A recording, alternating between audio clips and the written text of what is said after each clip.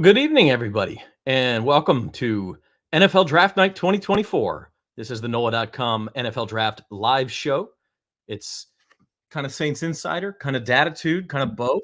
I'm Zach Ewing. That's Jim Derry. We're going to be here with you for the next, what do we say, Jim, 5 hours or so, going through every single pick of the first round of the NFL Draft with, of course, a special focus on your New Orleans Saints at number 14. My back hurts already. He's the old man of the group. Yeah, exactly. Although I do turn 40 this year, so this is the last. I remember when I was 40. I miss those days. Listen, we got a great show for you. We really do. We're going to take your comments and questions throughout. Of course, we've got about an hour until the draft starts. Anyone who's watched an NFL draft before knows it doesn't exactly start when they say that it starts. The Bears will go on the clock like around 7:05, and we'll get their pick around 7:17, and then the draft. So dumb, by the way. Well, I mean, seriously, why wasn't the pick in right now? It is what it is. I heard somebody say, I think it was Matt Miller of ESPN said today, oh, well, it's these teams, they like to take their moment in the spotlight. And it's like, now the Bears are an exception because the pick was traded, but your moment in the spotlight, you were terrible. Why are you enjoying your moment in the spotlight for that? Bears gonna bear, just like Falcons gonna Falcon. Yeah. So anyway, Gabe Henderson is here as well. He's backstage. He'll pop on from time to time. And we've got a great lineup of guests for you. We've got Luke Johnson and Matthew Paris, our Saints beat writers, and then columnists Jeff Duncan, Rod Walker, and Scott Rabalais will peek in throughout the night and let us know what they think about the draft. Of course, we're also monitoring what happens with the LSU guys, and we'll have the Advocates LSU beat writer Wilson Alexander on, actually coming up about 6:45 to tell us the latest of what he's hearing for Jayden Daniels, Malik Nabers, and Brian Thomas, the three Tigers expected to go in the top 25 picks or so in the first round anyway. So listen, we're ready to rock and roll. I'm excited. We've been talking about this a long time, Jim, and we're finally going to see what happens. Yeah, it's a second annual, actually third time on NOLA.com that we've done this. We did this back in 2015, back when I think maybe it was like the third time I was in front of a camera. So that was interesting. But to do an entire first round, going through them all, it's long, but it's fun. And I know that, look, for me, this is the night that really the new season kind of starts, right? I mean, you can't forget about what happened in the past, but you kind of put the past in the past. You start looking forward. And tonight, when the Saints make their pick, assuming they stay at 14, that's when Saints fans will start looking towards 2024 season. And so really, in essence, it starts tonight. Yeah, no doubt about it. I mean, how do you handicap the Saints schedule without knowing who the Chargers will have at quarterback? What if the Chargers, or maybe it'd be better said, what they have at wide receiver? What if they draft Malik Nabers or Marvin Harrison? What if the Vikings spring a trade and get a new quarterback? It's hard to kind of start talking about the 2024 season until you know where all these great college players are going to end up. One thing we talked about, Zach, this morning on the Datitude and when we're doing preview show, is that this first round, and I know people like to say there's so much talent, or, most years people say there's so much. This year there really is. There's so much talent in this first round especially. It's very top heavy. And when you have a first round like this, it just lends itself to insanity. And so I don't know if we're going to see like 8 or 9 trades, but I think we're going to see all kinds of weird things happen. I almost hope the Saints aren't a part of the weird stuff. Just do what you're supposed to do and move on. If you're a Saints fan, don't do anything silly. Don't trade up. We talked about how the tackles have been moving up this draft. Now that could be just a smoke screen. We see lots of smoke screens. Who's the best at draft day smoke screens? Sean Payton. So we have no idea what Denver's going to do. But just above the Saints, there's been all types of talk of, potentially J.C. Latham going into the Chargers at 5, and Joe Alt no longer becoming the first offensive tackle in the draft picked, which I think is not going. I think that's silly. But so in other words, just the old phrase, expect the unexpected. I think there's no doubt that tonight is going to be one of those expect the unexpected nights. This is what I love about our commenters. Kyle says, if we don't draft a tackle, Jim needs to toss his headset like Saban on a terrible call. And the very next comment is Devon saying defensive end. So Kyle, you want to, anybody who knows me and who watches the Attitude podcast, so has watched Zach and I together for a couple of years now, it's going to happen. I mean, I wish we had the clip from last year when they picked Foskey in the second round. I mean, it was bad enough per se when I thought they needed a line. I said last year what they needed an offensive tackle in the first round, and they did. And per se, okay, it was okay, but then to go take Foskey in the second round. So look, there is nothing that's a given in this draft. It is absolutely imperative that this team get an offensive tackle to me in this draft. And yeah, I'll have something interesting to say if they don't do it, unless Brock Bowers is still there at 14. Then again, I would probably still take the tackle, but at least you could understand that they take Brock Bowers at 14 if he's still there, and if weird things happen. So I don't know. It's going to be an interesting night, but yeah, I think we'll have fun. And I'll do you one better. You say the first round is chock full of talent. From everything you hear and read, it's really those first 20 to 25 picks that are extremely talented.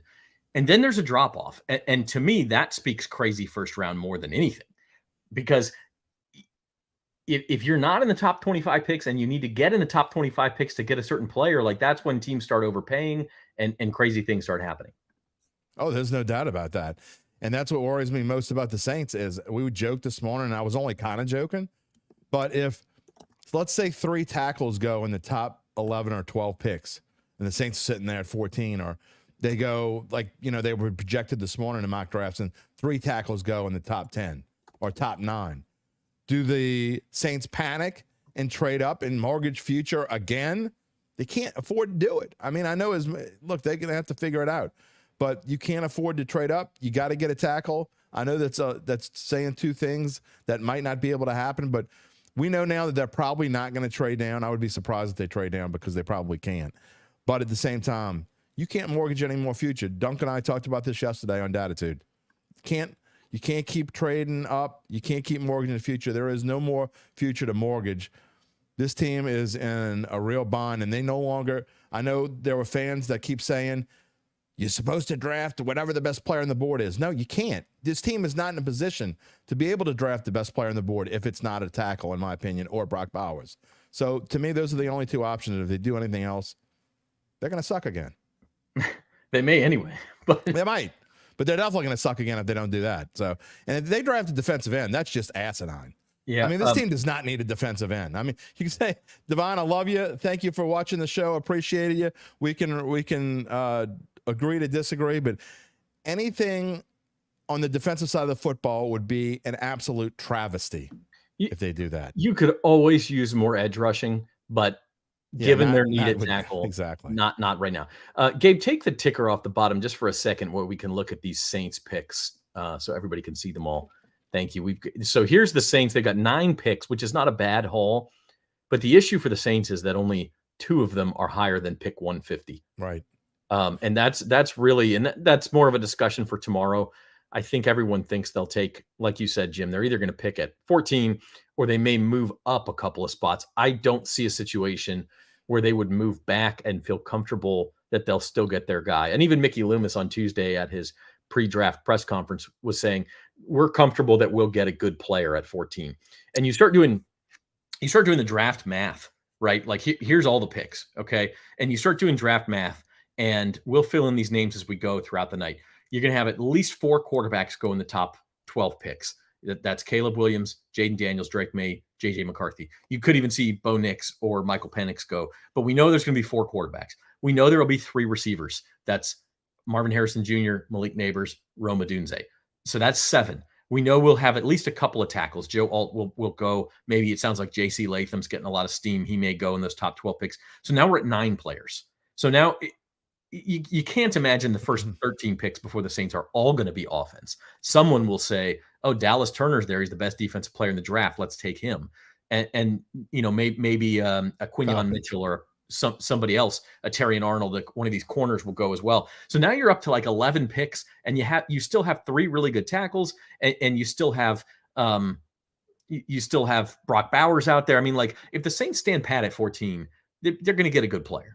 Yeah, I think there's more likely. We both of our shows we've talked about this, that there's probably more likelihood at this point that they would trade down maybe with the second pick, because you trade down with that second pick and get go towards the bottom of the second round and still get something you need and maybe pick up a third or fourth round pick to go with it. I think that's probably a better scenario. Interesting comments here, Clarence. Don't need no more tight ends. We need blocking. I understand, but if you get a generational tight end with a possibility, again, I'm not advocating it. I'm not saying that's what I would do, but I am saying that if Brock Bowers falls to 14, you definitely have a decision to make. You would have a temptation, right? That's the word I've used. You would be very tempted to take that guy. Hakeem talking about O-line as the main draft priority in draft. We both agree.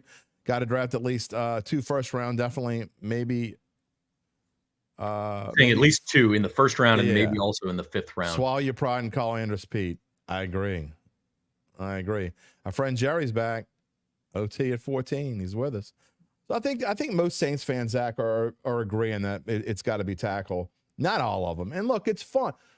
The one I've heard people saying, and you and I can argue about whether they need a wide receiver, running back later. But as far as I don't think either one of us think that no matter what wide receivers fall, you can't take one at 14. And I've heard a lot of fans saying, "Oh, you could, what if Brian Thomas falls? What if Malik Nabers falls? What if Rome Odunze falls? Whatever." I mean, you can't take a receiver. You're not in a position that you can't do that. That's one area you and I disagree. I think the Saints do need a wide receiver. I wouldn't take one over not in the first round. 5 tackles. Yeah, right. That's the point. But if it's, I'll tell you what, if it's Malik Nabers, Brian Thomas to me at 14 is not a value. But Malik Nabers or Rome Odunze at 14, you'd be tempted. No, you wouldn't. I think you can't throw in the ball if you don't have time to throw. Maybe you wouldn't, but I hope they aren't, because that would be insane. If you don't have time to throw, it doesn't make a difference. You could have the next Randy Moss. You could have Jerry Rice come back in his prime, and it doesn't make a difference if you don't have someone to block for your quarterback. Just saying. That is true. And they will listen if they get a receiver. Kate, I miss you. Haven't seen Kate Adams in a long time. It's too early in the night to pump up Jim's ego. Okay, it's just too early for that.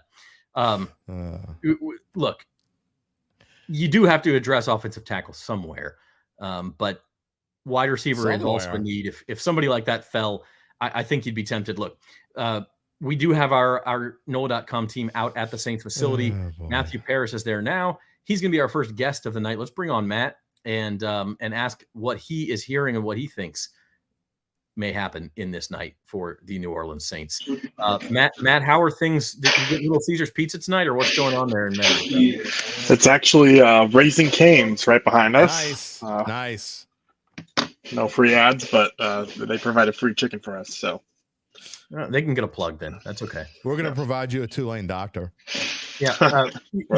I'm actually glad you said that, because we should mention that our NFL draft coverage is brought to you by Tulane Doctors. Now at East Jefferson General Hospital, Tulane Doctors are bringing academic medicine to more patients in new communities. Look for the shield to know the future of medicine is here. Find your physician at TulaneDoctors.com or call 504-988-5000. Matt, look, we've talked for a month now about how, really more than that, but especially for the last month, how important this draft is for the New Orleans Saints.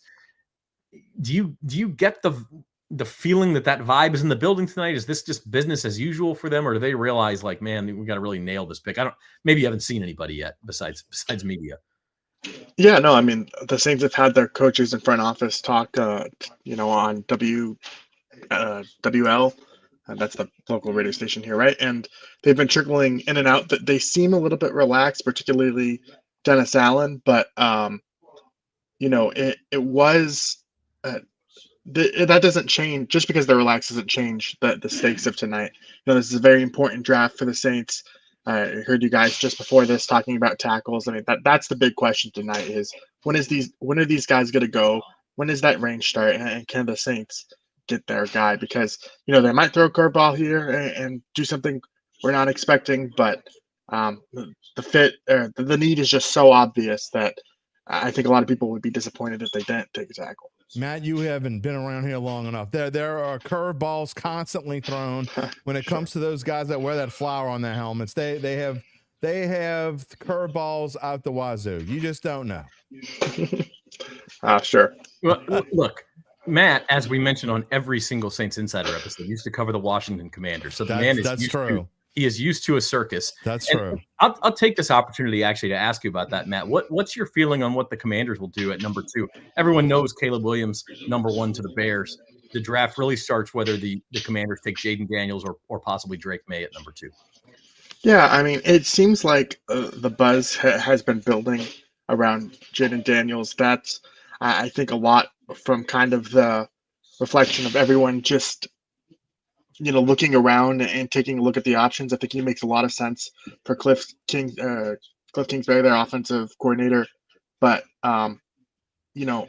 they've kept it close to the vest, but I do think it's going to be Daniels, and I think it makes a lot of sense for them. He'd be someone to really kind of restart that franchise. They've been stuck in the mud for decades now, and they just really need to land that quarterback. Yeah, no doubt about that. And then the New England Patriots will select at number 3, and that's probably the first spot you could see a trade. You were talking about a possible run on tackles, changing things for the Saints. What's your sense on, and we mentioned this on our show a couple times, that Brock Bowers could be a temptation for them at 14 to deviate from the offensive tackle plan. Are there any other players you could see falling where the Saints would have to sit and kind of have a discussion about whether he's worth passing on a tackle? Well, yeah, I mean, if the tackles go all in the top 10, or if there's a run on tackles, you're kind of doing the math on who's going to fall. And if one of those top 3 receivers falls, I mean, that would be a home run for them, an unexpected one. But if they could get Malik Nabers for somehow falling to 14, now I don't think that's going to happen. I think he's going to be plenty gone before that. But yeah, you're just kind of doing the math of, all right, if these tackles go early, what positions are going to be affected by that? And you're looking at the top 10. Well, there's probably going to be 4 quarterbacks. It's probably going to be 3 receivers. And then where do the tackles start to go? That's kind of, I think, what the Saints are waiting to see. Matt, doesn't it seem like, though, that this is just one of those years, and we talk about all this talent that is at the top, that some name that you just can't fathom that's going to fall to 14 is going to fall to 14. And I think, I guess my question is, I mean, the Saints are going to have some kind of tough decision, I think, no matter what. I mean, it's not like, they probably have 4 guys worthy of 14 or better on their board, or 14 guys worthy of 14 or better, and you just have one guy. Okay, we only got one guy. That's the guy we're picking. I mean, it doesn't usually happen like that. They're going to have some tough decision to make in some sort.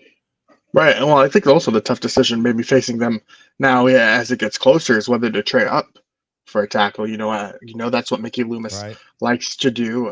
Daniel Jeremiah reported today that the Saints were making calls and obviously need a tackle. It's just, if the Chargers take one at 5, then let's say the Titans at 7, they take Olu Fashanu, who's been mocked to the Saints, for months now. What do the Saints do then? Do they try and jump up to 9 and trade with Chicago, who's apparently willing to trade back from that spot to try and get a tackle there? I think the tough decision is for the Saints is just how aggressive do they want to be. Also, part of it, Matt, too, is there's a comment here from DD who talks about would love to see veteran free agent David Bakhtiari sign with the Saints post-draft and work with Penning. I mean, look, I know that they give lip service about not giving up on Trevor Penning, and they have to. And look, there's no pressure because he's still on his rookie deal for 2 more years, so he's not going anywhere. They're not going to cut him. But do you get a sense that, look, you can't count on Trevor Penning to be able to play left tackle? I mean, is that the feeling that you get going into this draft, that that's at least what they're thinking? Yeah, I think so. I mean, they've talked in very positive terms about Trevor Penning, of giving him room to develop if he goes and works out with Duke Manyweather this offseason and tries to kind of build back that reputation. Maybe a change in offensive line coach will help him too, but it's just not, he didn't show enough in his first 2 seasons to where you can absolutely count on that as a day 1 starter in year 3, and that's why they need a tackle. That's one of the many reasons they need a tackle, is because his development hasn't been what the Saints thought it would be. Yeah, no doubt about that. What's the first pivot point in this draft for the Saints, Matt? When should they start? I mean, obviously we think quarterbacks are going 1, 2, and 3, even if it's not those 3 teams who end up picking there. So is it pick number 4 where we start to see how this may shake down for the Saints, or number 5? I mean, what's the point where, hey, this is going to start to decide the domino effect that will eventually lead to the Saints. Yeah, I think so. I mean, sorry, I'm having headphone issues here now. I We're do live. think, It's all good. yeah, I do think it would be that fourth pick is, what's Arizona going to do? Are they going to trade back with Minnesota, for instance, who's been very rumored to try and trade up there? Do they just take the best player available, which a lot of people assume is just going to be Marvin Harrison?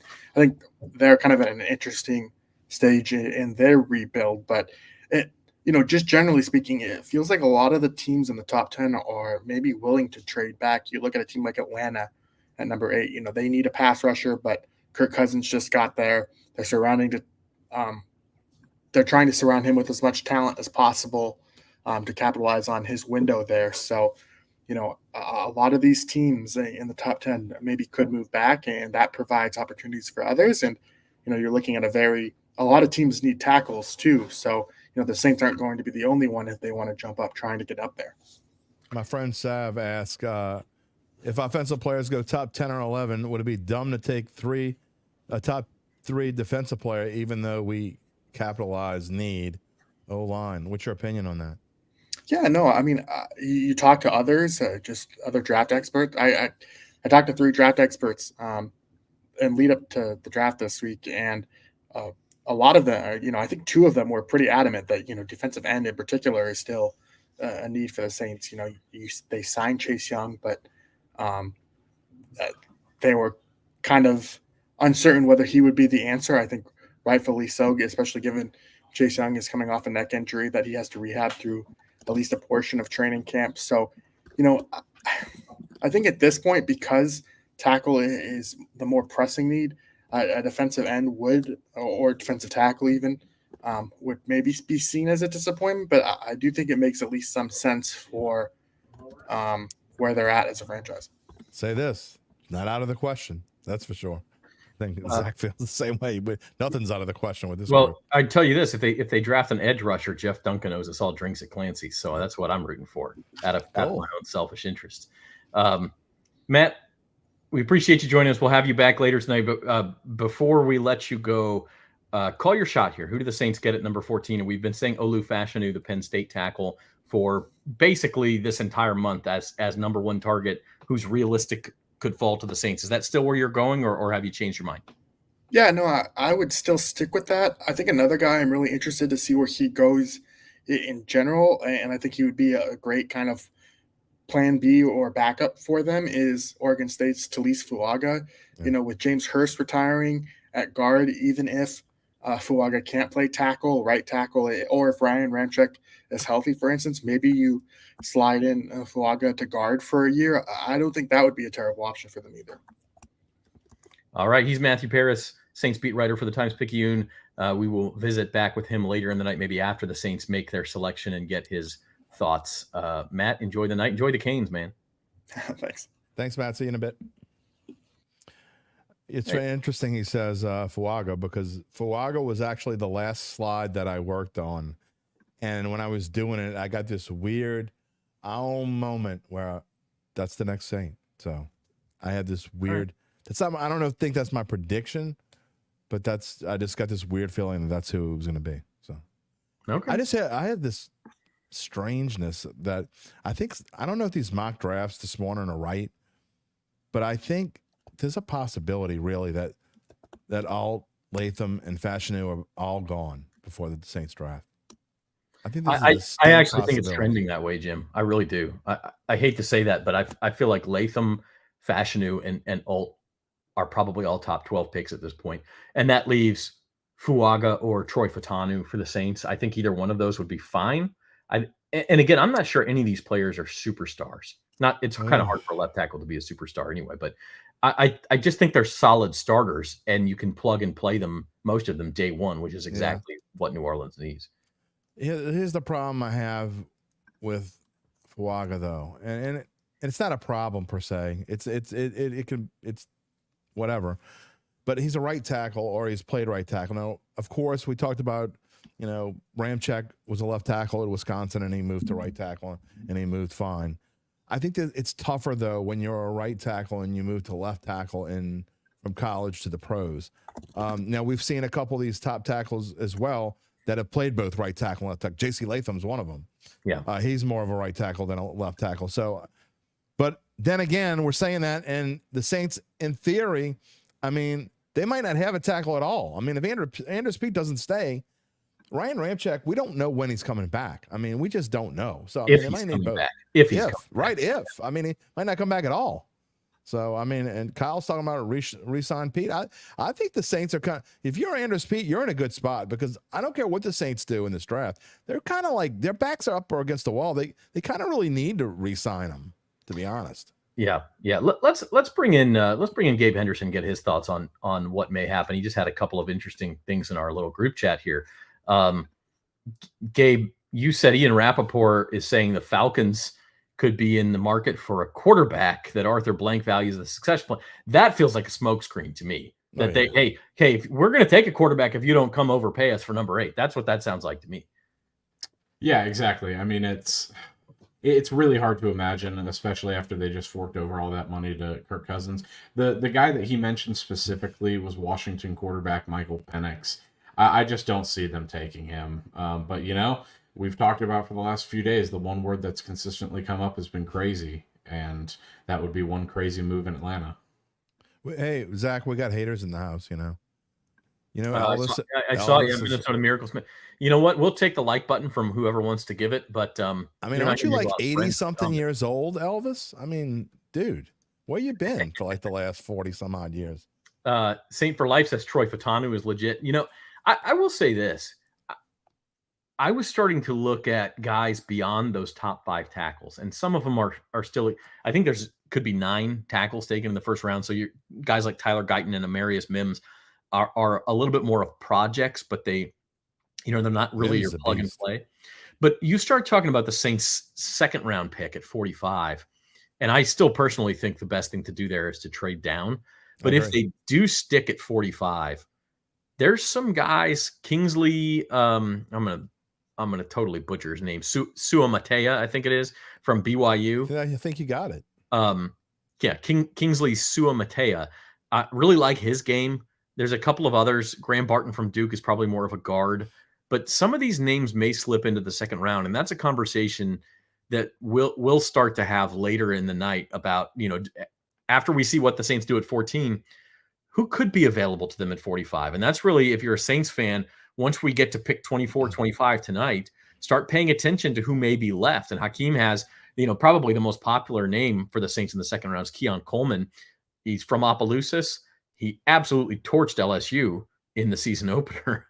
And kind of that physical possession receiver who the Saints need after Michael Thomas has left. He's not super fast. The reason he's in the second round is his 40 time, I think, was in the 4.6s, but he's the type of guy. I mean, that's actually what happened to Michael Thomas. He dropped to the second round because of a bad 40 time. And so I think if they do get a tackle in round 1, you could go pass catcher or edge rusher in round 2, or Jim, as we've talked about, you trade back. Yeah. And I think that makes a lot of sense. I think trading back makes the most sense. I know it sounds crazy because I'm going to say this. I don't think no matter who's there, but somebody's going to want to get in that spot. I mean, the Saints were always looking to get up early in the second round. We've seen this a lot. So a lot of times when they didn't trade up in the first round, they would trade up in the second round. Hence why now we don't have a third or fourth round pick. So I think that, turn the tables, see what you can get for that second round pick, because it's, if you can get a, drop down 10, 12, whatever spots and get yourself a third or fourth round pick to go with it, I think that could make a big difference. Because you get a third or fourth rounder, then you're talking about someone that could come in and start.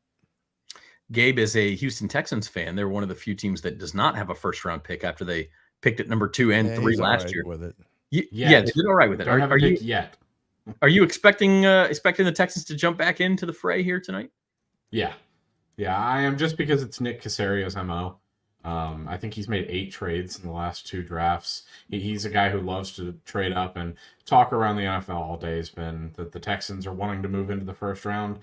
Who they're going to take, I don't know. I imagine if he slips to the end of the first round, someone like Kool-Aid McKinstry would be someone that the Texans are super interested in.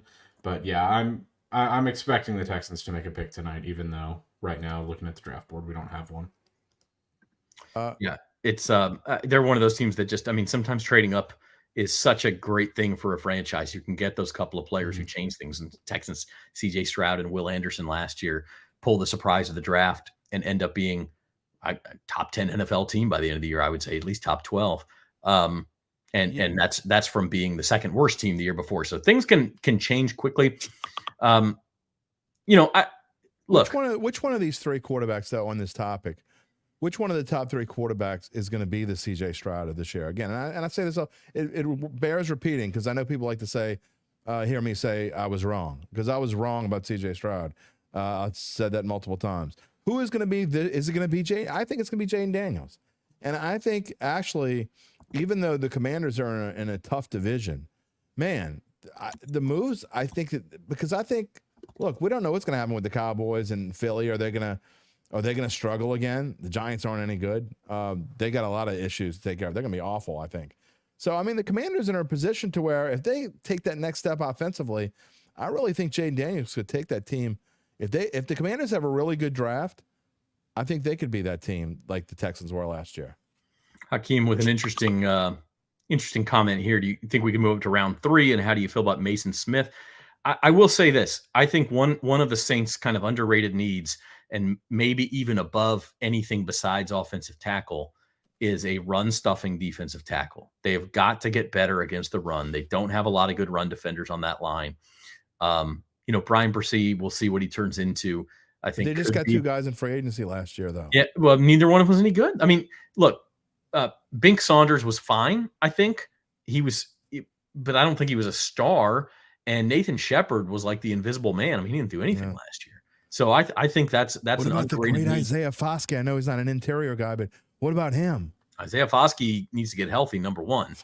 Started. Look.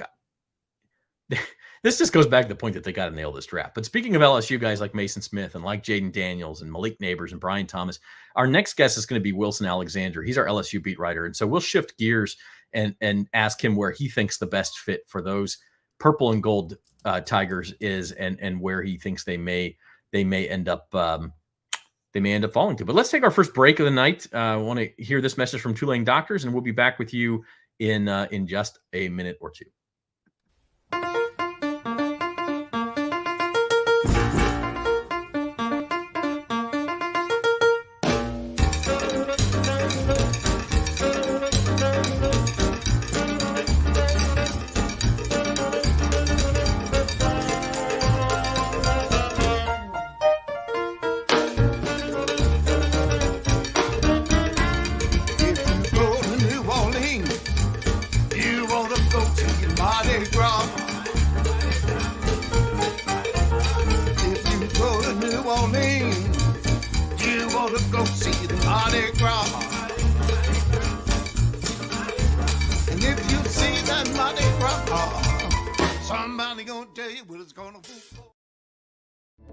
Your trusted Tulane doctors are now at East Jefferson General Hospital.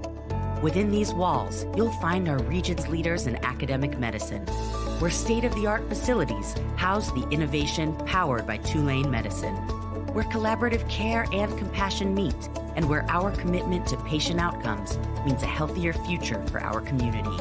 Tulane doctors at East Jeff. When you see the shield, you'll know the future of medicine is here. Well, welcome back to the Saints Insider NFL Draft Live show. Zach Ewing with Gabe Henderson. Jim Derry stepped out just for a minute. We'll probably do that throughout the night. We got to make it through 5 hours of coverage. And Gabe, we're going to have Wilson Alexander on here in about 10 minutes to talk about the LSU angle of all of this. And so we'll lead into that with some purple and gold talk instead of black and gold. But first, let's take a look at these picks again throughout the first round. Obviously, there's just so many pivot points of where these things could change. But what team in that top 10 do you think is the key to how this draft is going to fall, like the Texans were last year? I think it'll be someone like the Cardinals. I really wonder, you guys mentioned it earlier, pick 4 is really going to be that turning point. There have been reports that they're wanting a haul and people aren't willing to give it up. So I guess we'll see it for what they're really willing to do, whether or not they're kind of bluffing, whether they've got a guy that they like or whether they really do desire to trade down. And if they do really want to trade down, who's going to fork up the most to move up there and who are they eyeing?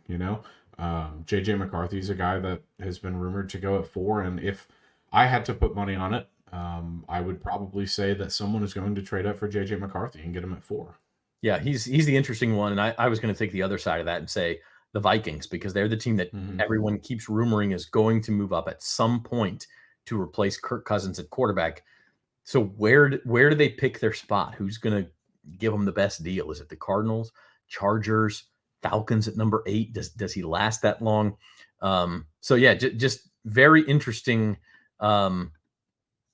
thing to decide for the Vikings, and it may shape the rest of this draft. And by the way, JJ McCarthy is a plus 105 favorite at DraftKings to be selected by the Vikings. The question is, where will that be? The next team on the list is the Giants at plus 425. So now the LSU angle. Jayden Daniels, we are almost certain is going to be a top 3 pick. And I'll answer a question real quick here from Kyle before we get to LSU. Marshawn Lattimore could be traded. Mickey Loomis certainly did not rule that out at his press conference this week. Certainly could be traded. I don't think it'll happen this weekend unless the Saints get blown away. If somebody comes in and offers them an early second-round pick for him or something, they may just go ahead and do it. But the reason they would wait is because if they trade him after June 1st, like let's say he's a pre-training camp type trade, they could pick up picks for next year, and then they can spread out his salary cap hit over 2 seasons. And that would be big relief for them, not only for this salary cap, but for next year. They trade him now, you got to take that hit all at once. And so to me, that means unless you get blown away, I don't think that's going to happen. All right, Gabe. Yeah, it's very rare that we do see, it's very rare that we do see players of his caliber get traded on draft night. I mean, to that note, the 49ers are reportedly taking offers for their wide receivers, but that's a really rare case. So yeah, just to add on to that, it's not something we see very often. Yeah, Brandon Ayuk, Deebo Samuel supposedly on the trade market from the 49ers.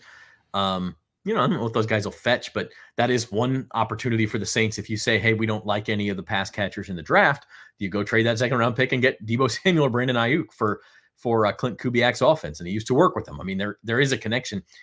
Again, now you've got salary implications. Instead of getting a player on a rookie deal, now you've got an expiring contract, and you're going to have to try to either extend those guys or let them go next year. So probably not going to happen, but worth keeping an eye on. And to your point, I think the last true star who was traded on draft night was probably A.J. Brown a couple years ago, going from the Titans to the Eagles. So it happens. It's not crazy often, but just an interesting, and they're not going to get a first round pick for him, Clarence. But that might be the sort of thing that they would need in order to move Marshawn Lattimore. If they don't get blown away, they'll probably hang on to him at least until post June 1, if not into the 2024 season.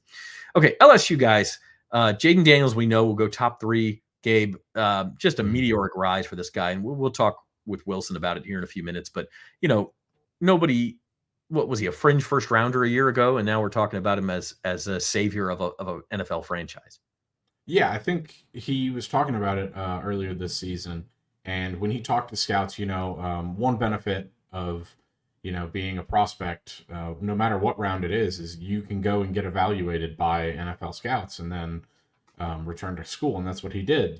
They gave him a day 2 or a second round grade, and they told him exactly what he needed to work on. And, credit to him. It was, I hate to use this comparison because it feels lazy, but it was Joe Burrow-esque. From year 1, I mean, he was good, just a solid quarterback at LSU, and then year 2, I mean, just as you put it, a meteoric rise. And that deep ball accuracy is really the one thing that stands out to me. Is you don't see a quarterback who can run like that with an arm like his and accuracy like his very often. And of course the other 2 LSU players who almost certainly will go in the first round are the receivers, Malik Nabers, and then he'll be in the top 10, and then Brian Thomas, we think, is a first rounder as well. Kind of similar story. They had to wait their turn, especially Thomas. LSU's had great receivers, obviously, from Jamar Chase to Justin Jefferson, and just that room is crazy loaded. And Malik Nabers took his turn and became the star. And then Brian Thomas really showed flashes his final year in Baton Rouge as well. Yeah, I think Brian Thomas is going to be special. It's not often you see a receiver who's 6'4" with that route running ability and that speed as well. The speed is the thing that really stood out. He was the one of the two that decided to participate at the NFL Combine, and he blew people away with his 4.34, I believe, speed in the 40.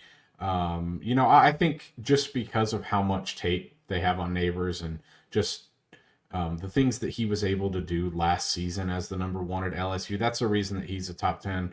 I think we see Brian Thomas go somewhere in the early to mid 20s.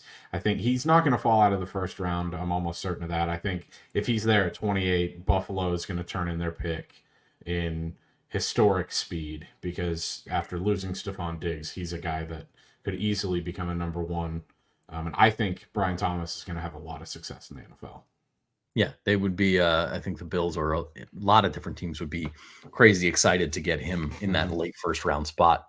Later on in the draft, Mason Smith, Mekhi Wingo, probably the next two Tigers to go. And obviously, just like any other time, just loads of talent for LSU. Yeah, sorry, hold on. I cut out for a second. What'd you ask? I just asking about guys after the first round: Mason Smith, Mekhi Wingo, some of these other guys who LSU may see added to their list of NFL players. I actually think Mason Smith probably should have gone back for another year. He was one of those guys that was supposed to be a leader of that defense, and we really didn't see that much from him. He really never fulfilled his potential coming in. He was, I believe, a 5-star prospect coming in. Everyone thought he was going to be fantastic. An injury ruined his year 2 years ago, and then this season just really struggled to get going. But Mekhi Wingo, I think, is someone who is going to be an excellent addition to a team, in the mid rounds. He's got the size, he's got the discipline, and a lot of people talked really highly of his leadership in the LSU locker room as well. I think if you can get a guy like that on day 2 or 3, that's a really valuable play.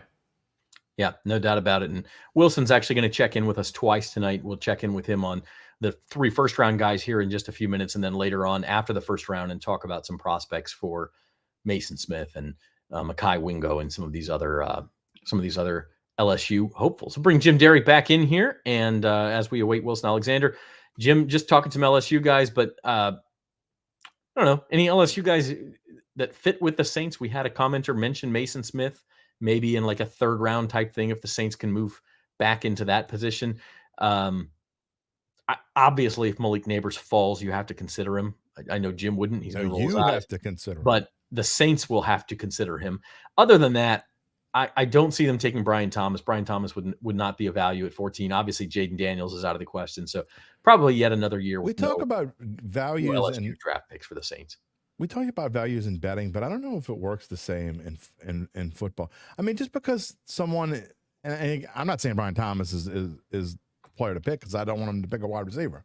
But if you needed a wide receiver, and let's say you're at the Raiders at 12, or 13 or whatever, and you need a receiver. You need a receiver. Why wouldn't you just, if he's not going to be there when you pick again, why wouldn't you do it? I'm never a fan of that analogy. Well, I think it's as simple as, what grade do you have on a player, and is that one of your top 15 grades? And if it's not, if Brian Thomas is graded more like your 30th best player, then you're reaching to take him at 14. If that's really the guy you want, well, then you trade back 10 spots and pick up a couple of extra picks. We've seen this team reach in the past. I talked about 2015, and I joke, but they had 2 first-round picks that year, and their first pick was Stephon Anthony. They did get Andres Pete later, I think like the 27th pick of the draft, which ended up being, for the most part, a pretty good pick.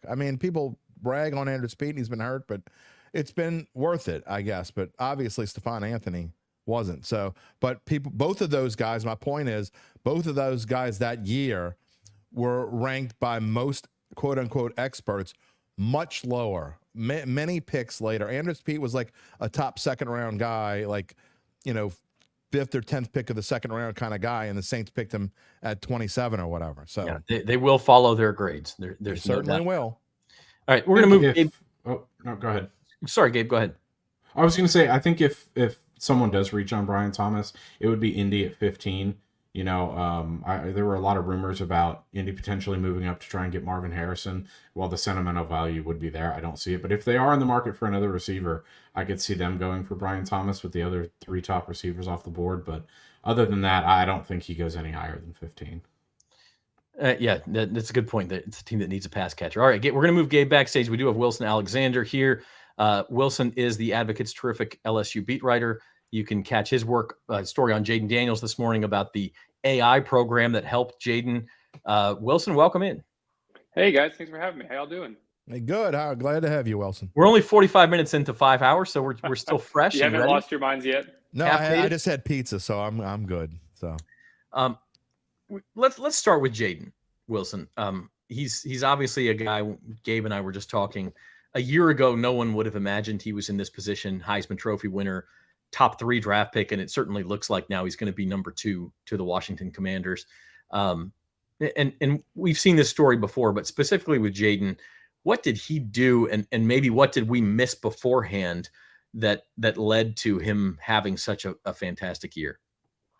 Yeah, at this time a year ago, well, really after his first season at LSU, the feedback that Jayden got was that at best he would be a day 2 pick, and now you're looking at the likely number 2 overall pick. He was called hesitant by a lot of evaluations. That's the feedback that he got from NFL teams, and he wanted to prove that he wasn't. And he went about doing that in a few different ways. He started watching film at 5 a.m., 5:30 in the morning, kind of started during spring practice, and that really picked up going into game week against Florida State last season, and that became a thing that he did every day throughout the year. That helped him in a big way. So did working with his personal quarterbacks coach out in California, Taylor Kelly of 3DQB. They really honed his mechanics.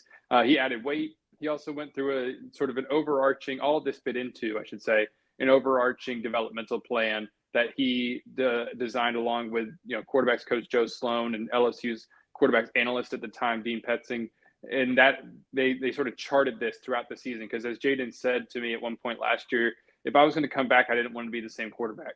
And so, he didn't want to be that hesitant passer. And what we saw last year was the best downfield passer in college football. And I don't know if there's anything that we necessarily missed, because what you noticed, throughout his film was a guy who was an electric runner. We all saw that, and that continued last year. But he hadn't really proven himself as an effective thrower down the field and in throwing from the pocket quite the way that he did last year. Maybe if there was anything that got missed, it was that early in his career at Arizona State, when he had a little bit more stability around it and some really talented receivers. He was a really good deep ball thrower, and that kind of showed up again here last year. Once again, he had some stability around him. He'd been in the system for 2 years, and he'd done all those things in the offseason, and obviously it paid off and transformed him into, like we said, being at best a day 2 pick, into going most likely 2nd overall tonight. Wilson, how does his running game transfer to the NFL? I think he needs to bulk up a little bit, in my opinion. Again, I really think that he's the best quarterback in this draft and the most NFL ready, even more so than Caleb Williams, in my opinion. But I do think that he needs to bulk up, and if he wants to be Jalen Hurts-like, he's a little bit bigger. But do you think that he's going to try to bulk up? I mean, do you think he's going to try to run for 600, 700, 800 yards? It's hard to say, obviously, because it probably depends a little bit on the system that he goes into and the situation and what he's being asked to do by the coaches. But that running element is always going to be a part of Jayden's game. It's part of what makes him stand out. It's part of what makes him so great. And when it's harnessed correctly like it was last year and balanced as a passer like he was last year with that running ability, it wasn't something that he just used as an escape. It was really highlighted in a big way because teams, had to respect what he did through the air. He was so effective when he was able to balance those two things and kind of marry them together. And so he's going to have to be able to do that to continue to be as effective as he can be and be able to use that in his game. He's up to about 210 pounds now. He's never going to get to like a Jalen Hurts level of, I guess, right. Jalen's almost They're like going to have those thick. thighs. Yeah, he just isn't the same. A little bit more similar. His running style isn't the same as Vic's or necessarily Lamar's. I like to say that Jayden just kind of glides. He weaves through defenses. He's really slippery. Brian Kelly said during after pro day that the main question he gets from NFL teams is, can Jayden slide? he's probably going to have to learn how to do that and be willing sometimes to, give up a few yards here and there to, play for the next play. And he already does a pretty good job nowadays of kind of angling to the sideline and getting out of bounds. But as that NFL speed comes into play, he's going to maybe have to reconsider that sometimes and just get down. That might be the main thing. Could he go for 600, 700 yards in the NFL? I think that's one thing that we'll just have to see. Again, I think it's kind of dependent on the system and the situation that he ends up in. The Washington Commanders expected to pick Daniels number 2 and really expect him to come in and be the franchise savior. But if last year's any indication, he may be up for that task. Wilson, the other LSU players expected to go in the first round are the receivers, Malik Nabers and Brian Thomas. Malik Nabers rumored to the Giants throughout this process. That maybe has cooled a little bit. I mean, it seems like he may be a guy who could be dropping. Have you heard anything for him? And where do you see him landing in this top 10, top 15 picks? Well, I haven't heard anything necessarily. Just reading projections. It seems like he could go as high as 4, depending on kind of if the Cardinals maybe stick there and draft a receiver. Although it looks like maybe they want Marvin Harrison Jr. If they maybe we've heard a lot throughout this process that there are teams out there that have Malik ranked higher on their boards than Marvin Harrison Jr. So I guess it depends on who's in that position and just sort of how their board is stacked up. I'd be surprised if he went past 6 and has some kind of dropped in this. He's such a talented receiver. He's explosive.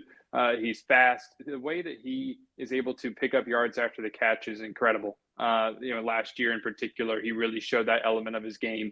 And he's got such a, confident mentality that, he's the kind of receiver I think anyway, that you want on your team. I've gotten the chance to talk to Malik a few times, just one-on-one. He's so smart.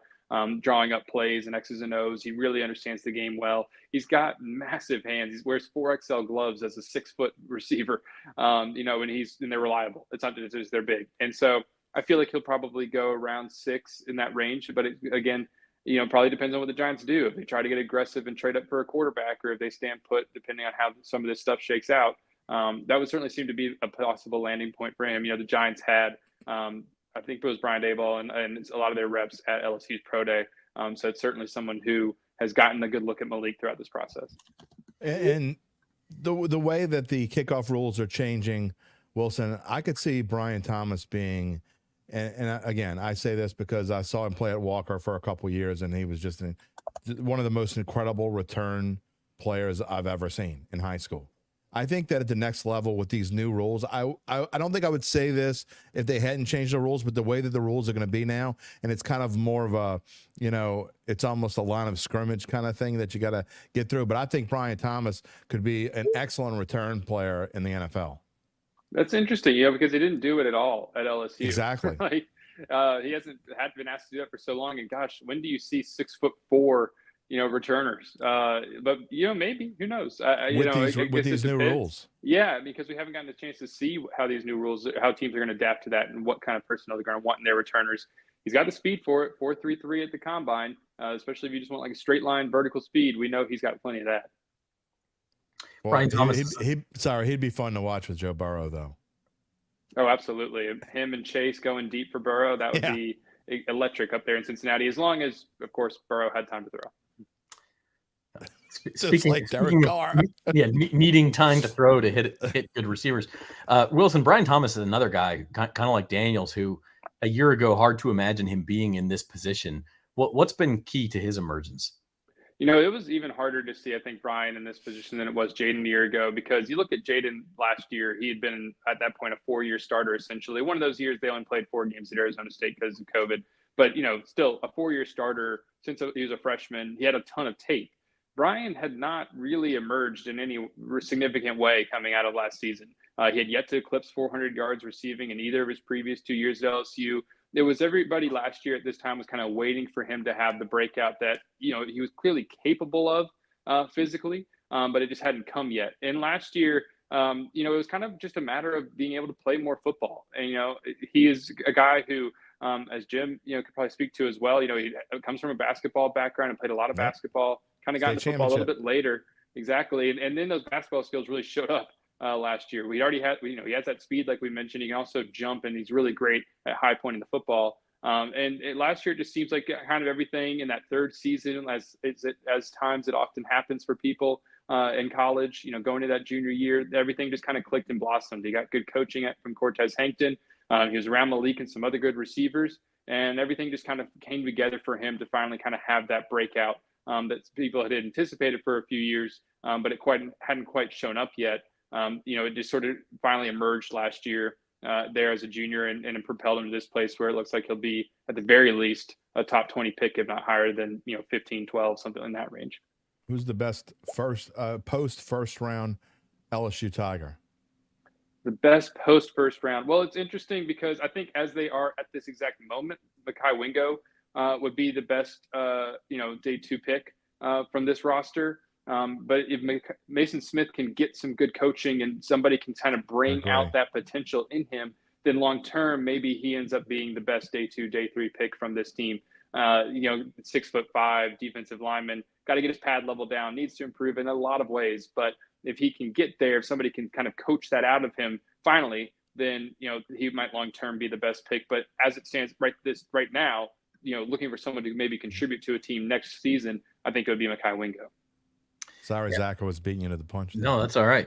We're both showing a good comment there. I think we tend to look at the draft in transactional terms, Wilson, but it's important to remember too, this is maybe the biggest moment of these kids' lives to this point. Or maybe if you're Jayden Daniels, that was in New York in December, but this is right there up with anything else.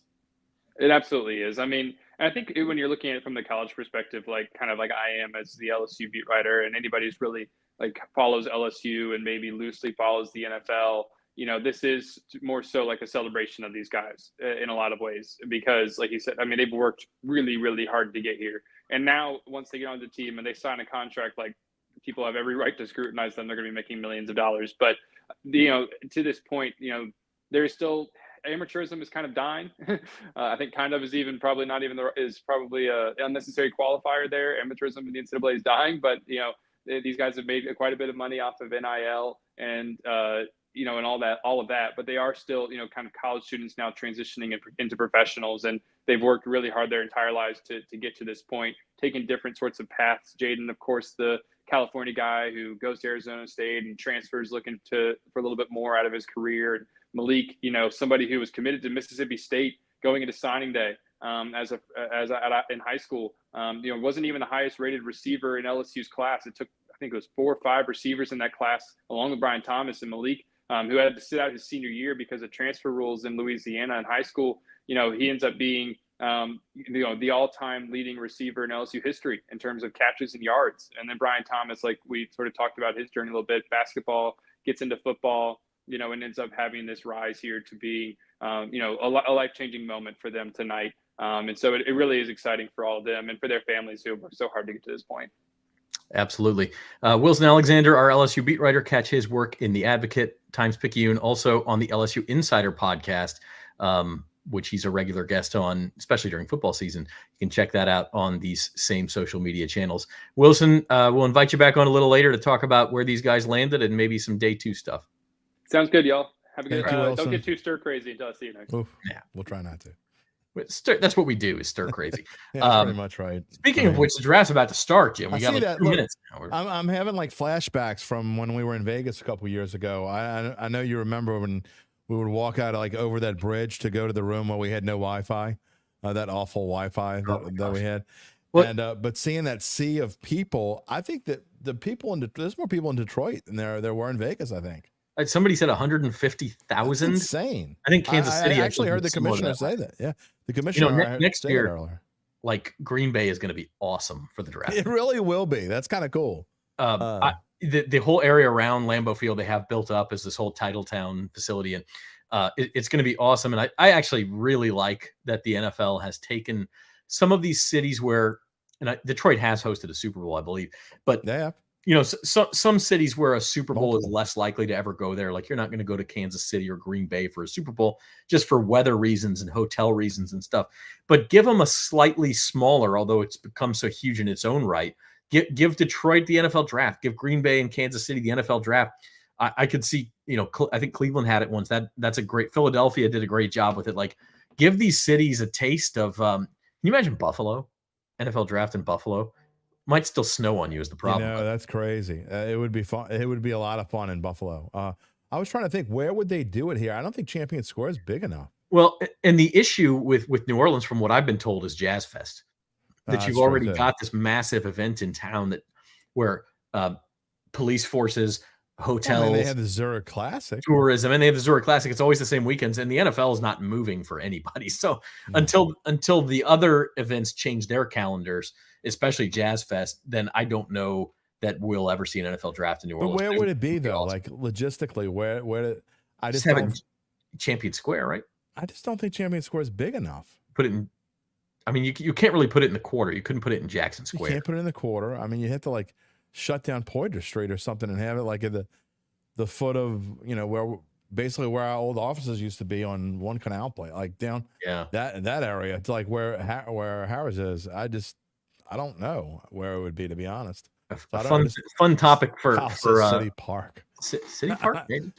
I don't. It doesn't like scream like you want a vintage New Orleans background, though. I feel like. Yeah, well, let's see. Let me watch the first pick, and then I'm gonna take the kids to the carousel. I just don't. All right, maybe Kyle, maybe that's a discussion for another day. But this year's NFL draft in 2024 is about to begin. The Chicago Bears will be on the clock. They will take Caleb Williams. Then the Washington Commanders will be on the clock, and they will almost certainly take Jayden Daniels. And then the real thing begins. So we're still 20, 30 minutes away from actually getting any new information, right? Yeah, and somebody earlier asked a while ago now, they might not even be watching anymore, but when will this, like about what time will the Saints pick? I mean, realistically, let's get real. I mean, I think if they pick by 9, that's probably about last right. year. What was it, 8 something? Matt Paris looked this up. The number 14 pick last year was at 8:49 p.m. Okay. So yeah, probably between 8:30 and 9. We'll see. Maybe the Bears surprise everybody and actually make the pick before there's a minute left on their clock. Like, I think the NFL asks those first round teams to do that. Now's the time to ask this question because look, we're not going to talk Saints/LSU for 5 straight hours. I mean, this Caleb Williams, and by the way, there's breaking news that in case people aren't watching, the Eagles have signed A.J. Brown to a 3-year, $96 million extension. The contracts for wide receivers are just out of control.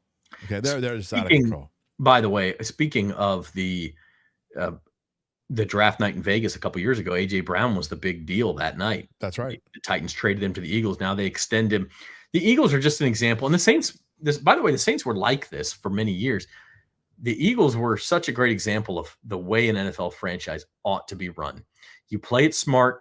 You glean value out of every trade. They have the Saints' second round pick this year, by the way, still from that trade that night. So I think at number 47 or something, that's the Eagles pick. And they get good players. They extend them. They keep their cap in order. I think the Saints could get there again.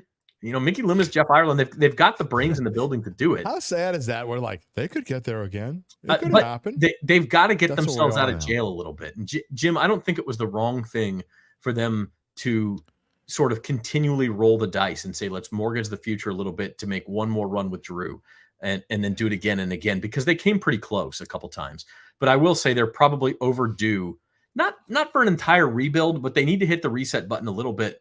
And we'll see where they're at after tonight. But they have not traded any 2025 draft picks, I do not believe. I think they have their entire arsenal. So we'll see what happens during this draft. Now, I'm not concerned if you trade a 5th round or 6th round or something. Go ahead. But we'll see if they come out of this weekend with that full arsenal for next year. And they're starting to get the cap under a little bit better control. Still not great, but not to the point where they have no money to spend at all. And maybe you can see this franchise start to grow a little again. 2025 should be better cap-wise. But the problem is if you don't get it right here, you're putting yourself behind. You're still not going to be able to sign huge free agents. You're still not going to be able to go out and sign. And these wide receiver deals, I mean. That's okay. That's okay because they draft well. And you don't necessarily want to be the team that always has to go spend huge. Who drafts well? The Saints do. When? 2017. Okay, that was a long time ago. It was, but it was also one of the best drafts, not just in Saints history, but in NFL history. I don't deny that. It's it's not the best Saints draft in Saints history, but it's number 2. But that's you're saying 06? No, I'm not saying 1981. Oh, When I'll Ricky Jackson take was 17 over any of them. But the difference, as I think Jeff Duncan said on your show the other day, was the Saints had a bunch of ammunition in that draft. They don't have it. They had 6 picks in the top 3 rounds. Yeah. And to me, and one thing that made the Patriots, besides Tom Brady and Bill Belichick, but besides all that, what made the Patriots be able to be so good is because they just stockpiled picks. They were never scared to move down. They were never afraid that it's almost to me when you trade up as much as the Saints do, you're afraid of your scouting isn't right. I mean, because if your scouting is good and you have done your due diligence, then you have 10 guys on your board at whenever you get wherever you don't have to trade. You don't have to reach to go get so-and-so. And the Saints have consistently, and it's the reason, frankly, in my opinion, why they've only won 1 Super Bowl. Because they continually reach and reach and reach. And they went through that stretch from 15 to 17 where they were terrible. I mean, it was 7-9. It wasn't much different than it is now. And if they don't stop this madness and insanity, they're going to continue to be mediocre forever, because what they do on this night is almost as important as what they do in free agency, and almost as important as what a coaching staff does. You've got to build your foundation on draft night, and sometimes they do, and sometimes they don't. And when they don't, we go through periods like we've gone through the past couple of years, and it's not just because Sean Payton's gone. The only thing I'll push back on that you said is that the Saints are not, I think they are so overly confident in their scouting that sometimes they move up to get a player who they say, this guy is so high up on our boards that we don't care what we have to give up. We're going to go get him. And by the way, one guy they tried to do that for was Patrick Mahomes. He was number 1 on their board that year. They couldn't quite, the Chiefs moved up 1 spot in front of him and took him. And they ended up with Marshawn Lattimore, which is not a bad consolation prize, but they do. And if you look at later rounds, their scouting is pretty good. I mean, Jordan Howden, A.T. Perry last year, even Kendra Miller, who, had injury issues, but when healthy showed some spark. Like, they may have found some good players in last year's draft. And I think we emphasize a little too much the Trevor Pennings and look, Marcus Davenport was a bad pick, but sometimes it's injury related too, where can you blame him for Peyton Turner not knowing that Peyton Turner was never going to be on the field? When Peyton Turner's been on the field, he's looked like, hey, this guy might be okay. You know what this is like? What you just said to me, and I'm not dogging you for it. I mean, I think a lot of people feel that way, but that's like saying, I want to marry this girl, and I'm going to go out and I've got $5,000. This 3-carat ring, and I have no much idea. I haven't had to buy a ring in 17 years, but this 3-carat ring costs $50,000. If I buy it, I know she's going to marry me. But if I buy this 1-carat ring, I think she's going to marry me, but I'm not sure. So I'm just going to we won't be able to eat for the next 3 years. Who cares? I'm going to go buy this 3-carat ring. Doesn't make any sense. If you have gone out and done your due diligence, and you can't spend money that you don't have, and the Saints continue, and not just outsourcing in the draft. They keep doing this in free agency. They keep kicking cans down the road. You can only kick so many cans. They don't have any more cans to kick. Okay. We're talking about it getting better, and I do think it will get better if they don't do anything stupid. But look, yeah, we'll see. Is that Eminem on stage at the draft? Is that what we're looking at here? Who is that? It would make sense since he's from Detroit. So. Yeah. By the way, you need to get Mrs. Derry a ring, man. I'm not talking about a wedding ring, but 17 years, you got just a birthday, Christmas. Can surprise her, man. My wife, and I hope she's not watching. She's in Vegas, so she's not watching. My wife is the cheapest. She made me. I bought her a piece of jewelry that cost $300. She made me take it back. That cost too much. Take that back. The only thing she won't let me spend money on jewelry. So no, that ain't it. Okay. I don't have to worry about that. I don't have that kind of wife. My wife is not high maintenance. So. All right. It looks like some Lions are coming out on stage. It's like Aiden Hutchinson and there's Jared Goff. Monroe St. Brown coming out. So we're getting going. The Bears still aren't on the clock at 7:09. This is typical. What do you say we take a quick break? We got Rod Walker coming up. He's going to give us his thoughts before we start the draft. But let's take a quick break, and we'll be back on the Saints Insider Datitude NOLA.com NFL Draft Live Show.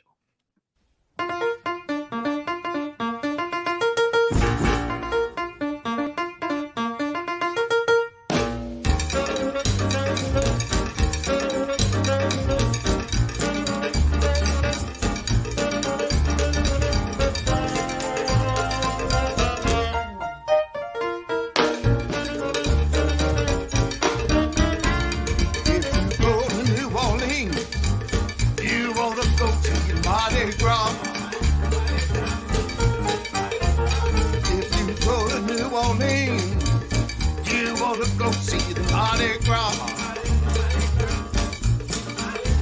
And if you see that Mardi Gras, somebody gonna tell you what it's gonna be.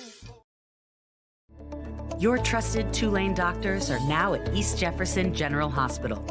Within these walls, you'll find our region's leaders in academic medicine, where state-of-the-art facilities house the innovation powered by Tulane Medicine, where collaborative care and compassion meet, and where our commitment to patient outcomes means a healthier future for our community. Tulane doctors at East Jeff. When you see the shield, you'll know the future of medicine is here. Welcome back into the Saints Insider Live draft show for the 2024 draft, which I think it's is live. finally. We're What's live. that? We're Yeah, we're live. live. Oh, okay. Ish. Yeah. Ish. Roger Goodell's on the podium now. So I Oh, think we're Lord. about ready to start. Caleb Yeah. Williams. By the way, Caleb Williams. Scout is I think Scout, look, you're worrying too much, man. That's not the one that I wanted. You were talking about, oh, this one. They're picking Fuaga. He's accepted it.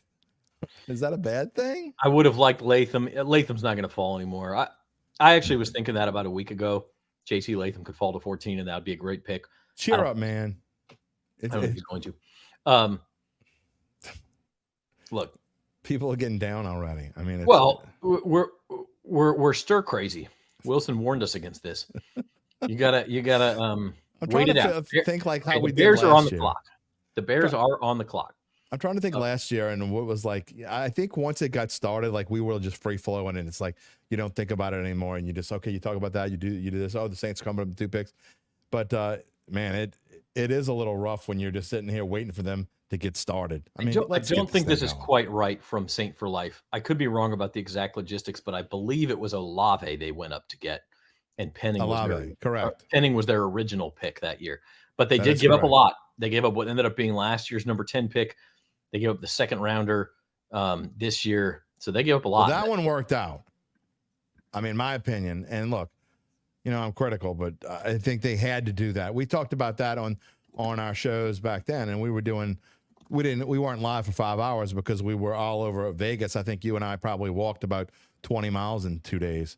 But we were talking about it then. I think in hindsight, and I thought then, and I think now that Olave was the right move. And where would this team be without him?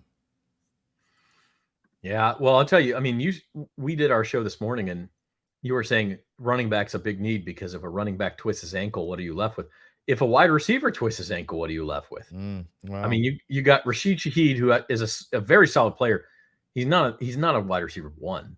I don't know that we can say that he's not yet. He's okay, but even if he is, which I think is a reach, but even if he is, then all of a sudden your wide receiver 2 is A.T. Perry, Cedric Wilson. I think you're discounting what Cedric Wilson I think is going to bring into this team. I really do. I think that is a sneaky, really good signing for this team. I think he's going to fill a very important role, and I think because think about who he was playing with in Miami, Jim, that he never touched the ball. I like Cedric Wilson. I do. The guy's had 1,200 receiving yards in his career. That's over 5 seasons. He's a solid guy. He's going to make a catch when you need him to. You can't have him out there in 2 wide sets. Other than Alvin Kamara, who's going to need a cane soon, they don't have a running back that's worth spit. Kendra Miller. You don't know jack about Kendra Miller. Alvin Kamara is undoubtedly headed toward the twilight of his career. So it's interesting, but I think they could wait a year or get a running back, as this commenter says, as it's Scout again saying Elijah Mitchell was a 6th round guy. There's going to be running backs in the 5th, 6th round who you could come in. There's going to be wide receivers in the AT Perry was a the 6th round pick. Here's the thing. If you pick up a running back in this draft, and let's say you trade back and then you use a 3rd rounder on a running back again, there's a decent chance he doesn't even make the roster. You're not gonna carry more than 3 running backs. I think they're going to carry forward. Sean Payton did a lot. I think this team is in a position to where, and not only that, if you get a guy in the 6th round, you probably put him on the practice squad anyway. The one thing that Sean Payton did. All right, we have our first pick, by the way. I believe. Am I right in that, Gabe? My TV might be a little bit behind, but it looks like Caleb Williams is okay. Shocker. Caleb. And he says, no, not yet. Oh, not yet. I guess they're just showing his graphic because everyone knows that's who it'll be. Look, and I say one thing, Sean Payton did a lot of things right, obviously, but Sean Payton was never scared to have, running backs at will. I mean, think about Chris Ivory and Kyrie Robinson and all sorts of guys that went on to play elsewhere and were never great, but they were guys that this team needed. And I think they need that now, but we'll find out soon enough. Yeah, I don't know. I mean, I actually agree with Scott. I think Kendra Miller could be a really good player. He could be a really good player. Yeah, well, I think a lot of things. I think the Pelicans might win the next 2 games. Probably not. I don't think that. Yeah. I don't think that. We can think whatever we want to think. But by the way, is Caleb Williams the first NFL draft pick in history who wears nail polish? I'm not judging. I doubt it. I'm not judging. I'm just asking. I doubt it seriously. The guy's a character, though. I mean, and honestly, I kind of like that because it means that he kind of is brave enough to go his own way, right? I think they're going to regret this move. Just me. I was going to talk about this earlier when we were kind of like, I think Justin Fields is going to be I still think he has a chance to be a decent quarterback. I think they gave up on him too early. I'm not saying he's going to be great, but I don't understand why they were so anxious to move on. They could have done so much with this number 1 pick. They could have, you want to talk about a team that needs a lot, and it's the Bears. I mean, I don't think the Bears are that far away. And they have brought in some offensive talent. But to me, you want to talk about a team that if you shore up your offensive line and bring in a bunch of picks, what could they have gotten for that first pick? I don't know. I think they could have gotten a lot. They got a lot for last year's. I do think Fields was enough of a question mark to where you say, because you're going to have to pay Fields in a year. If he's the answer. Caleb Williams, I guess. You're going to have to pay him. Caleb Williams is going to be on a rookie deal for 4 years. So give it a shot. You also have the number 9 pick, right? Which is their own pick. So maybe they go get a lineman or a wide receiver at that spot or a defensive star. We'll see what the Bears do with that second pick. Oh, wait, I got to show this one. This is for Gabe. Keep in mind the greatest underdog college team in history. Scout, in history? By odds, probably. TCU? They lost 65. I'll never forget this score as long as I live, Gabe. 65-7. Where's the hat? Where's the face paint? But no one had them getting nearly that. If they beat Michigan in the semifinals, who cares? After you said for 3 weeks they didn't belong, then they went and beat Michigan. Yeah, I don't know. Yeah, I hope y'all don't hear my dog barking in the background because it's funny that the dog starts barking. You start talking about TCU. I'm not joking. This is not a coincidence. You start talking about TCU, and because I got the show on in the front room, so the kids can go by and see what I'm doing. Yeah, the dog. All right, starts there's barking. Caleb Williams. He is the number 1 pick of the draft. That's official. Woohoo! We finally have our first draft pick. Not a surprise. Caleb Williams, USC. Look, won the Heisman 2 years ago. He slipped a little bit last year, but at his ceiling, this guy's Patrick Mahomes. At his ceiling, he's Patrick Mahomes. Yeah. At his ceiling, he could be a guy that I think has the potential to be the best quarterback who's ever lived. Patrick Mahomes said, Caleb Williams reminds me of me. Guys say a lot of things. You think they mean them? Come on, man. Well, okay. You tell me, how good could Caleb Williams be? I don't think he's going to be the bee's knees, okay? But if you're asking me how good he can be a top 10 quarterback. He can be a guy that I just don't think he's going to be a guy that's worthy of the number 1 pick when you could have got so much more. So do I think he could be a great quarterback? Yeah, sure. This weirdness, I have a problem with quarterbacks who have weirdness issues. This doesn't translate for long-term for quarterbacks. I don't know. It's something bothers me about Caleb Williams. I don't know what it is. I know, and again, I'm probably biased about Jayden. I think Jayden Daniels is going to be a better quarterback in the long run. I think Jayden Daniels is more suited to be a pro quarterback, just from what I saw from his junior year to last year and what I saw at the end of last year. Maybe I'm wrong. Okay. Well, let's bring on Rod Walker, Times-Picayune columnist, opinion. Is here, and we'll see what he thinks. Rod, you with us? I'm here. Can you hear me? Yeah, we've got you. Okay. Rod's out at the Saints facility. It's not a very big media room. You got to find a little corner to yourself in that. Yeah, I'm in a corner here. I was waiting on you all to bring me out, and I heard Jim bashing Kendre Miller. I was like, "Whoa, what's going on here?" I wasn't necessarily bashing him. Do you want to open by defending Kendre Miller's honor?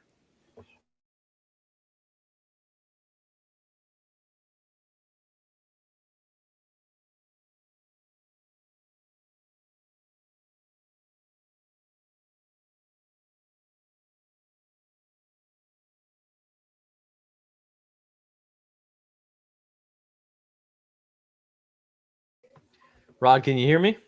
Yeah. Did it go out or something? Yeah, I think we froze up. I don't know what happened to Jim, but did you want to start by defending Kendre Miller's honor? Yeah, that's what I was saying. I don't think we really saw enough of him, but because he did deal with some injuries, throughout his rookie season. But I think what we saw at the end was, in that, I guess that was the Falcons game. I thought he looked pretty impressive. So I definitely wouldn't be writing him off yet. Yeah.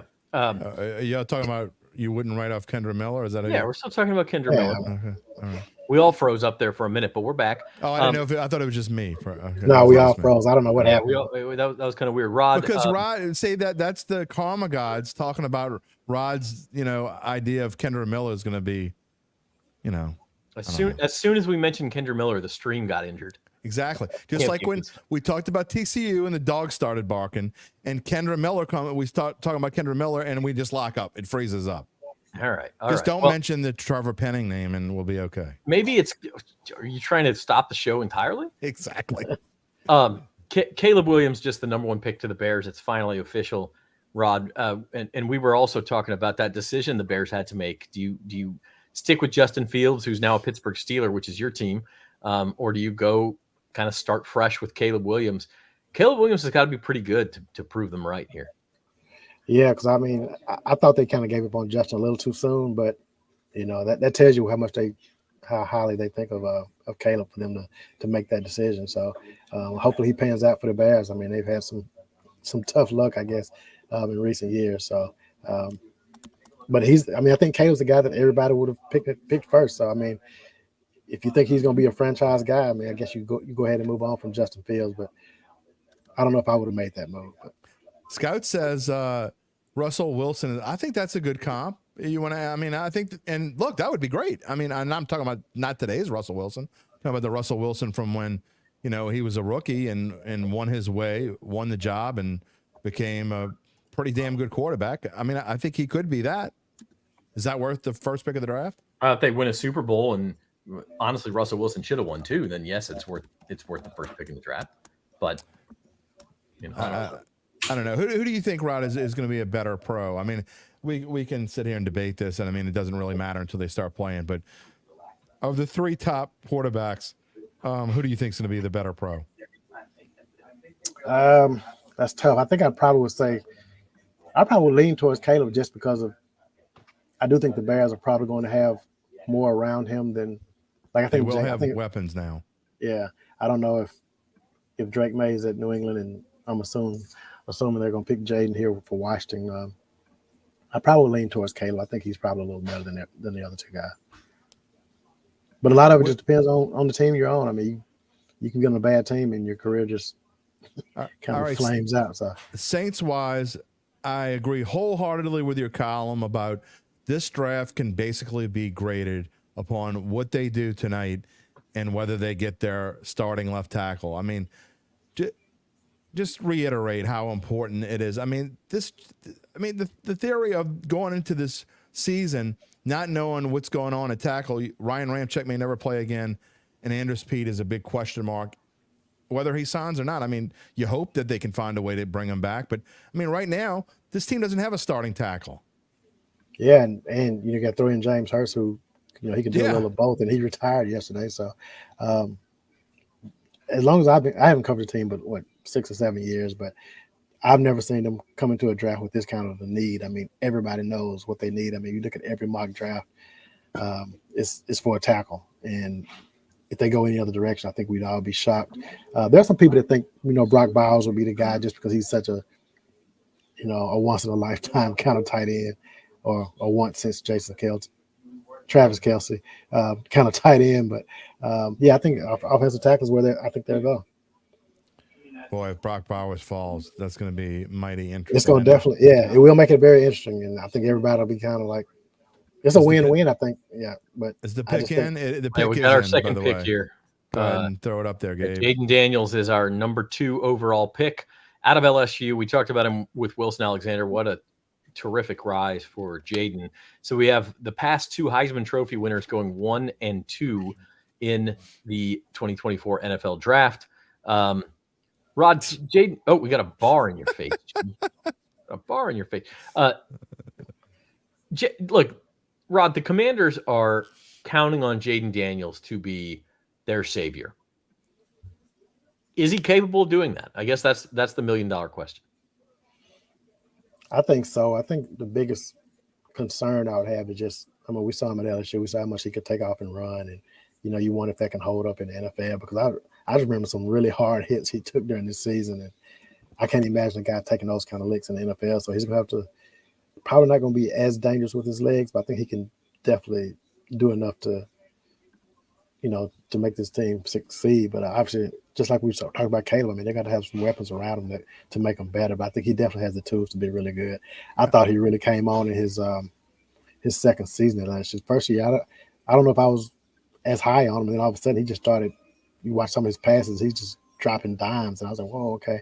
And then obviously his ability to take off and run definitely is going to cause some problems for defenses. Isn't it strange, the similarities, not necessarily in the play style, but Joe Burrow had a rough junior year. We all remember him getting pounded by Alabama at home. What was it, 16-0 or something along those lines? Just got drilled.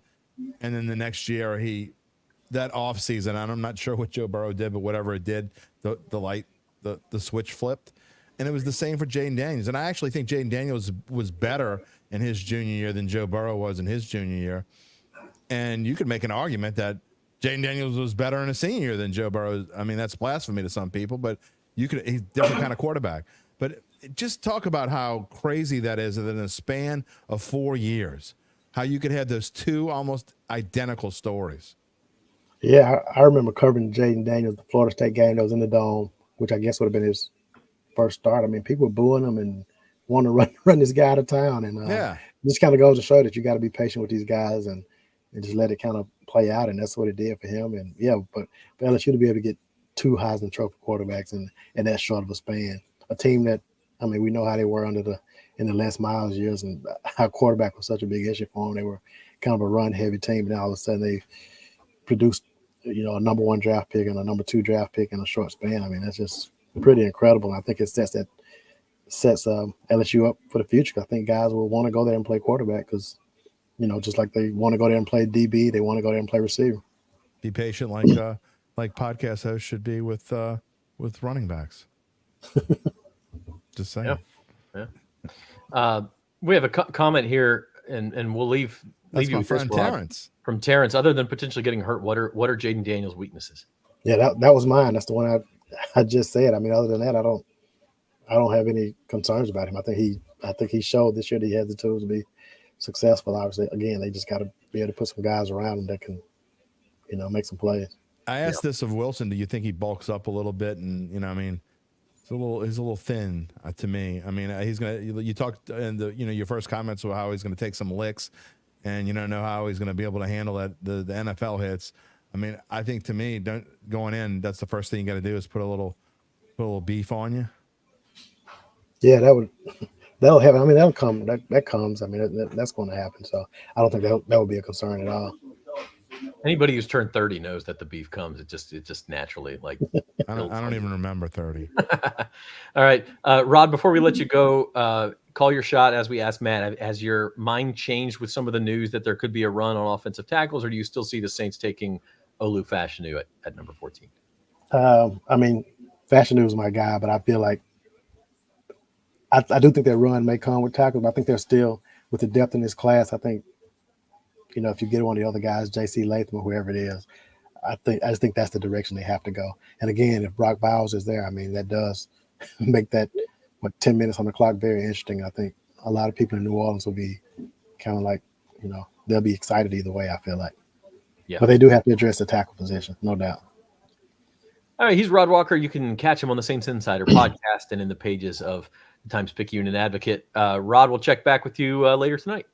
All right. Thanks, man. Thanks, Rod. Thanks. Scott Rabalais is next in our line of guests. He'll be joining from the TPC Louisiana clubhouse here in a few minutes. Yeah, he was in Augusta a couple of weeks ago. Yeah, well, he knows some football too. The Patriots take Drake Maye. So we have the number 3 pick. And I was just about to say, Adam Schefter, I just tweeted that the Patriots were not going to trade that pick. And so I think if that was the case, then yeah, the obvious answer is Drake Maye. This guy, we talk about comps, could be Justin Herbert East. Maybe. His completion percentage worries me. I don't know that he's as accurate as Herbert. So, I have some friends. My sister lives in Massachusetts.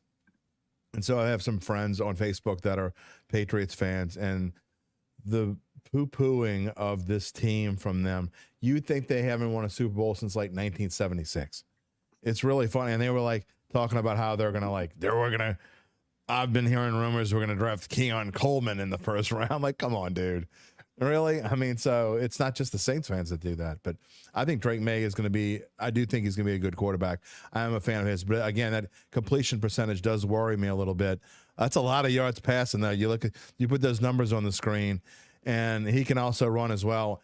He makes things interesting. So I don't know if the comparison to Justin Herbert is necessarily a good one, but I do like Drake Maye, and I think he's going to be a solid quarterback in the NFL. By the way, the Panthers face both the Bears and the Commanders this year. So we're going to get to see Bryce Young against both Caleb Williams and Jayden Daniels. That ought to be interesting. It's not anything to do with Maye, but no. Rosenfeld's bragging already. He got the first 3 right. So everybody got the first 3. Rosenfield. We got now. Look, in all seriousness, Drake Maye wasn't quite as certain as the first 2 because there was a possibility at least that New England could trade this pick. But I think everybody kind of saw this as chalk. Now with the Arizona Cardinals on the clock, that's when this draft begins. That's where this draft really begins, Jim. No, 100%. And we talked about this before. I mean, this is where it gets interesting. And this is when you kind of start the 4 and 5 picks. The 5 pick, the Chargers is the one I want to see. If they take a tackle, that's really bad news for the New Orleans Saints. So that has been the rumor today. We talked about it. Jeremiah was talking about, he's predicting the Chargers will actually take J.C. Latham and not Alt, and that Latham would be the first offensive lineman taken in the draft. And if a tackle goes at 5, that's not good for the Saints. We'll just put it that way. So, yeah, because the Titans almost certain to take a tackle at 7, and then you start getting teams, the Falcons willing to trade back. The Jets could use a tackle. The Broncos could use a tackle. Like all of a sudden, you could get that run on the tackles. These are the don't even show it. Don't even show it. I knew that's that's the reason why I do Datitude. Don't even show it. I mean, come on, man. Come Jim on. does not like people who root for the Saints to lose. It's the dumbest thing. Like it's like, you know what? I hope I get cancer. Things aren't going well in my life, and you know what? You went there. I hope I just get sick, and then I can overcome it, and I can become a new me. What are you, a moron? You went there. All right. Cardinals on the clock. What do we think the Cardinals will do? Marvin Harrison? That makes the most sense, but I don't know. I got a feeling they're going to do something weird. Well, let's bring Scott Rabelais on. Yeah, bring him on. Yeah. Rab, you're at the end of a long day at the Zurich Classic. Still jealous, Rab. I'm still jealous. Did you bring back something from Augusta? Thing to happen today. I got a couple of moon pies left, I think, and mini moon pies. All right. Rab, between your weekly venture out to, or your yearly, venture out to Augusta and the Zurich Classic and following LSU baseball and everything else that you do, how much time have you had to look at this draft? So far, we've just had the 3 chalk picks: Caleb Williams, Jayden Daniels, Drake Maye. So nothing unexpected. But what are you looking forward to the most tonight? Yeah, I'm obviously I've looked at it from the perspective of where the LSU guys are going to go. You heard. You hear so many things, so many rumors, especially when the stakes are this high. When a guy like Jayden Daniels can go this high in the draft, you're like, yeah, do they like him? Is he going to be 2? Is he going to be 3? I hear he's going to drop. The whispers are out of Indy. He's going to drop way down the draft. and then back and forth, and who needs a receiver and who doesn't. When you talk about in terms of Malik Nabers and Brian Thomas, then you have all the rest. But I'm glad for Jayden Daniels to see that his value as a player was rewarded. Remains to be seen how much of a reward it is to play for Washington, but but in terms of his draft pick, I'm happy for him. He worked really hard to get to where he is. I mean, when he arrived from LSU, I don't think anyone could have imagined he would be the Heisman Trophy winner and the number 2 pick in the NFL draft. He worked really hard to improve himself and get to this point. Wilson Alexander, our beat writer, had a great story today about this virtual reality cutting edge technology he used during the season to make himself better. He's willing to work and willing to do it, and that gives him a great chance to succeed in the NFL eventually. We talk about just some breaking news from Gabe. I'm not sure who this is from, but the Vikings and Giants reportedly both tried to trade up with the Patriots for that number 3 pick. No surprise, the Vikings did that. The Giants, Jim, that tells me that they want a quarterback, and they may not be taking Malik Nabers at number 6. There have actually been a lot of rumors today about that they do want a quarterback. But do you force it now that you weren't able to get one of the top 3? So I don't know the answer to that.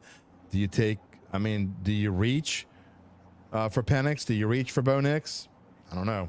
But the Giants, I think there's no question that they're in the market for a quarterback. Yeah, and Rab, to the point of Malik Nabers, that was a spot that's rumored for him was New York. Yes. He may be a guy who ends up waiting a little bit longer than we originally thought. He could. I mean, wide receiver is one of those positions. Like the Saints, we got to have a tackle. These other franchises, we got to have a quarterback. Wide receiver is one of those positions where people can go, yeah, we need one, but we have all these other needs as well. It's not one where you're like, this is gonna become the cornerstone of our franchise, right? It's not that kind of pick. Yeah, Rab, just going to interrupt you real quick to let you know Marvin Harrison is now officially the number 4 pick. The Arizona Cardinals have taken Marvin Harrison Jr. Okay. So he is the first, chalk, right? Yeah, more chalk. First non-quarterback That's off good the board. For the Saints. Yep, still no trades, and Marvin Harrison is the number 4 pick. So, but you were saying a wide receiver is obviously a great luxury. We saw the deal AJ Brown got tonight. They're starting to make as much money as any position outside quarterbacks, offensive tackles, and defensive ends. Wide receivers are now 4th in line on that list. So they are becoming more valuable, and I think Malik Nabers could really be a star in this league. I think he can. I mean, he's in the mold of a Jefferson, of a Jamar Chase. He's that kind of receiver. It's kind of a chicken and egg situation watching LSU's offense this past season. Was Jayden Daniels, did he make the receivers great? Did the receivers make Jayden Daniels great? I certainly think it was a great complementary situation with him.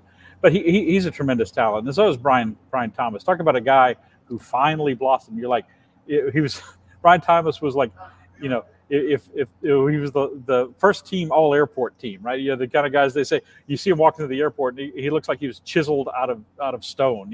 He's like looks like a Greek god, and he finally lived up to that.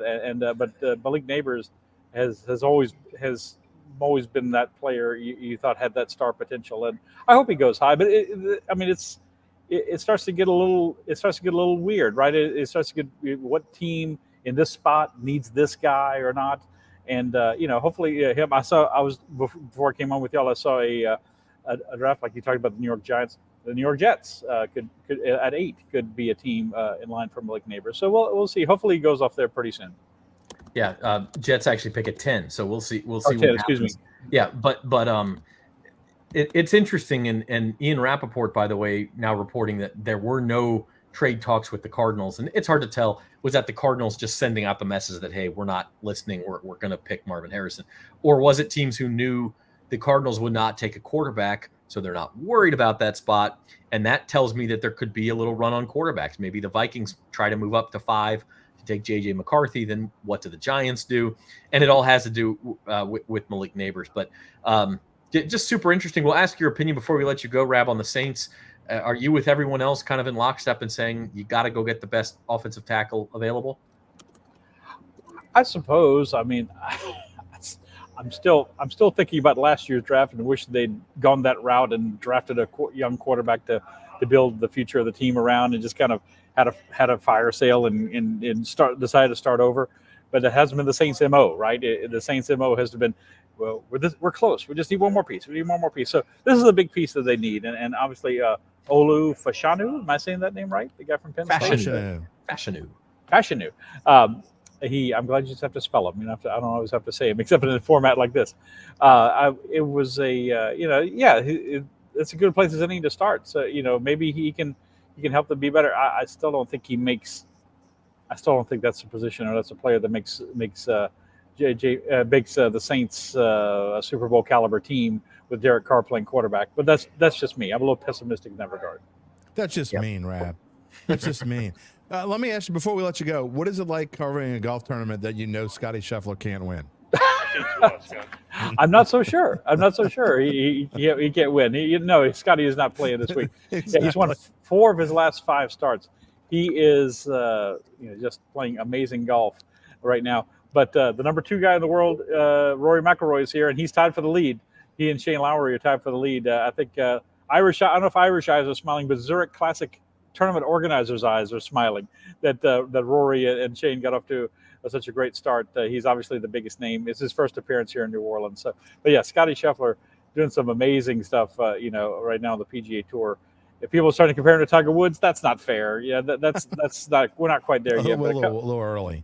A little early, but he's an easy guy to root for. He and then Ted Scott, his caddy, who's from Lafayette. They make quite a good team, and Scotty didn't win before Ted became his caddy, so they made a nice team there. But yeah, it's fun to kind of have the intersection of these 2 sporting events, going on at the same time, and looking forward. And obviously, we're looking for these 3 LSU guys to go off the board. I want to say one thing about an LSU guy that I was impressed with his ability, like Jayden, to make himself a better player, and that was Makai Wingo. And he came to LSU. He was a former 3-star prospect. He came to LSU from Missouri, made himself an All-American. Remember, everybody was all freaked out when Mason Smith got hurt on the very first play of the 2023 season. Made himself into an All-American, and it was a very solid player for LSU, even on a bad defense. You had to say Makai Wingo was a good player, and I hope he does well. Hopefully, we see him go in the second day of the draft to a good team, a good fit for him, because he worked at it as well to make himself a better player. And you'd like to see guys like that get rewarded. All right, Rab, we appreciate you making the time to give us some insight. I know it's a busy weekend for you, but we will we'll check in with you later. Thanks for having me on. Enjoy the great weather at the Zurich as well, Rab. I will. Thanks for having me on the telethon, guys. I appreciate it. Absolutely. That's Scott Rabalais. Our next guest will be Luke Johnson, Saints beat writer. He's going to step in, and this draft really about to get interesting, Jim. I mean, where's Sherry Lewis, by the way? We're doing a telethon. Chargers on the clock at number 5, and this is where things are really, I think. Why don't we give our sponsor some love? Tell them about Tulane Doctors. Yeah, let's do it. This season's NFL draft coverage is brought to you by Tulane Doctors. Now at East Jefferson General Hospital, Tulane Doctors are bringing academic medicine to more patients in new communities. Look for the shield to know the future of medicine is here. Find your physician at tulanedoctors.com or call 504-988-5000. So yeah, I have you redo my reads. That was outstanding. Just on point. Perfect. Kate says she doesn't see Bowers to the Saints. Look, we've been talking about this stretch from 5 to 13 for a month now. I think those first 4, nobody's really surprised at what happened. Now, what do the Chargers do? Did they keep the pick and take J.C. Latham or Joe Alt? Did they take Malik Nabers? Or do they trade to the Vikings? I mean, this is really our first. This is a key pick for the Saints right here. If they don't take a tackle, that is excellent news for the Saints. They can hang. I mean, they should hang back at 14 anyway. But I think they don't. I think their worries. There's going to be a lot taken off the Saints' shoulders. I'm just going to interrupt you, Jim. I'm sorry. Adam Schefter reporting the Chargers are keeping the pick. They will not be trading it. That probably means receiver or tackle. Yeah. I think you're probably right there. This is not a team that's going to take a quarterback. Well, you wouldn't think.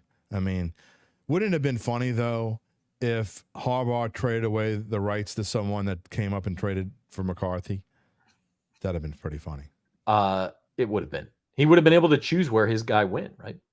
Well, and it didn't happen. I was hoping Marvin Harrison would fall to 5, which would kind of force the Chargers and Harbaugh to take an Ohio State receiver.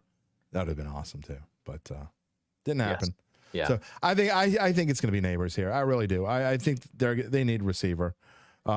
They've lost a lot of offensive weapons. They're in a bind. So I know they do need offensive line help, almost as much as the Saints do. Not quite as bad, but they have no skill player. I mean, they really need help. No, they lost Keenan Allen. I mean, Jim Harbaugh is the type of guy who would draft a lineman, and he said as much that it's very important to him to have that offensive line. The pick is in, by the way. Oh, the pick is in. All right. Joe Alt. That's not good for the Saints. No, but it's not bad either. I mean, it's not Latham. I would have been way more concerned had Latham gone here. What's interesting is that Joe Alt is a left tackle, and the Chargers have a starting left tackle. They really needed a right tackle, and that's why I think Latham gets rumored a bit. It's interesting, though. Anyway, let's bring on Luke Johnson. He's here, Saints beat writer. He is going to. You guys chat real quick. I'm going to go check and make sure my kids aren't burning down the house during this marathon. Yeah, Jim's being single dad during this twice in Vegas. How fair is that?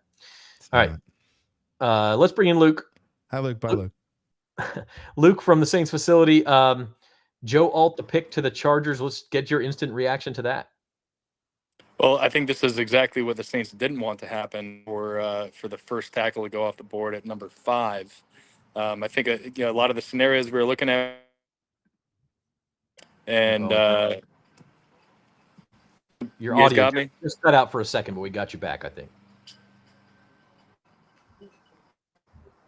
Are you there, Luke? Yeah, you got me? Yep, we got you now. Okay. Yeah, I think everybody was kind of thinking the tackle run would start at number 7. I think for it start at number 5, we could see some guys go and it could be trouble for the Saints at number 14. We'll see how the rest plays out, but not the place you wanted it to start. That's the first domino of a run on tackles potentially. I mean, the Titans picking at number 7, we thought they would take Joe Alt. He's off the board at 5. Now, what do the Titans do?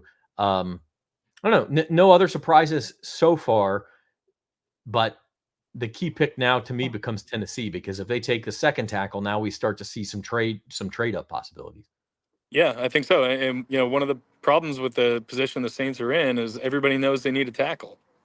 So if 4 of them go off the board before number 14 comes around, I think the teams could start to be like, well, then nothing's going to be there. So we have to trade up to get ahead of the Saints to make sure we get one. So, this is a tackle going off at 5 is the last thing you wanted. Because I'm assuming that we're probably also going to see a tackle go off the board at 7.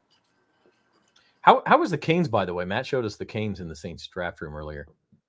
Oh, come on, man. Canes always delivers. Can always delivers. Yeah. So we're very happy to get some good food, courtesy of our friend Sam Shannon, who just walked by. Yeah, absolutely. We did some draft math throughout the month on Saints Insider, and if there is a run on tackles, that opens up the possibility now that either one of the top defensive players is available, or Brock Bowers is available, or even a Malik Nabers is available. I mean, Rome Odunze, one of these pass catchers, falls. At what point do the Saints get tempted to go that route and try to find another solution for tackle?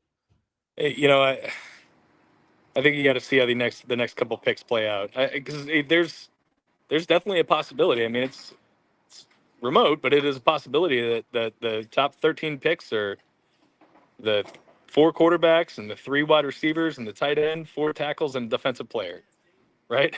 Yeah, and it's not what you want if you're the Saints, but it's definitely a possibility. It could happen. So I think there's a, if we start seeing if Fashanu goes number 7 to Tennessee, I think there's a chance you see the Saints maybe try to trade up.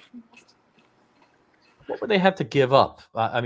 Without going into all the draft calculator stuff, but this is a situation where now you got to mortgage your future.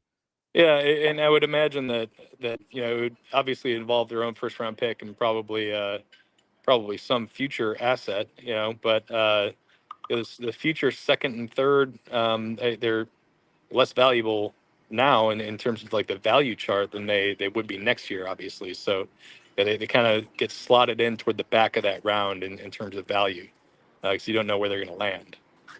So a second, even though that could be like the number 40 pick next year, it gets treated as like the number 64 pick. So I don't know. It's tough. It's tough because they don't have any assets this year. Yeah, and they're finally in a position where it's not a reset of the salary cap, but a little bit of relief coming possibly. And then as of right now, they have their full draft arsenal for next year. And so you almost feel like if they could just get through this year, you can start to take some steps toward, being back to neutral as far as the assets you have. We'll see if the Saints think about it that way. They typically don't. So we'll see what happens. In our mock draft, you talked about the Giants as a perfect fit for Malik Nabers as we await this pick, and it is in right now, and it is Malik Nabers. So there you go. So we'll get your reaction to that selection. Obviously, this is the team, as you mentioned, that made Odell Beckham a star. Now they get another LSU receiver as a potential New York City star. Yeah, I mean, one just felt right. I think it kind of felt like that Marvin Harrison was going to be probably the first wide receiver off the board. And I think when you're looking at like the type of offense that Brian Daboll likes to run, the type of receiver that frankly would fit in well with the quarterback they have right there right now, I just think that he makes a lot of sense for that organization. As somebody who comes in right away and just like provides some immediate star power, some immediate big play ability for that team that needs some, frankly. So it just felt like a really obvious fit. And I'm glad to see I was right on both my picks in our little mock draft that we did. Isn't this crazy, Luke, that the draft is basically, I mean, we're 6 picks in now and it's going to script. I mean, I know that there'll be fireworks later or whatever, there always are, but I mean, usually you have some weirdness go on early, and it's been pretty much, you could take a mock from a month ago and find it's, a lot of people got the top 6 right. Nothing against your top 6 being right, by the way. Yeah, I mean, this is, outside of, I think the only thing going into this was there going to be a big trade in that top 5, right? I mean, Minnesota went and got the ammunition to go do it, but the teams didn't want to make the move. And I think when you're looking at this class, obviously there's the teams that have the need at quarterback with the prospects who are there. I think 3 worthy top 5 picks at quarterback, and then you have the kind of clear-cut top players in the draft on top of that. So, like, I don't think there's going to be a whole lot of surprises in this top 10, but I think beyond that is where things will get a little bit crazy, and that's maybe not great news for the Saints. I don't know. Maybe there's going to be a team or two trying to trade up in front of them and take the guy that they want to get. I don't know when Zach is going to let you go, so I have to ask you this question to make sure I get it in. When you come on the Datitude podcast Monday, can you wear that hat? Look, I might wear the exact hat I have beside. I think the angle is doing some weird things. Dude, that's awesome. It's not like a weird wide brim hat. I think the angle is doing some weird things, but it is. You could cut down some shade. You are never going to get a sunburn with that hat, my friend. No, it's a normal hat. The hat is normal. It's just there's something about this angle with the phone that's making it look like blown out like this. I didn't necessarily think it was wide, but you guys remember Scotty Smalls from the Sandlot, and the brim of his hat went out. Killing me, Smalls. Look. I love it. Oh, he froze right. Oh, he froze. Oh, that's froze. It is a normal hat.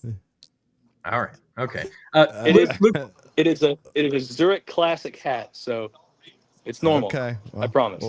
Well, I like it. So if you want to wear it, Luke Johnson is my Monday guest for the Datitude podcast.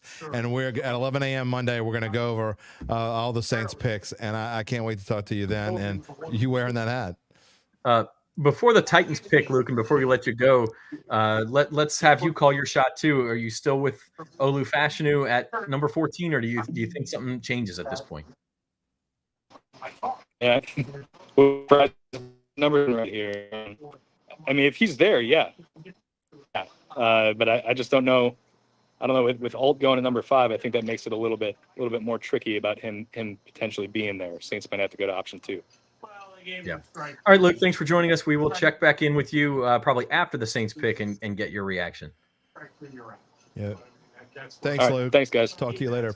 This might be a spot where Tennessee takes Latham. I mean, I think it could be Latham or it could be Fashanu right here. It could be very well could be a lot earlier than the Saints thought. Either one of those guys, if they move up to, is that the pick?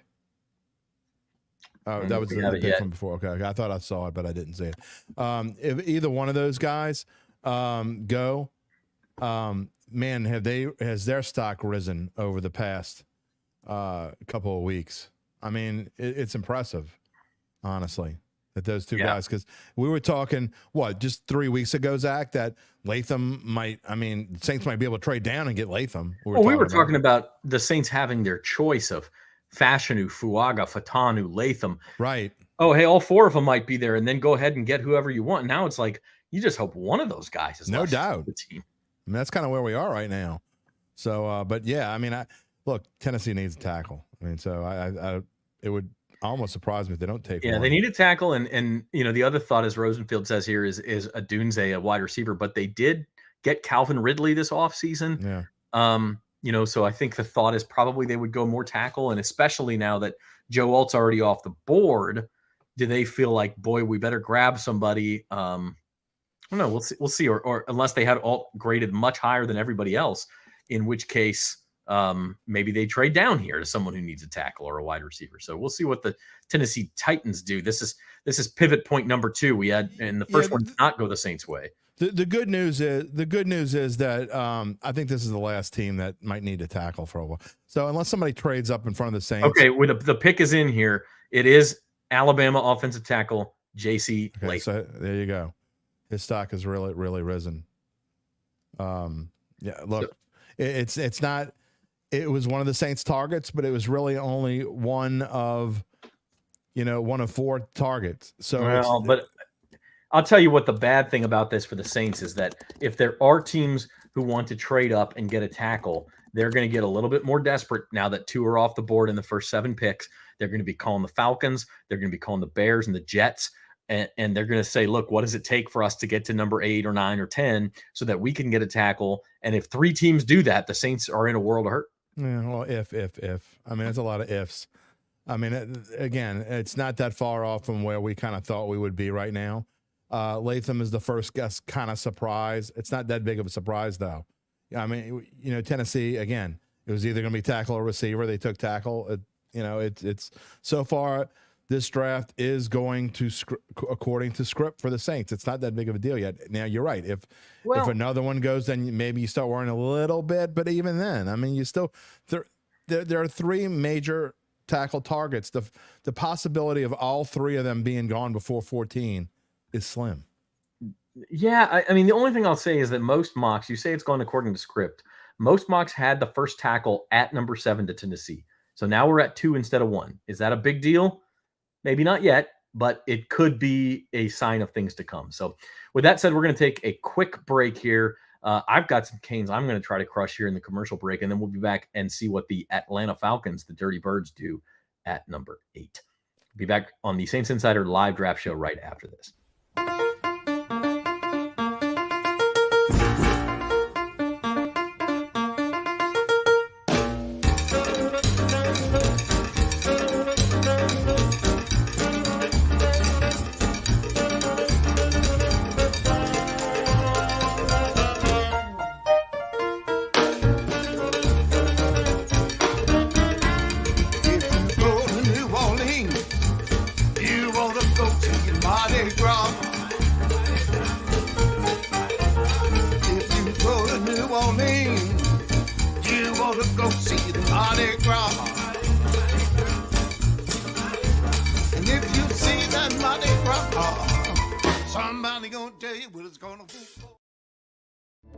Your trusted Tulane doctors are now at East Jefferson General Hospital. Within these walls, you'll find our region's leaders in academic medicine, where state-of-the-art facilities house the innovation powered by Tulane medicine, where collaborative care and compassion meet, and where our commitment to patient outcomes means a healthier future for our community. Tulane doctors at East Jeff. When you see the shield, you'll know the future of medicine is here. If you wanted to know how many chicken fingers I can eat in an 80-second commercial, the answer is 2. If I had really rushed, maybe I could have gotten a third, but I also have to sit here for 3 more hours. I would have liked to seen that. You just shove them in your face. We could about 80 seconds. We probably got 80 seconds before the next pick. Just with, it's a marathon. You just put it on a loop. Yeah, go ahead. Our thanks to Tulane Doctors for sponsoring our NFL Draft live coverage. What a Subscribe segue. to our YouTube channel, by the way. If you're not already subscribed, NFL Draft giveaway time on the saintsonnola.com YouTube channel. Had to leave 2 comments either tonight or one of our previous draft shows. You can still go back and do that. We're going to draw winners' names tomorrow. You're going to get there's going to be 2 winners. You're going to get a signed Jeff Duncan book. One of them is his Rags to Riches book, or Bags to Riches, excuse me, from back about the Saints' rise after Hurricane Katrina to being Super Bowl champs. The other one is his brand new book written with Steve Gleason's memoir. So that's going to be exciting. And then we've got a championship poster set for you that includes the Saints Amen front page and some LSU championship front pages and some Saints Insider swag. I think a polo shirt and a mug, a NOLA.com mug as well for you. So you have to be subscribed to the Saints on NOLA.com YouTube channel and leave a comment on two draft videos, either before tonight or on tonight's live show. So make sure you do that. And then also, while you're at it, go over to the Datitude page and hit that subscribe. Please. We love subscribers. We need more friends at the Datitude Podcast YouTube page. Please come help us. By the way, Tulane Doctors, I hear they also help unclog arteries for people who eat 3 Cane's tenders in the matter of 2 minutes. That's the next one, man. Well, you want to talk for a while while I slam this one? Oh, you want to bring Duncan? Yeah, let's bring Duncan. You guys could talk for a long time. There you go. Why don't you take a break? Me and Duncan. Yeah, I'll be here. I'll be here with Dunk for a minute. There you go. Jeff Duncan checking in from Saints facilities. It's been a long day for you too. You were also at it at TPC Louisiana, correct? Yeah, and I got cooked. There was no. I forgot my bucket hat, which was not a good move. You need to get Luke Johnson's big brim hat up there. You could have borrowed it. Yeah, not good, but I persevered, and I'm still here, and eagerly waiting to see what the Saints do here in the next probably hour or so. Jeff, is it panic time for the Saints now that 2 tackles are off the board instead of 1 in these first 7, or you still think they're okay? No, I think Mickey Loomis said that earlier tonight on WWL radio that they've got 14 prospects that they'll be happy with, and they're going to get one of those automatically. Whether it's a tackle or not remains to be seen. But I think this has kind of gone according to plan. I think for the top of the draft so far. I think it's far from panic time right now. And look, who knows what their boards stack like? I mean, they could easily have somebody rated much higher than any of the tackle prospects that would be available for them. This team needs help in a lot of areas. They have a glaring need for tackle, but you don't have to take one at 14. So I think let's just see what happens here in the next few picks. I think it's going to be interesting. That's the thing, Dunk, right? We can sit here and do mock drafts all day long and say who the Saints can pick and who they should pick. But in the end, we don't have a clue really what their board looks like. I mean, there's been so many times, and there you go, Michael Penix. Wow. That is a surprise. Wow. Michael Penix to the Atlanta Falcons. Falcons take Penix. Yeah. He's a guy who played very well in the Superdome in his second to last collegiate game. Wow. Okay, I'm officially we heard the rumors earlier. You and Gabe were talking about it, Zach, but I just thought they were rumors. I thought the Falcons were bluffing by talking about taking a quarterback. But Dunk, what's your reaction to that? You see that, Jeff? Very surprising, no question about it. I mean, look, I just said it's gone according to form.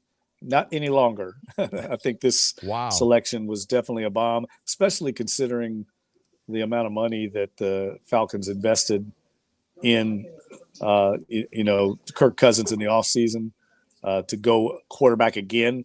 This obviously, maybe there's something more in the works. Let's see. I mean, maybe there's a trade for Michael. Yeah. Dunk, and if there isn't, Dunk, if you're Kirk Cousins, what are you thinking right now? I mean, that poor dude has been kind of messed around throughout his career at different times. I mean, if you're Kirk Cousins and you're like, okay, I'm going to go commit to Atlanta, and then you take Michael Penix with your first pick. Yeah, no, it's definitely surprising. Look, we saw Michael Penix here in the Sugar Bowl in the national semifinals, and Rod Walker, my colleagues, we sat together at that game, and we were both in awe of his passing ability. There's no doubt that he is an NFL caliber passer. There's just some other questions about his medical. He's obviously had a lot of issues with his knees. He's not the biggest guy in the world, but as far as just being able to spin a football. I haven't seen anybody better. I didn't see anybody the Saints played or, frankly, Derek Carr make passes like I saw Michael Penix make in that game.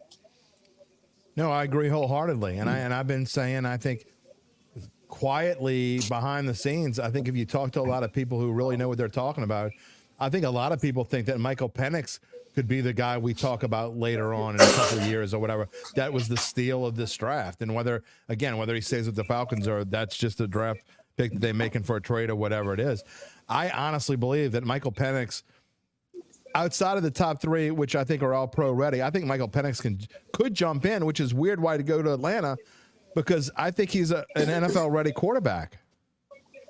Yeah, look, surprising that he went ahead of J.J. McCarthy. I mean, I thought so many teams had J.J. McCarthy ranked very high. So that is somewhat surprising. Clearly, they're sticking to their board. They must have him graded very highly. And I can tell you this. I mean, I dealt with Penix when he was down at the Manning Passing Academy. I had a chance to talk with him down there. And Mannings were very high on Michael Penix. I think he was the MVP of the Manning Passing Academy skills competition this year. They rave over his character, everything about him they like. That's good enough for me. If you're gonna hitch your wagon to somebody at quarterback, I mean, these guys know quarterbacks as well as anybody. And Dunk, Gabe brings up a great point in the green room. Penix is already 24 years old. I mean, so that's just what I was. It's very interesting that he would be drafted as a backup for the first year or two of his career. So it does feel like there's another domino to fall here, doesn't it? Yeah, I would. That's my suspicion. It just doesn't make a lot of sense from a team building perspective, especially with the Falcons needing so much help elsewhere. So let's see how this plays out for the end of the night. Let's see what happens. Just from the perspective of this draft, though, this is probably a good thing for the Saints. The more quarterbacks that get taken before them, the more other good players are available to them. Yes. I think every time a quarterback goes, that drops somebody else down for the Saints. So, and the same for a receiver, I think. But Michael Penix going was definitely a surprise. I don't think anybody had him going that high, at least in the draft. So definitely one player, probably more, that wasn't in the Saints top 14 that gives them a chance. Look, the more of these guys that are on the board that the Saints have in their top 14, the better possibility there is that they could maybe even trade down out of 14. I know that's crazy to never trade down, but if you end up with 5 players, on your board that you're happy to take at 14 and they're all there, you could trade down 2 or 3 spots and know you're going to get one of them and pick up an extra pick. So let's see how this plays out here over the next few picks. Michael Penix going at 8 is almost Michael Penix going at 8 is almost like the Saints moving up a spot, in my opinion. And, Swee's got a good point. We remember this draft for Chris quarterbacks 12 years from now. I agree. I mean, this is obviously quarterback. I remember 2017 is a good example.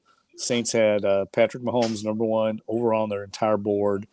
Marshawn Lattimore, I can't remember if he was second on their board or third, but he was no lower than third. And both those players were still on the board. The Saints were picking 11th. And, of course, right before them was the Buffalo Bills. And the Chiefs jumped up. But the point is, John Ross, Cincinnati Bengals drafted John Ross, who ran the fastest 40 time.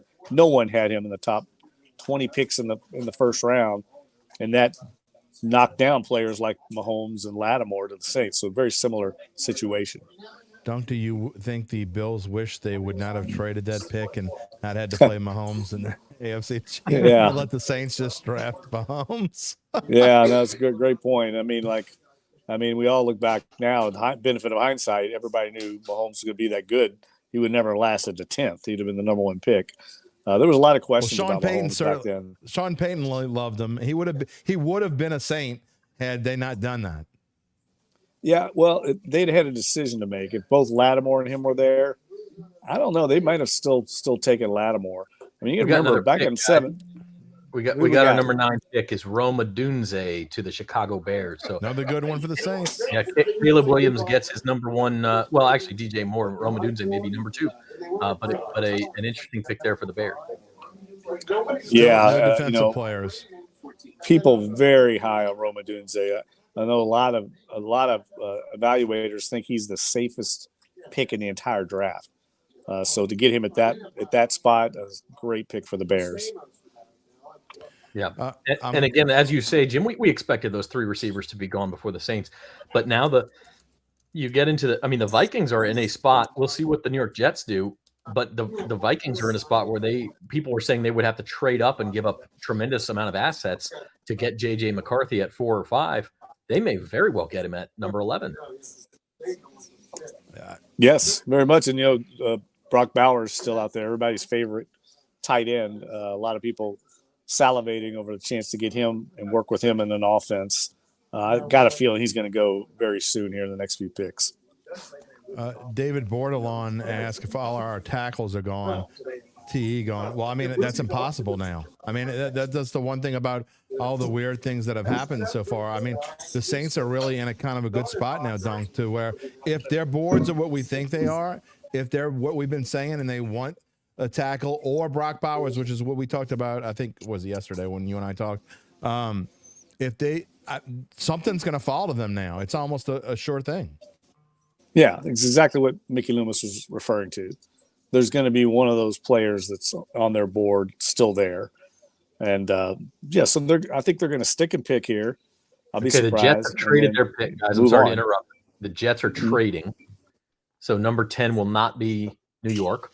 But to y'all's point, like there are still 3 of those top 5 tackles available. It's the 3 Fs, Fuaga, Fashanu, and Fashanu, who are available. And there's only 4 more picks before the Saints. So unless 3 of the 4 are offensive tackles, the Saints are Vikings are moving up.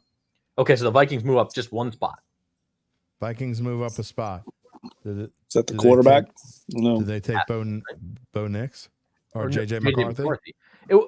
So my question here is the Jets weren't going to take J.J. McCarthy. So the Vikings must have been concerned that someone else was going to take J.J. McCarthy at 10, and they had to move up to get him.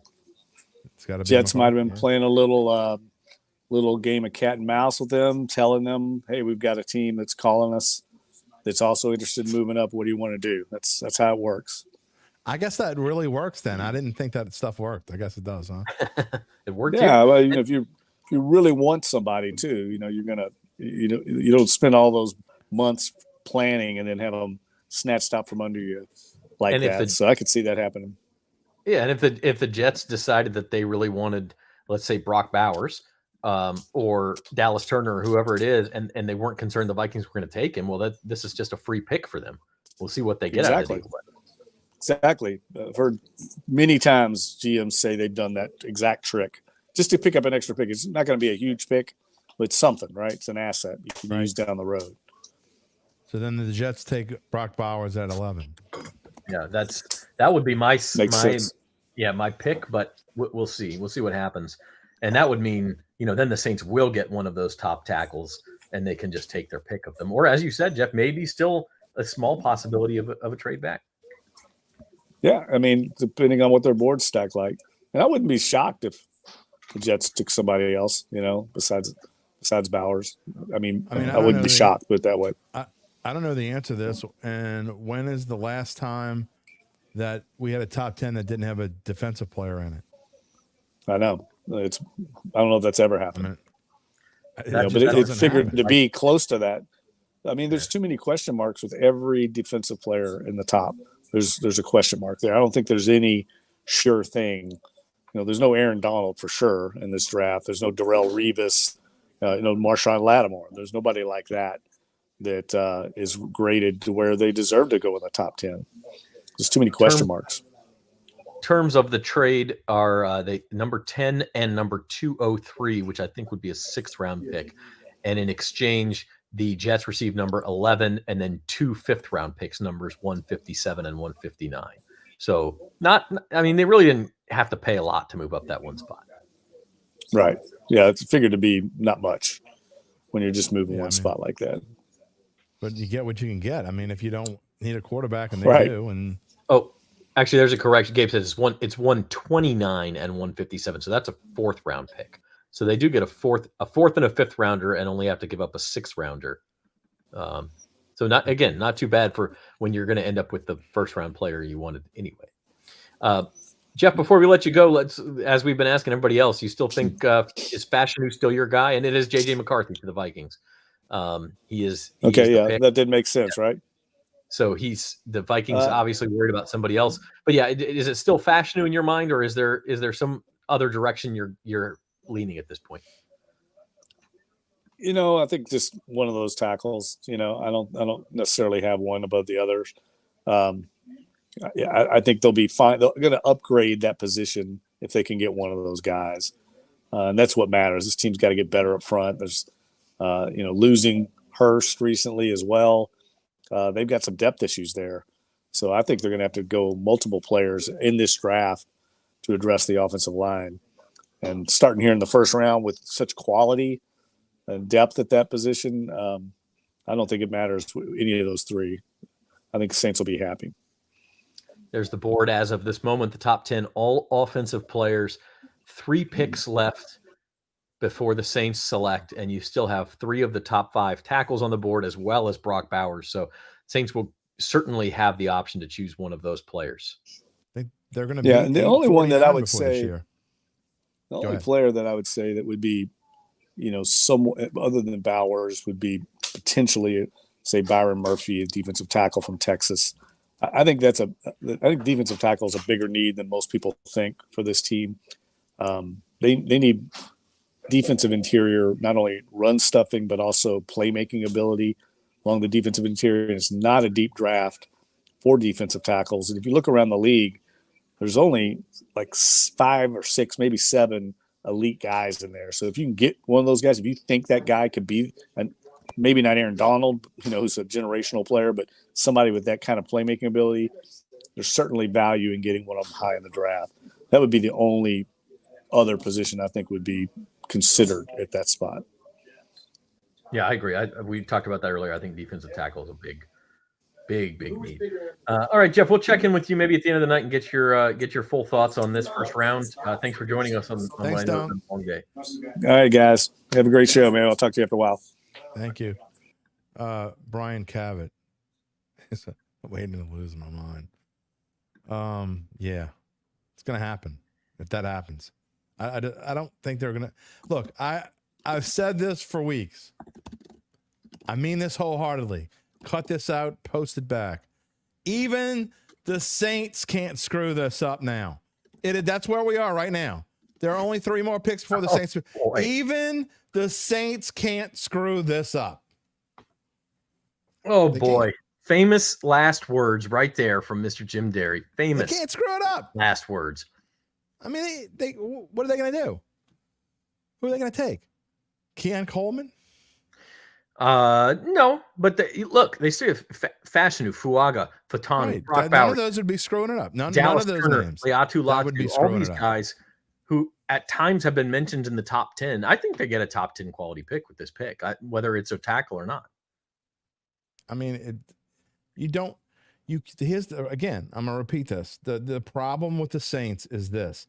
They're no longer that team who can afford to take the best player on the board. When they pick, Dallas Turner might be the best player on the board. You can't take him.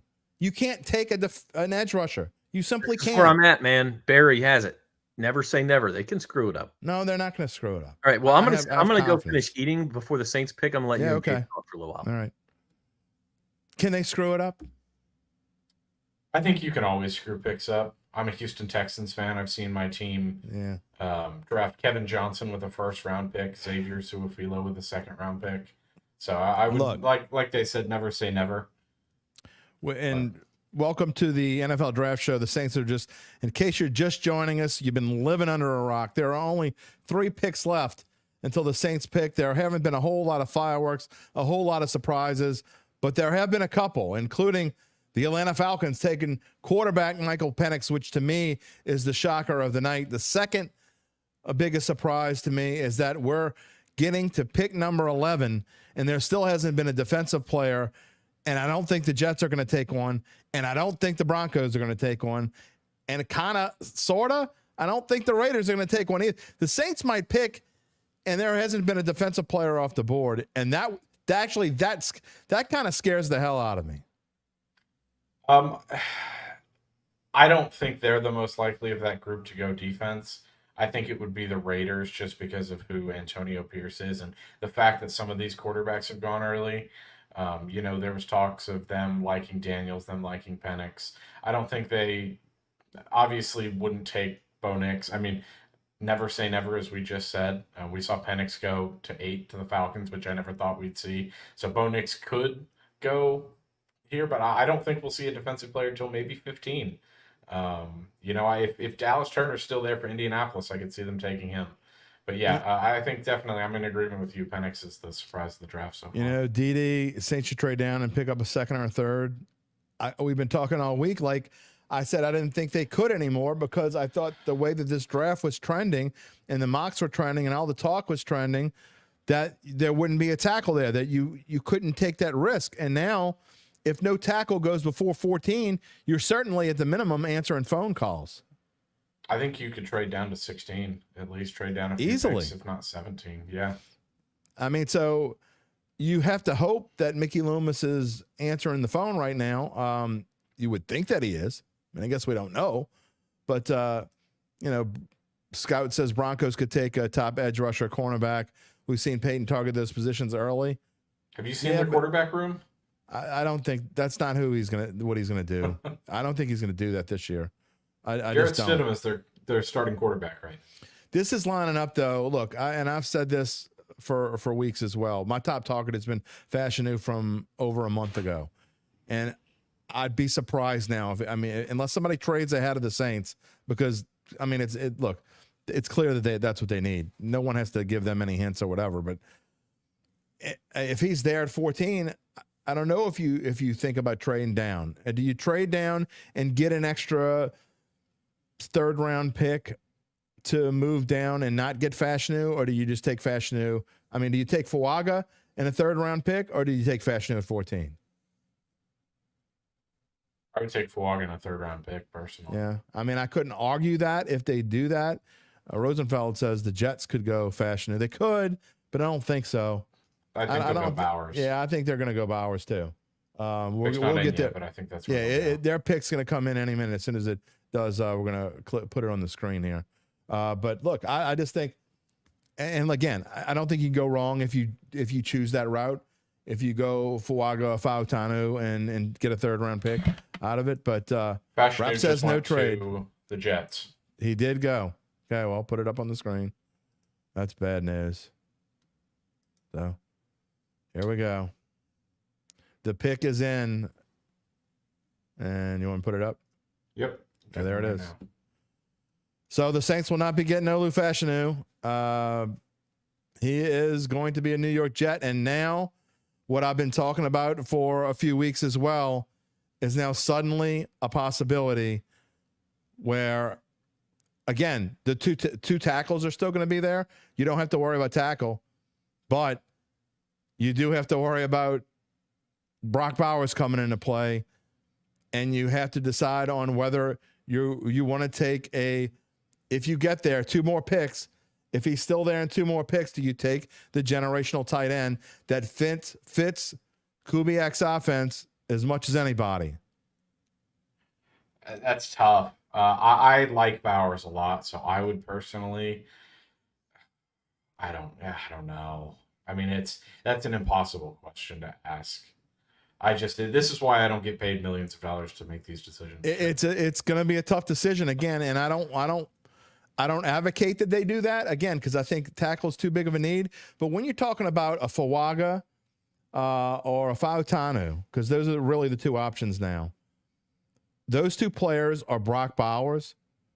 God, I mean, the Saints need a tackle, but man, I don't know if you pass up the tight end now. Brian, I don't know if you do either. Brian asked, did I think they would get their guy or the guy they wanted? I'll have the jacket ready. I thought Fashanu would still be there, but I mean, again, there's still two of the tackle targets we've been talking about for weeks. They're both still on the board, and barring something extremely out of the ordinary, and if they both go, which isn't going to happen, but if Fautanu goes and Fuaga goes, then you don't have a choice. Then you take Bowers. But you've got to take one of those three guys. I would be very surprised at this point if they don't take one of those three guys, or if they were, a lot of times, you see teams that if they had their heart set on Fashanu and they thought he was going to drop, or they were watching him, maybe they do trade down. So I don't know. I think there's some interesting decisions coming up. Zach's finishing up his canes. He may need an antacid pill or something before he comes back. I don't know. But what do you guys think out there? Keep talking about that, Jim. I want to ask one question. One really interesting thing that I think we've seen, especially with McCarthy going to Minnesota. Have we ever seen two rookie quarterbacks, especially in the same division, set up as well for success as J.J. McCarthy and Caleb Williams now, with the weapons that their teams both have? They are certainly set up. There's no doubt about that. I think they're going to come in and have a chance to be really good. I just don't like J.J. McCarthy. Neither do I. But I mean, I don't understand it at all. Now. There's no excuse now. He's got the weapons he needs. Dale is saying he would take Bowers over both tackles. Wherever OT Saints take would be a bust. No, you don't know that. The question is, Jim, are you going to have an outburst if they take Bowers? No, I said this before. I'm like, okay. No, you weren't listening. Bowers was his one out for the outburst. You haven't listened. Okay. Yeah. So I said I wouldn't advocate it. I don't agree with it, but that's the one player that's not an offensive tackle that I could say, I can understand that. I don't agree with it, but I don't understand. Let me tell you what's not going to happen. That ain't happening. I did just see a note, and the question was asked earlier. I don't remember which viewer asked it, but when was the last time that no defensive players were taken in the top 10? The answer is never. Wow. And now we're top 11, right? So, and about to be top 12. Uncle Big. Well, we'll see if maybe somebody springs for a defender here. Why isn't he telling you guys hi too? By the way. And if you guys believe this, the New York Jets were going to take Fashanu at 10. So they traded down. They made themselves. Well, they knew better. like we said, the Vikings were going to take McCarthy. So yeah. I don't know. We'll see. The Broncos are on the clock. Would Sean Payton take sure. Brock Bowers? I mean, he probably didn't think he was going to last that long, so he could. I mean, Sweet asked who is the top defensive player. It's got to be probably Dallas Turner. But Dallas Turner or Byron Murphy, who Jeff Duncan mentioned, would be the other one. You can't take defense. I mean, you can have the second coming of Lawrence Taylor. I'm going off. I mean, they can't do it. You can't do that. So Broncos stop pick asking is him. in. Is it Bowers? No, Bo Nix. There you go. That was my prediction. Whoa. Well, hey, in all honesty, Sean Payton is not going into the season with Zach Wilson as a starting quarterback, right? Like, you had to grab somebody. Yep. But that's now 6 quarterbacks in the top 12 and 12 no defensive players. Offensive players. That's insane. You know what? I don't like Bo Nix, and I've said, but I will say this: I think Sean Payton could make Bo Nix an NFL. I mean, look at the completion percentage. I mean, if that doesn't scream Drew Brees like numbers, and again, he played in the Pac-12, so you can take a few numbers off of that. But I think Bo Nix in certain places, I thought he could be good. This is one of the places where I think he could be turned into something. NCAA record completion percentage last year, as we have on the screen there, 77.4. And that's what Sean Payton can make something happen. I think that's a good pick for him. I think that's a good place for him to go. You guys, Justin Herbert in his last year at Oregon lost 2 games. Do you know who the 2 quarterbacks to beat him were? Gonna say, no, I don't. I don't. They're both in this draft class: Bo Nix and Jayden Daniels. How about that? Couple of losing to Bo Nix and Auburn, and then Jayden Daniels, I assume, when he was at ASU, Arizona State. Yep. Roosevelt saying could have traded down and still gotten Nick Samuel. Sean, look, in his defense, maybe they tried to and couldn't. There's lots of times where teams try to trade in. You saw Arizona didn't make any trade at 4. A lot of times teams try to trade down. I'm not taking that for Sean Payton. I'll give him a swift kick in the patoot as well. But they could have tried to trade and couldn't. Maybe. Who knows? Put it this way, I think Nick's going there. This is the perfect scenario for the Saints. I think they would be wise to trade down a few spots now. I just you don't know, know. you No, say I don't that, think- I wouldn't. but Not now. to me, one question about that is, do you like Fashanu or Fuaga much better than the other? Do you prefer one over the other by a pretty significant margin? Or are you really, and we'll see what the Raiders do here, but are you sold on Brock Bowers? Because if the answer to one of those questions is yes, then you have to stay put and either take Bowers or you have to take the tackle that you like significantly better. If you trade back 2 spots, you're back at risking all of them being gone. But as Jeff likes to say, we don't know what we don't know what the Saints board is. I mean, they may have somebody we're not even talking about Oh as man, the 10th best player in the draft. I might go ahead and take some blood pressure medicine. We only got about 8 or 10 minutes before the Yeah, Saints pick. it's getting to be time. Matt Yeah, Paris is kind enough to join us just as the Saints are about to be on the clock. So we'll be quick with Matt. In fact, just to create some room, I'm going to kick Gabe backstage. No hard feelings to Gabe. But Matt, thanks for joining us again from the Saints facility on Airline Drive. What's the reaction there in the media room to some of these surprise picks? Yeah, the Penix pick really threw us for a loop. That was the major surprise of the night. And then the other one that stood out was obviously the Jets taking Olu Fashanu. I mean, that was the guy that was obviously mocked to the Saints for months. Now he's off the board, and we'll see what happens. Yeah, and I mean, really, the Raiders felt like the team that would jump up and take some crazy quarterback like Penix or Nix, and now they're both gone. So we just wait on what the Raiders do. But if let's say they go defense, and I don't have any insight to that, but I just want, if the choice is one of the tackles, Fuaga or Fashanu or Bowers, where do you think the Saints come down on that? I think Fuaga makes a lot of sense. During first time I was on here, just the ability to kick him inside the guard, if that's what they need, depending on what happens with their tackle situation, I think is an important piece for them. I do think he could play left tackle if needed. He was a right tackle in college, but we don't know about Ryan Ramczyk and the things we've gotten lately, at least when Dennis Allen talked to reporters at the owners' meetings, he didn't sound very optimistic that Ryan Ramczyk was at least fully healthy now, and who knows by the start of the season. So I think they have to account for right tackle as well. Yeah, no doubt about it. And I suppose at some point, every team on the board, starting with the Raiders and the Saints, have to be asking themselves, do we want the best defensive player in this draft because he's available? Yeah, no, I mean, we haven't seen a defender go off the board yet, right? I mean, it's been all offense so far. And if they want, if the Saints want to add to their pass rushing, Dallas Turner's still available. There's some top-rated cornerbacks. This was the range where Quinton Mitchell from Toledo was supposed to go. I don't think that he'd be an option for the Saints, but, it is it's 6 quarterbacks going in the top 12, and then this run on tackles here. I don't think it's been an ideal night for the Saints. No, because they don't have Fashanu, but I do think they're going to have plenty of good options. I was just reading here. I'm sorry, I lost my place on Twitter, but Adam Schefter was saying, Sean Payton has never drafted a quarterback in the first round, and of course we all know the Mahomes story, that they were ready to take Patrick Mahomes until the Chiefs traded up and took him.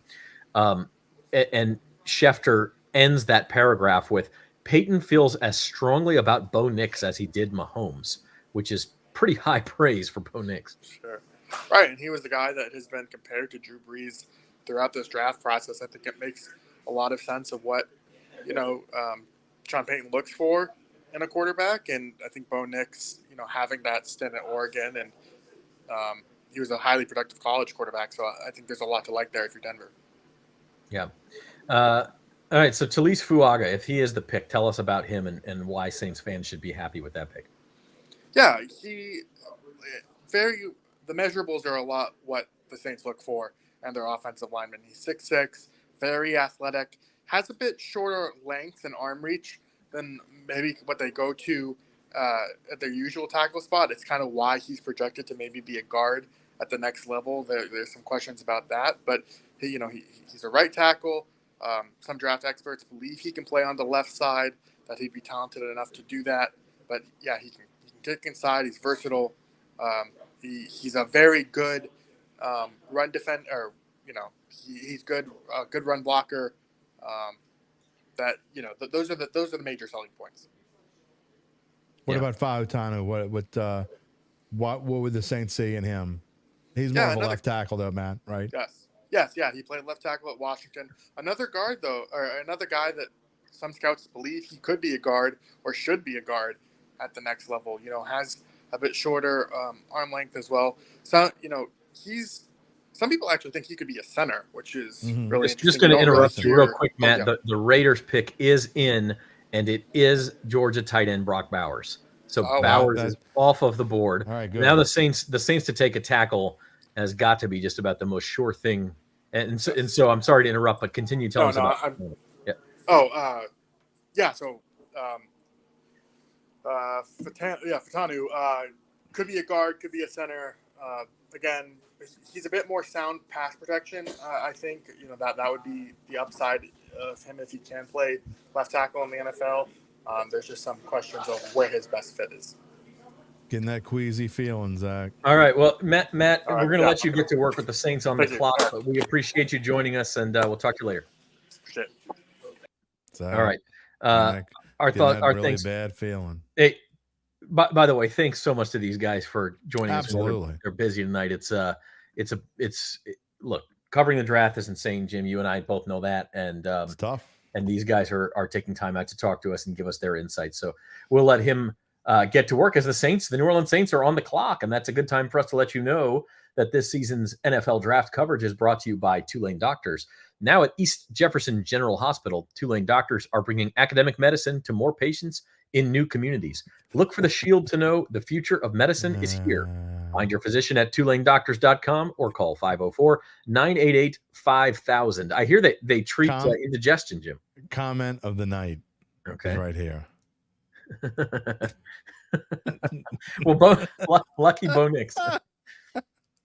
Hey, yes, he seriously, does. A word before we turn full attention to the Saints pick, a word on Brock Bowers. Man, what a special. Yeah, he really is. And look, I hate to say I'm relieved. Look, he goes to a team the Saints that don't play that much, so Saints don't have to worry about him. I just didn't want to be in that position to where you have to make a decision. It would have been a tough one. Now we're sitting out inside the draft room. Maybe it wasn't. Maybe the Saints said there's no way we're taking that guy, which would be dumb. They would say no way we're taking him. But man, I mean, the fact that there's no defensive players off the board, and I see 14.no, I'm getting that queasy feeling in my stomach. What do you think that means? Does that mean the Saints are looking at this and saying, "Oh my God, we get the best defensive player in the country"? Jacksonville's calling them right now or something and saying, "Look, we want Dallas Turner. We'll make the move." Somebody. Butt in, guys. Go ahead. Saints are officially listening to trade offers, according to Ian Rappaport. It doesn't surprise me. I mean, they should. If you're just trading down now, I wouldn't trade down a lot. No, but move to like 17, 18. Yeah, and you still think you could get the lineman you want and pick up a third rounder. By God, you need a third round. Absolutely. I mean, if they do that, I'll. When's the last time I gave the Saints a golf clap? Come on, man. We'll see what they're Pull listening. it off, Mickey. Do it, Mickey. Do it. What are they offering? They're offering some free canes for the media next draft. Okay, do it. You can save money.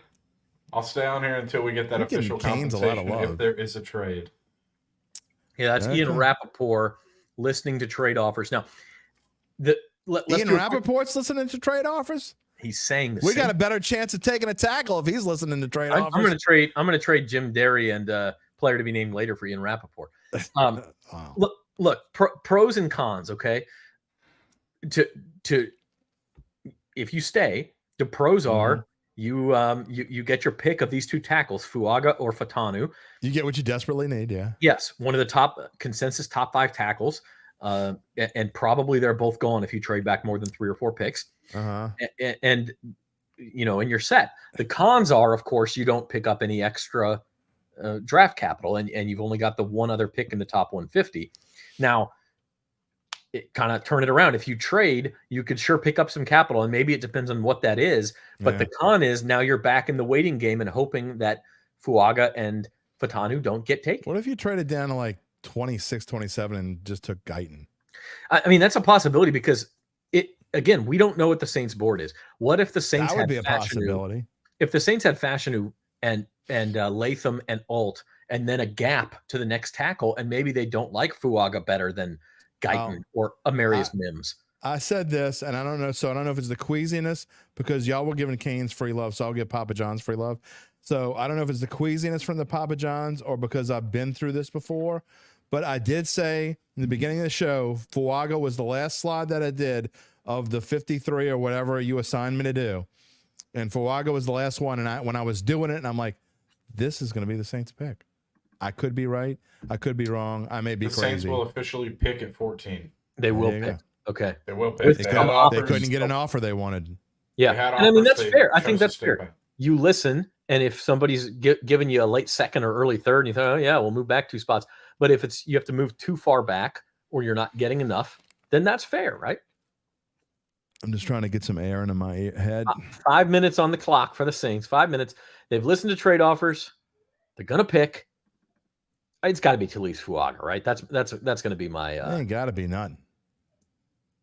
It has to be. But guys, when do we start talking about some insane value with Dallas Turner? Dallas Turner would be insane value. It's already insane value, but if you couldn't make a trade, you can't make a trade. Now you got to take the guy you got to take. I mean, it is what it is. Sure, you'd love to take Dallas Turner in a perfect if in the 12-4 Saints, the 12-5 Saints who win the division every year. Yeah, you like screw it. We take Dallas Turner. He's the best player on the board. They're not in position to do that. You can't do that now because you've backed yourself in a hole. That's what happens when you keep digging holes. Jim, quick welfare check on you, my man. Why? Don't tell you. Why? You got news? No. Oh, okay. Just want to know how you're doing. Well, I got my energy drink because, like, I really need an energy drink right now.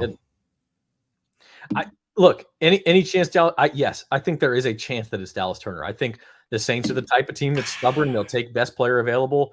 If they had him at number 7 or 8 on their board, they may very well do that here if they didn't get the trade offer they wanted. Yeah, just make the damn pick. The good news is Duncan would owe us drinks at Clancy's if that happened. I don't know if drinks would do me any good if they take Dallas Turner. It would already be in a. I'll buy the damn drinks. Just take frickin' Fuaga. I mean, all right. You got Fuaga. You got Fashanu. Fashanu is fine. You have Dallas Turner. I think those are probably the 3 very most likely options. Yeah, I think those are the only 3 options. Those 3. It is going to be. Looks like Taliese Fuaga. There you go. I'm waiting for confirmation. Yes, Taliese Fuaga is the pick, according to our Luke Johnson. All right. Oregon State offensive tackle. I don't have to have a heart bypass surgery tonight. Nice. Now, we're going to ask our guys when they get off deadline what they think about him, but you heard Matt Paris. This guy's a brawler. He is a road grader in the run game. You see 6'6", 324. He is primarily a right tackle. Yeah. But the Saints, look, with Ryan Ramchik's future, they need a left tackle and a right tackle. So you get the right tackle here, and then you worry about left tackle later. One thing Dunk talked about on Wednesday, and it's true, is you remember we talked about this earlier as well. Ryan Ramczyk was a left tackle in college, moved to right tackle. So these guys are athletes. They can move. I'm just going to say this. I can't believe, I said all this stuff about they can't screw this up. I didn't really believe that, right? I really thought they could. We told you as much, man. but they didn't screw it up. Give it to them. Their board actually jived with like a realistic board, and they went and took the tackle that they had to take. Again, Dallas Turner's probably a more impactful player, and the old really good Saints would have taken him and said, "Screw it, we'll figure it out." But you look, man, this team is they might take a tackle in the 2nd round. Yeah. Again. Well, I'm starting to think. I think Fuaga is the right pick. I'm starting to feel like, given the situation they were in, and again, this is we don't know what the offers were. We don't know how far they would have had to move back. We don't know what they would have gotten in return. But I'm interested in moving back. I actually think that may have been the right move for the Saints in this situation. Moving back or taking Fuaga? Moving back. I mean, I think if you were going to pick, Fuaga is the right pick. But I wonder how seriously they listened and what the offers on the table were. I do. Look, you listen to the offers, and if you don't get what you think you have to get, look, they know where they are. They know what they needed. I mean, any realistic, normal. I mean, you don't have to be a football genius. This is one case where you didn't need to have a Mickey Loomis who's been doing this for 35 years to figure out that you need a tackle. I mean, Mickey Loomis and Jim Derry and my 12-year-old daughter sitting in there watching YouTube videos, that's not us, knows that the Saints needed a tackle. I mean, it was almost foolproof. It doesn't mean they were going to get it right, but they would have had to really screw it up. Yeah, and look, Mickey Loomis may be kind of entering the twilight of his career, but he certainly is. He still thinks that he's got another run with this franchise in him. And if it doesn't happen this year, and that was my point, is you almost feel like you need to get a guy who can help you win right now if that's going to happen. No, I mean, you have to look. This is the last chance for a lot of people. I know we've kind of been saying this and alluding to this, and the reason why, I think another reason why they've held on to DA this long as well too, I'm going to include him in this. You rip up the offensive coaching staff. You give him a new offensive coaching staff. Mickey Loomis is close to, he talked about this on our show 2 years ago, that you could read through the lines. He's close to retirement. It's not that far away. Whether it's a year from now or 3 or 4 years from now, it's going to happen soon. And he knows that he cannot go through an entire rebuild. And this, to me, is the last stop before complete rebuildville. If they don't make significant improvements very soon, like now, and you got to fire a coach again, well, not again, you haven't fired a coach in a long time, but you have to change coaches again. And I think you almost kind of got to start over. And if you got to start over, I just don't see, obviously DA wouldn't be a part of starting over. And Mickey Loomis, I don't think, he thinks he might have another run in him, but I don't think he has another start over run in him, because that takes too long. Yeah. And he's no spring chicken anymore. I mean, I mean, shit, I'm not, I'm sorry. Sorry about that. I'm not a Come spring on, chicken man. anymore. I knew It's I not would that do late it. yet. I know. I'm sorry about that. So Taliese Fuaga is the pick. What do you like about this guy, Jim? I like that he's versatile. Zach, what we were talking about with Matt when he was on just now, and he was, the fact that he's kind of like Pete, right? He's very similar in size, a little bit smaller than Pete. I think he's an inch or two short. I think Pete's 6'7". So he's just a tiny bit shorter than Pete. But one of the things when they drafted Pete, and they were talking about this before, is that Pete could play tackle or guard, even though he was a tackle at Stanford. And so Fuaga kind of comes in, and he's kind of Pete part 2. Now, people might laugh at that or scoff at it, because there's a lot of people who just haven't, frankly, been kind to Andrus Peat over the course of his career. I actually think he's been pretty darn good for the most part. His biggest trouble is that he hasn't been able to stay healthy. When Andrus Peat is healthy, he's a pretty damn good player, and he showed that last year by being able to step in and play left tackle when he absolutely have to. So that's what I like about Fuaga. I think he could be that player. And if they can find a way to keep Pete, I don't know who, so Fuaga probably would play right tackle in that instance, but if you can find a way to keep Pete, say that 10 times fast, then I think you got something to start with. You get another offensive lineman later in the draft. We don't know what Saldiveri is going to be. Saldiveri could be your right guard. Your left guard, excuse me. So, we're going to see how this works out. I think it's shaping up to where I think you will see the Saints pick another lineman in this draft. Probably not the second round, but this is a very good pick for them. Outside of Fashanu, I know you liked Latham, but I think that this might be the second best pick, a second best fit for them. Yeah, it's so hard to say. Like they always say, you can't rate a draft class for at least 3 years, maybe 5 years. But having said that, and who knows, Latham versus Fuaga, a lot of that, even if Latham ends up, he's a road grader, and maybe Tennessee just is a better situation for that particular player. We'll see. The fact of the matter is the Saints made what may seem like a boring pick, what may seem like a chalk pick. Right. But it's like Rod Walker wrote in this morning's Times-Picayune, you had to have a tackle. And they got a guy who's a second-team All-American. He started 25 straight games at tackle. He's gone up against – and you say what you want about the Pac-12. Oregon State, I think, played a couple of Big Ten teams over his tenure too. This guy's gone up against good competition. He's looked the part. That doesn't bother me that he's a Pac-12. We talk about Trevor Penning. This guy should be more ready to step in on day one. His floor is a lot higher than Trevor Penning's. Yeah, I agreed. The fact that he's playing at a major college, I mean, if you play at Oregon State, you're playing big-time teams. You're playing against the USCs. You're playing against UCLAs. You're playing against the Oregons, the Washingtons throughout your career. So, and look, I just think that this guy just fits what the Saints need. Second team All-American as well. And you talk about 25 straight starts. You know what? These days, even in college, Zach, that's a rarity. That doesn't happen all that much. That's one of the things I liked about Fashanu as well, is that he was stable as well. He started all of his games in his sophomore year, I guess, and then in his junior year.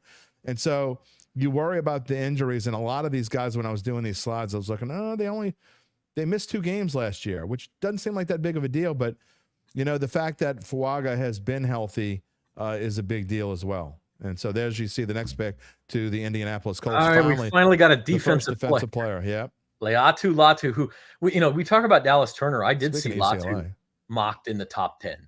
I'm not surprised by this. This guy, he's an interesting pick because he was at, I believe, at the University of Washington earlier in his career. He was. And was a standout player, and then had a neck injury. And Washington's doctors would not medically clear him. He was basically medically retired from football. But he transfers to UCLA, got some doctors to clear him, and decided to go ahead and keep playing, and has had 2 monster years. And as you can see, at 21.5 tackles for loss last year. So you could do worse if you're the Indianapolis Colts than taking this edge rusher. Zach, my son called me this morning, and he was calling me. I heard a rumor. He was reading a rumor somewhere that the Saints actually were looking at Latu, and that some mock draft had Latu going to the Saints. So the fact that he's going here isn't that big of a surprise. I really like him. Now, again, with the Saints, I hate being forced to draft by need. Yeah. I think the Saints were in a position where they were almost for, and it's not like they reached. It's not like Fuaga was the 40th player on anybody's board. So his over-under was 15.5. And I think they made the right pick. Having said that, I really like Latu. Yeah, no, if you look, we've been running over-unders on linemen throughout the past week and a half, and where DraftKings had these guys going, and the over-under on Fuaga was 15.5. So was he going to go before? And the big number was you had to bet $175 to win 100 that it would go before the 16th round. So that's kind of where everyone expected him to go. It's not a surprise. And now, so the Saints got a guy where he was basically pegged in. They didn't reach. They didn't get maybe value. We see some people typing in, they wish they had trade down, but Brian and others, if you weren't listening to us earlier, apparently the Saints did try to trade down. They couldn't find a suitor. And I'm all for that. If you can't get what you think the value is, if somebody's not willing to pay you value, like, the hell with it. We're just going to take the pick that we want to take here. And I like that. So I'm either get the value or don't. So, yeah. It's impossible to have that conversation because we don't know what offers were on the board. If we knew, the deal was with the Seahawks to trade down 2 spots to 16 and you were going to get a 4th rounder. Okay, then we can have that argument. Right. Is that proper value, or were they afraid that Fuaga would be gone by then? Or they were going to trade down to 20 and get a 3rd rounder. Is that enough? We don't know. We don't know what they may have been offered terrible deals by teams that none of us would have taken. They may have been offered great deals by teams that all of us would have taken, and they decided not to. So I'll make a prediction, Zach. I'll make a prediction. Yeah, no headphone throw. Look, I can't afford to throw these headphones. My wife will kill me. I will tell you this. You'll hear Mickey Loomis say later this evening, this is the guy we wanted all along. I mean, it's the same spiel. Some story will come out that he was the number 3 player overall in the Saints board. Yeah, exactly. It's like, which is why I kind of laugh when Dunk tells us stories about, I'm sure Mahomes was number 1 and Lattimore was number 2. I mean, they can tell you whatever they want. I mean, I don't know that I believe I think they exaggerate a little bit. Were they high on their board? Of course they were. But I mean, by every account, I know Dunk would know this better than anybody, but by every account, they would have taken Mahomes that year. But we don't know what their board really was. It's erased by now. I promise you, that board is erased. Anyone that would walk in that room, you wouldn't see what was really on there. So it doesn't really matter. Yeah. Now, I will say I think the Colts are probably can rightfully brag and say we got the best defensive player in the draft at number 15, which is crazy. I mean, everyone sort of thought it was going to be 8 or 9 picks before we saw a defensive player, but not 15. Latu's got some cool shades, by the way. I don't know if you're watching this. If you got it on. Oh yeah, let me look over there and see. Because you need cool shades in Detroit at 10 o'clock at night. The future's so bright. You gotta wear shades. You gotta wear shades. Okay. All right, let's take a quick break. Good idea. The Seahawks are on the clock at number 16. We'll talk more about Taliese Fuaga, and we'll have Rod Walker, and we'll start to talk about the Saints' second-round plans right after this on the Saints Insider Live NFL Draft Show.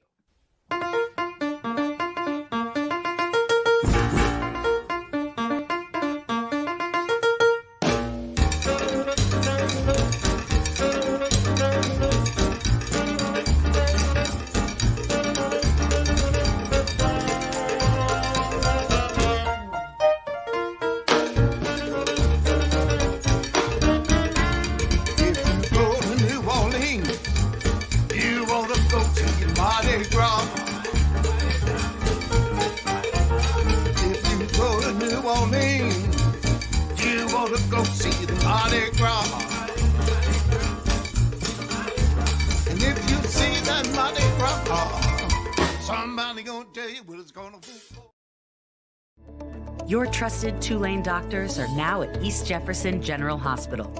Within these walls, you'll find our region's leaders in academic medicine, where state-of-the-art facilities house the innovation powered by Tulane medicine, where collaborative care and compassion meet, and where our commitment to patient outcomes means a healthier future for our community. Tulane doctors at East Jeff. When you see the shield, you'll know the future of medicine is here. Welcome back to the 2024 Live NFL Draft Show. Saints Insider and Datitude collaboration. We're brought to you by Tulane Doctors, and we appreciate all of you joining us. We got over 1,000 people watching right now, which is fantastic. And the Saints have just taken Is that good? Oregon State defense. Oh, by the way, there's 1,000 people watching. Hit the like button, people. What are you doing? Subscribe to the Saints Insider YouTube page. Subscribe to the Datitude YouTube page. Right. A lot of you are watching on Twitter. Get over to YouTube. It's a better viewing experience, especially on your phone. You can swipe up and do something else and keep us on the screen. But hit the like button before you do that and subscribe. So Taliese Fuaga, road grader, run blocker, and let's be honest, we've had this conversation, Jim, from the standpoint of Derek Carr needs more protection, and you can't throw to a guy if you can't protect the quarterback. The run blocking on this team has been way subpar for a couple of years now. And I think that's sort of an underrated need that Fuaga really fills. Staple of a Clint Kubiak offense, or any Kubiak offense for that matter, is to be able to run the damn football. And you can't do that without linemen. Thank you, Kate. Kate, subscribe. Thank you. Heck yeah. Join the party. You have to be able to run the football, and that's why we're close to being able to have our running back / wide receiver argument. Not quite, but I just think if you can't run the football with this team, running the football is going to open so many things up for Derek Carr. Here's where I will tick off some of our viewers, because I know so many people hate Derek Carr out there, and it really bothers me. Look, I get on him too. Let's just be positive. I get all that. That bothers me too sometimes. But I truly believe, I said this before and I'll say it again, Derek Carr has never had an offensive line graded by PFF better than 20th. Ever. Think about that. He's been in the league for 10 years. He's never had an offensive line graded better than 20th. I truly believe he was 12th last year in the NFL with the stinky, pathetic play of this offensive line, especially in the first half of the season, that got him almost killed. If he gets time to throw the football, I truly believe that Derek Carr can be a top 10 quarterback. I said it when they got him. I'm going to say it now. I like Derek Carr. Just there are certain things that did kind of bother me. Some of his, I don't know, actions aren't the right word, but there were things that rubbed me the wrong way, I guess, but I guess you're going to have that with anybody. And when you're still coming off I'm used to Drew Brees for the past 15 years, that's the toughest thing. Drew Brees is gone. He's never coming back. There's never going to be another Drew Brees, but I do think Derek Carr can lead this team to somewhere good. There you go, Byron Murphy. Byron Murphy to the Seahawks. That's a great pick. We're starting to see some defensive players. By the way, this is from the 33rd team, Taliese Fuaga. This stat was thrown around for Fashanu, but Taliese, I hadn't seen it for Fuaga. 734 pass blocking snaps in his career at Oregon State. 0 sacks allowed. Wow. Now, the NFL is a different game. It is. But wow, that's very promising for the Saints. Love the pick to be a Willie Roaf. Let's slow your roll. Willie Roaf was my extra point. By the way, if you did not watch the Attitude podcast this morning with Zach and I, we were previewing the show, and my extra point, which is what I do at the end of every show, kind of looking back in time mostly. It could be a shout out, it could be lots of things, but we look back 31 years ago today. The Saints traded a beloved member of the Dome Patrol, which was thought you cannot do that, but they did it. It worked out pretty well. They traded Pat Swilling of the Lions for the 1st and 3rd round picks and got Willie Roaf in the deal, and that ended up working out pretty well. By the way, Dale, I'm not making excuses for Carr. I don't need to make excuses for a guy that's 12th in the NFL in passing. I mean, that's not what am I making excuses about? It's not making excuses to say that the guy got killed because he had no offensive line. That's not making excuses. I mean, what do you want me to say? Carr was obviously not perfect, but really the only consistent criticism that I could levy is that I think he played in a couple of games he shouldn't have been playing. 100%. The first Bucs game, and that's Dennis Allen's fault.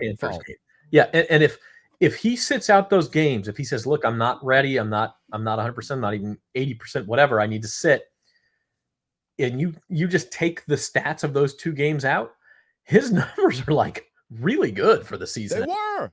If those were, and again, if you take anybody's worst 2 games out, their numbers are going to look a lot better. But those games in particular, he was playing hurt, and so you kind of have this, again, you use the word excuse, but it's a legitimate excuse, right? It's not even really an excuse. It's the reason. There's a difference between an excuse and a reason, and the reason why he was 12th instead of 8th or 9th was because he didn't have any time to throw the ball.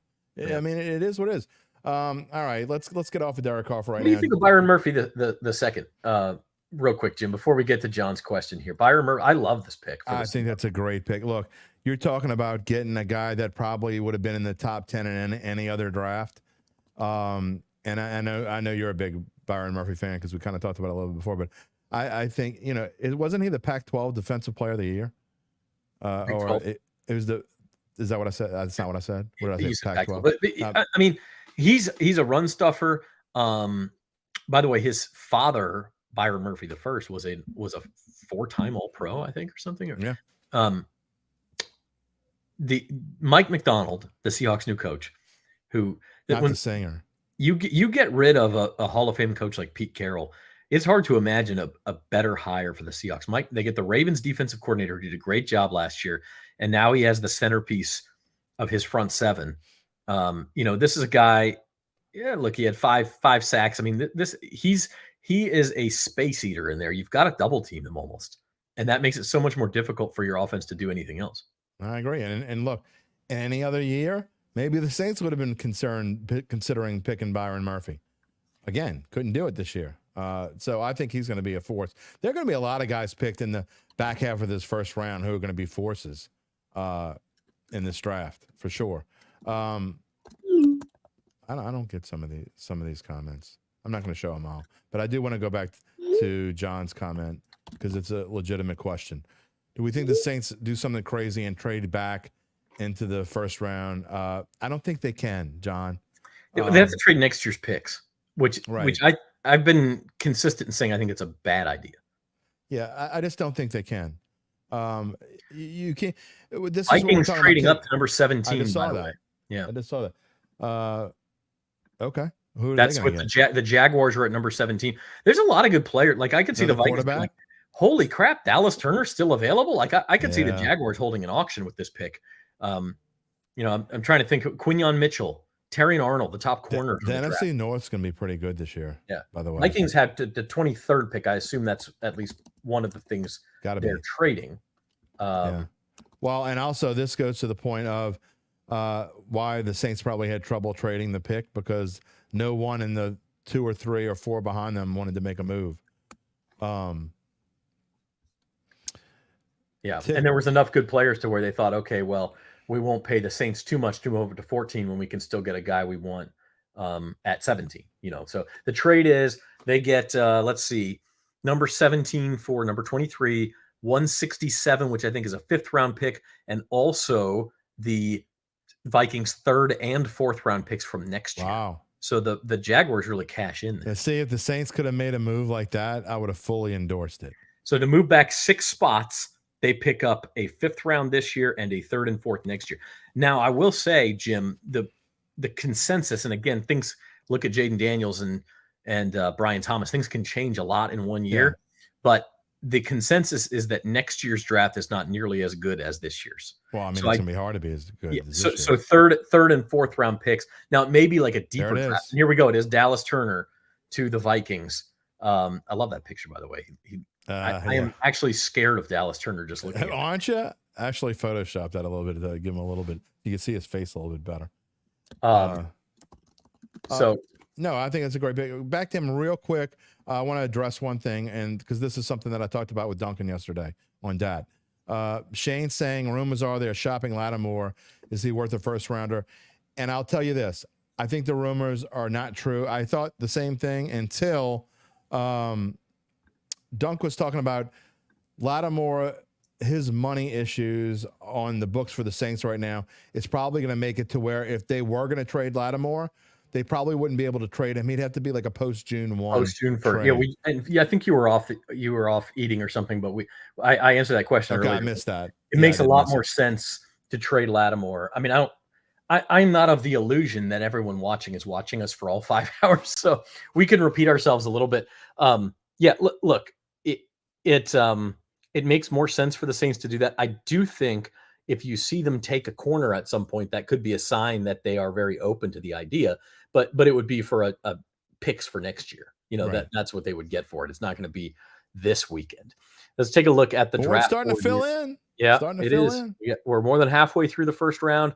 We had 3 straight defensive players after 14 straight offensive players. Latu, Byron Murphy II, and Dallas Turner, 3 straight defensive linemen. And now, interesting, the Bengals on the clock at number 18. Is this a spot for Brian Thomas? Yeah. I think it's a perfect spot for Brian. How long have we been talking about Brian Thomas to the Bengals? They have to be licking their chops right now. I think it'd almost be an upset if he doesn't go there at this point.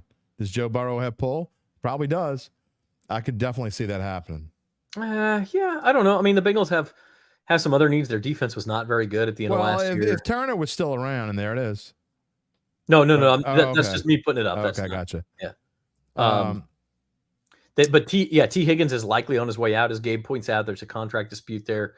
So yeah, we're gonna have Gabe step in for Jim here for just a minute. The Saints, by the way, will have some of the guys come back in. They're about to talk. I'm gonna wait till after the Bengals pick before I walk off. The writers, the media is about to talk to Taliese Fuaga on a Zoom call for the first time. Okay. Hold on. What does this mean? So it said the Saints have to keep drafting to make up for past. You're talking about Penning? I mean, it doesn't mean you still wouldn't need. Even if Penning was like the greatest left tackle in the last 5 years, they'd still need to draft a tackle. I mean, again, and I think Fuaga is probably more likely to play right tackle than he is left tackle. Yeah, every team makes mistakes. Okay, that's what I would say to that. Was Trevor Penning a mistake? In hindsight, yes, he definitely was. But he could, number one, he could still turn into something. I think odds are probably against that right now, but it could happen. Number two, like, you just can't expect teams to hit on every single pick that they make. They hit on Chris Olave that year. Brian Bresee, I will say the jury's still out on Brian Bresee, but I think he'll be. I'm hopeful for him to be a good player. He was okay. Fine. It was defensive the line defensive line is the hardest place on the field to make an instant impact as a rookie. Look, you can go back to last year when we did this same show a year ago, and when they made the Bresee pick, and again, I was advocating for tackle then. I didn't. Amarius Mims. Yeah, Amarius Mims is the Bengals pick. So it is another. All That right, is the before Troy they Fautani. need to protect Burrow too. That is the 5th offensive lineman off. That the is board. a mountain of a man, by the We way. also need some eye drops in that picture, I think. 6'8", 340. Just a reflection off his helmet. Yeah, he's a big guy.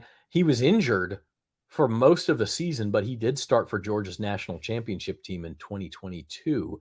So in fact, I had to use a photo from his pro day there because there's just not that many photos of him actually playing. No, there really weren't. I do remember that. Tic-tac. Sorry. Did the Saints try to? I don't think they have the capital to bring back Trey Hendrickson. Yeah, I mean, are you going to trade next year's first rounder or second rounder for Trey Hendrickson? Can't trade anymore. Stop trading picks. No more picks. Don't do it. Any more picks. We talked about that a little bit earlier. You can finally get back to neutral on your draft picks where you have a full complement of picks next year.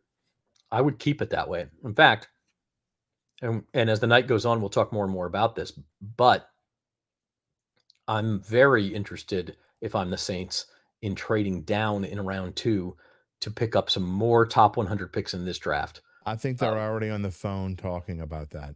I would be willing to bet. And we'll see. Talking about that. Some of that, Jim, is going to depend on how this first round ends. Yeah. Because, depending on who's available, and again, at that point you can start to do draft math because the Saints have I think it's the 13th pick in the second round, number 45 overall. Right. And you can start to do draft math. Okay, these 15 players are available. If we hold tight, we're going to get one of them. Get one of them no matter what. And we might get one pretty high on our list. But on the other hand, if you have 20 players still available that you really want, and someone else is interested in moving up and you only have to move back 5 or 6 spots and you pick up a 4th rounder in the deal, then that's the type of deal I'm interested in doing. Completely agree. We'll see how that works out. But I bet you as soon as tonight's over with, Mickey's going to be on the phone. And I think if we've been talking about it so far, we were right. Doesn't mean we'll be right tomorrow, but I think they are going to try to trade down and get them. So they need picks more than they need where they're going to be picking in the second round. Or you got your tackle. You can get another offensive lineman in this draft at some point. You can get a wide receiver or running back or whatever you think you need. I just look. It wouldn't surprise me at all if they don't draft any defense in this draft at all. It's very interesting. As I mentioned, the Saints media members talking to Fuaga right now, and they're all tweeting out things that Fuaga is saying. And the thing that sticks out immediately is that Fuaga says the Saints picking him was a surprise, that he did not talk to the Saints much pre-draft. Penix said the same thing. Yeah, so Falcons. Go figure. He also says he has not played a whole lot of left tackle, but he has worked on it. I think they're going to play him at right tackle. They need both. The Saints need a right tackle. I mean, they need both. Look, you and I think, are both talked about this. I think it would be almost a big surprise if Ryan Ramczyk plays at least the first half of next year, if at all, and maybe never again. I mean, Dunk talked about it yesterday. That there's a reason why they cut his deal down to the minimum they could cut it down to. And it just, every sign you get, Ryan Ramczyk was talking about retiring 2 years ago. And so I don't know that he'll ever play another game in the NFL. So. Yeah, no, I agree. By the way, this was earlier, and Gabe mentioned it. Diana Rossini was reporting Kirk Cousins is very unhappy with the Falcons taking Michael. You think? I mean, it's one thing to be like, yes, he's unhappy. For him to actually tell reporters he's disappointed and stunned were the 2 words, and that the only word he received that they were going to do this was while the Falcons were on the clock. So like less than 10 minutes before they did it, they called and said, "Hey, Kirk, guess what? We got competition for you." You want to do a rewind to 2 years ago when the Falcons drafted Desmond Ridder and Matt Ryan was in the same exact boat? They did it to a 13-year Falcon. You think they're not going to do it to him too? If I'm a Falcons fan, I'm not too thrilled with this development. I'm really not. You could have gotten Dallas Turner. You could have had Byron Murphy. You could have had another lineman. Here's my thing: if you're the Falcons, could have traded that. If you're a Falcons fan, picking Michael Penix is fine. But why in the hell did you go spend the money on Kirk Cousins? It doesn't make any sense. Go get Penix. Exactly. If you're sitting there and you're trying to figure out what you're going to do, and you say, okay, we want to get a guy like Michael Penix, and you know that there are going to be 6 quarterbacks gone early in the draft, and you can get one of the 6, and that's what you want to do, then go for it. But you can't draft a 24-year-old quarterback when you just spent. You're spending, what the hell are you spending on Kirk Cousins? $48 million a year. Yeah, it's two years guaranteed too. So 2 years, $48 million a year, and I mean, I tell you, Kirk Cousins just been he's been screwed over a lot. I feel for the guy, and you wonder about and winning cures this type of thing, but is that locker room going to be completely together at the beginning of the year? Or do you start to see this Penix faction of the locker room and a Cousins faction of the locker room?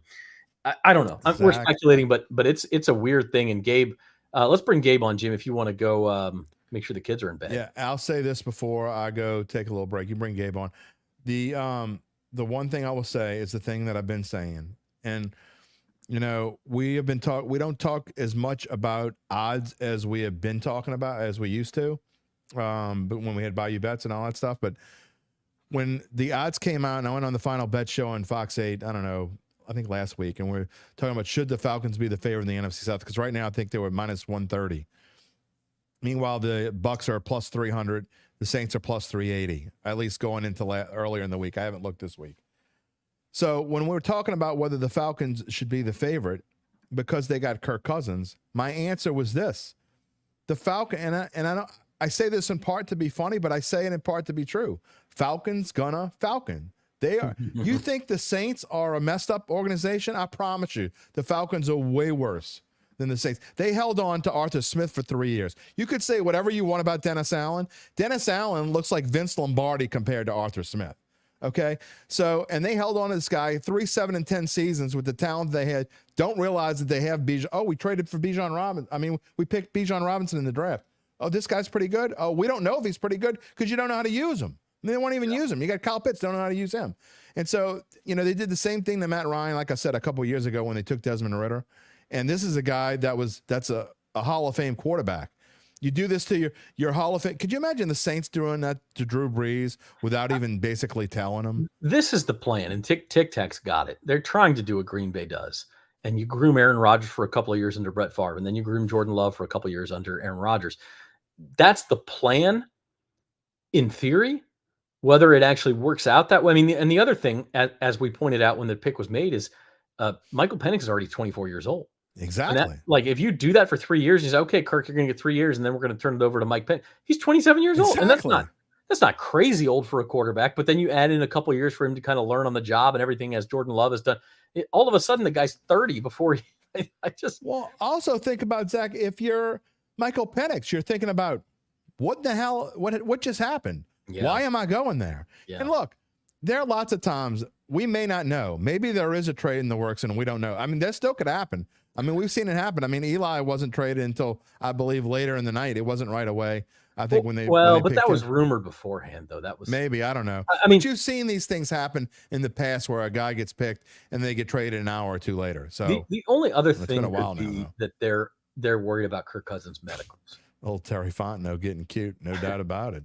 That either they think Kirk Cousins is not going to be fully healthy, or that he could re-injure that Achilles or not be the same, and that Michael Penix is sort of the insurance policy. But boy, that's at number 8. That's insane. Michael Penix isn't an insurance policy. This is a guy that is a starting quarterback in the NFL. Well, but that's what makes him a good insurance policy, is that he could come in and start. But that's just dumb. It is the surprise of the night for sure. All right, get those kids to bed. By the way, okay, well, good news for everyone out there. If you're interested in talking more about this whole Penix and Kirk Cousins, my guest on Wednesday is Taryn Walk on the Datitude podcast, who works for the Atlanta Falcons. It does writes for the Atlanta Falcons webpage. So we'll have plenty of conversations about this. This is the LA Rams first round pick. Their first round pick since 2016. Wow. They haven't picked since 2016 in the first round. They get Jared Verse at good value at number 19. Well, that's a good one. All right, I'll be back in a little bit, guys. All right, Gabe. First and foremost, Jared Verse at 19. I like it, man. I think the Rams probably needed help on defense more than anywhere else, and to be able to sit tight at 19 and get a guy a lot of people had going off the board in the top, 12 picks or so, pretty good.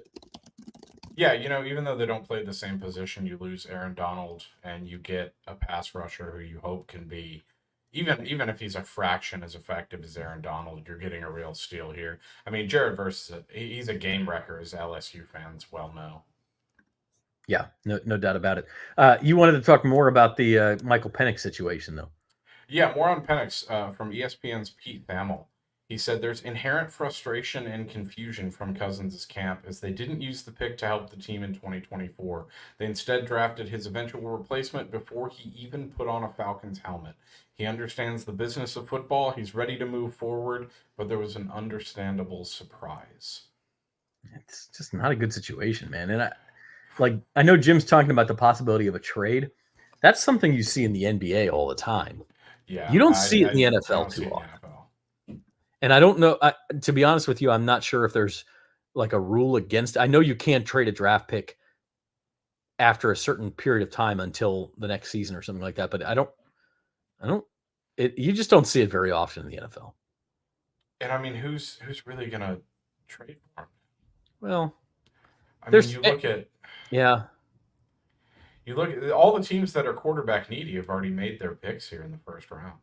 I mean, you could see, like the Dallas Cowboys would make a lot more sense because Dak Prescott's going to be a free agent next year.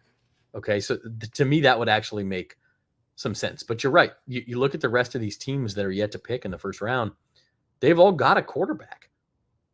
The Steelers just got Russell Wilson and Justin Fields. So between those, you got Tua Tagovailoa in Miami. You have Jalen Hurts in Philadelphia. You have Trevor Lawrence in Jacksonville. So yeah, you're right. I mean, the teams without a first round pick, I think it's the Texans and I can't remember who else.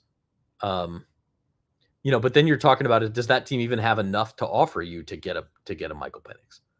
Yeah, I mean, the most quarterback needy team left to pick here in the first round, I would maybe say, is the Lions. Once Jared Goff moves on, yeah. But even then, they drafted Hendon Hooker last year to be that backup and maybe an eventual successor, even though he is on the older side, like Penix. Yeah, so I don't know. That pick is it continues to baffle me. Like 2 hours later. And if for nothing else, then you just sort of pissed off your franchise quarterback before he ever played a game for you. Was that alone maybe makes it not worth it? I mean, I get not taking an offensive weapon there because they've got a lot on offense, regardless of what Jim will tell you. But Dallas Turner was right there.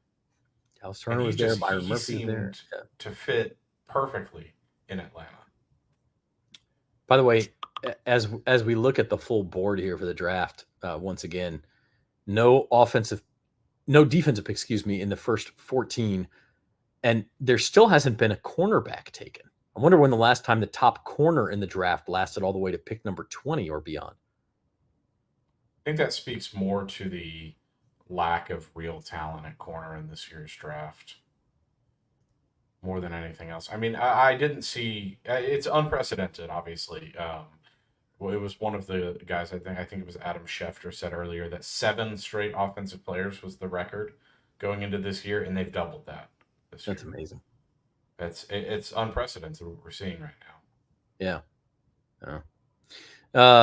So yeah, as we go into the 20s now, Gabe, we've got Troy Fashanu is still out there, Brian Thomas, Xavier Worthy, who set the NFL record for a 40-yard dash, Chop Robinson. Some of these guys were at various times expected to go in the top half of the first round, and now here we are at number 20. And this happens every year. This is nothing new, but these teams who pick at this range are usually the better teams in the league, and they can sit back and wait, and usually somebody ends up falling to them. Yeah, I said it with Dallas Turner earlier, and I mean, it's especially true now. When you have this many quarterbacks, when you have a record number of quarterbacks, I mean, it just pushes these players down the board.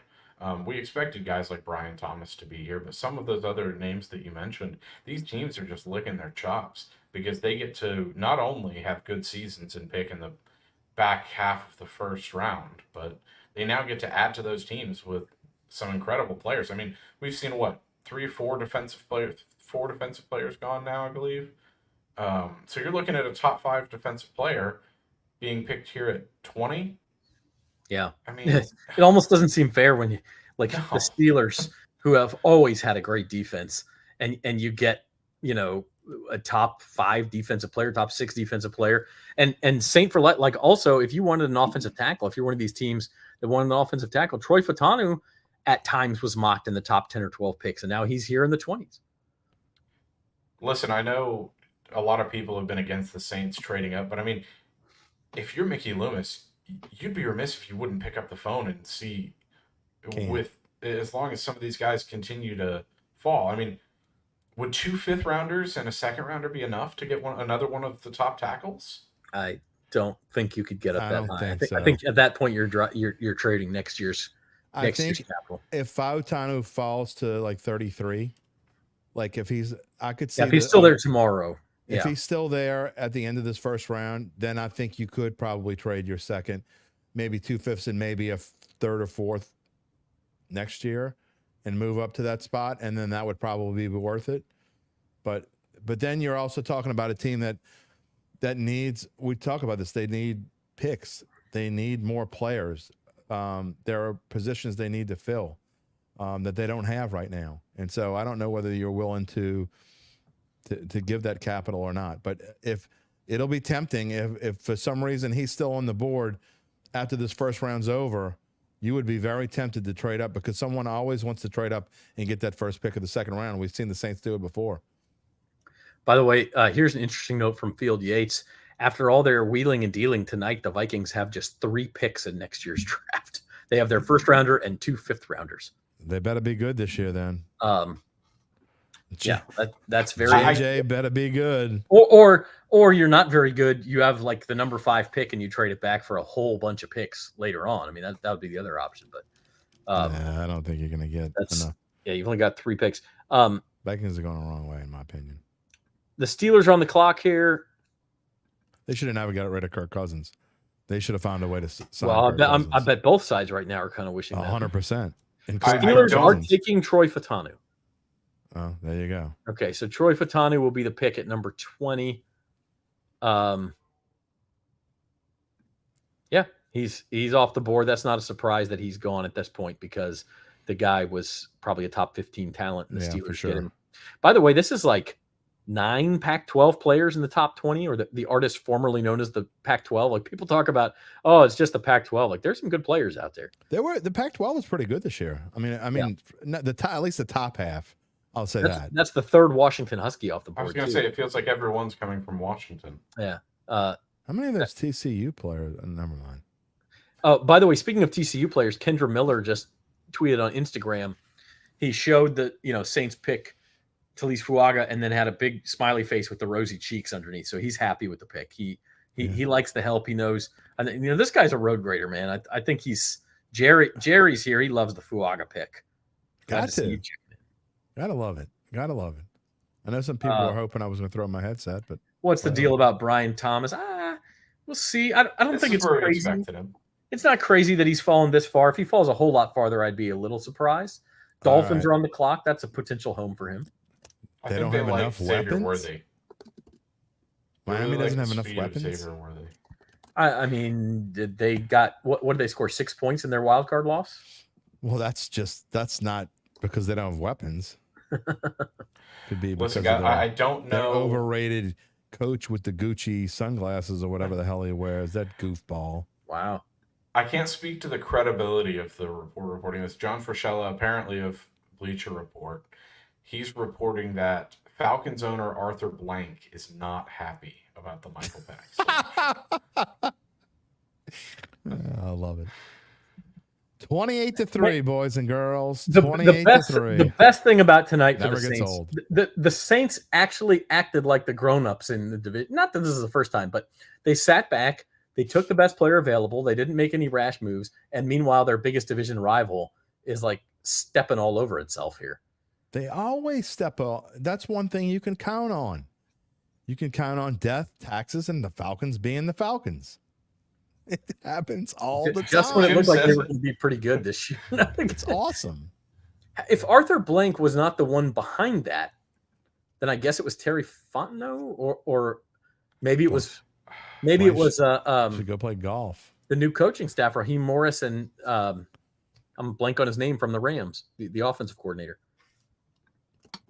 David. Zach Robinson. He said, "I'm not." Let me say this, Jim. The odds in the division, we've been talking about them on Datitude for the last few weeks. They're going to be really interesting in the next few days. Oh, I can't wait they're going to change. I think they change. I hope you got your ticket. No, I didn't get my.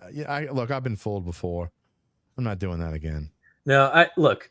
If anything, I would bet on the Bucks. The first round of this draft going well for the Saints is not the same thing as the Saints having a good season. No, yeah. Look, by the way, my prediction is Brian Thomas to the Packers. Oh, okay, I like that. New weapon for Jordan Love. Receivers, you'd think. Nah, you can't. No, I think they could use him. That'd be interesting. Brian Thomas will be just fine wherever he goes. I'm just I saying. wonder if he goes to Jacksonville. Jacksonville losing Calvin Ridley. They've had some LSU receivers. The Dolphins on the clock. We're gonna have some more guests a little bit later, everybody, but obviously everyone's kind of busy on deadline right now, following the draft. So we'll see what happens, but we'll get Rod Walker and Jeff Duncan, Luke Johnson all back in here before the end of the night. I see Cam Hayward making the Steelers pick, which we already announced, obviously. But again, another extra point earlier this week was the Saints, 36 years ago, picking Craig Ironhead Hayward, his dad, who died of brain cancer at the age of 39, but an icon here in New Orleans. I loved Ironhead, man. I didn't grow up in New Orleans or anything, but what a fun player. He really was a fun player, and we forgive him for going to the Falcons like we forgive Bobby Hebert. But I always think, even now when I see the Hayward brothers playing for the Steelers, and especially Cam, I can't imagine how proud that Ironhead would be of his son. But it's pretty cool that he gets to go up there and make the Steelers selection. So go back, go subscribe to the Datitude Podcast and go watch our extra points. Gabe's been cutting out the shorts of the extra points lately, and people have been watching those and enjoying them. Just noticing now after the Steelers pick Fashanu that it's 7 consecutive linemen taken, starting with Fuaga, either offensive or defensive lineman. You had Taliese Fuaga, Laiatu, Byron Murphy, Dallas Turner, Amarius Mims, Jared Verse, now Troy Fashanu. 7 consecutive linemen. Where is football won, boys and girls? It's won in the trenches. Exactly. And we talk again. I'm gonna say it again because you can't be said enough. That's the thing about Kubiak. I guarantee you he's got a lot of input on this team.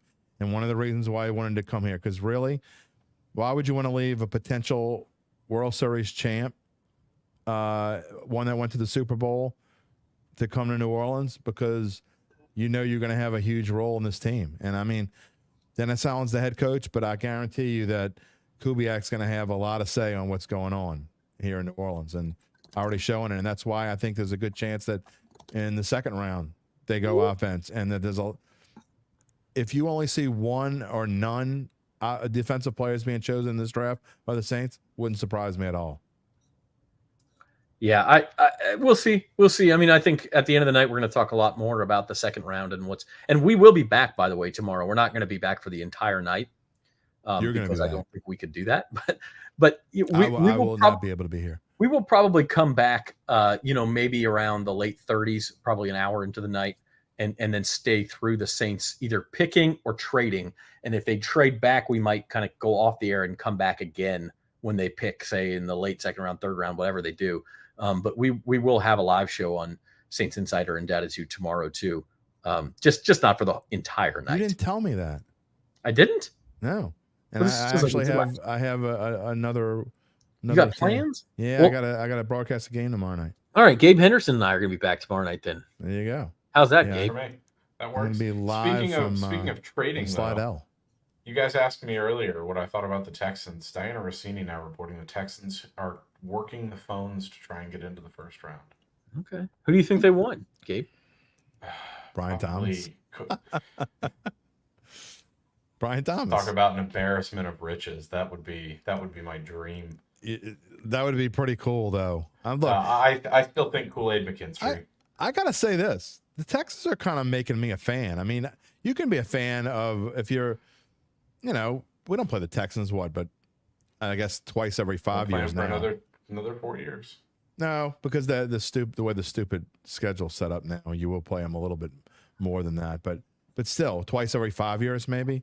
I think they're a fun team to follow, and there's certainly no other team in that stinky division that's fun to follow.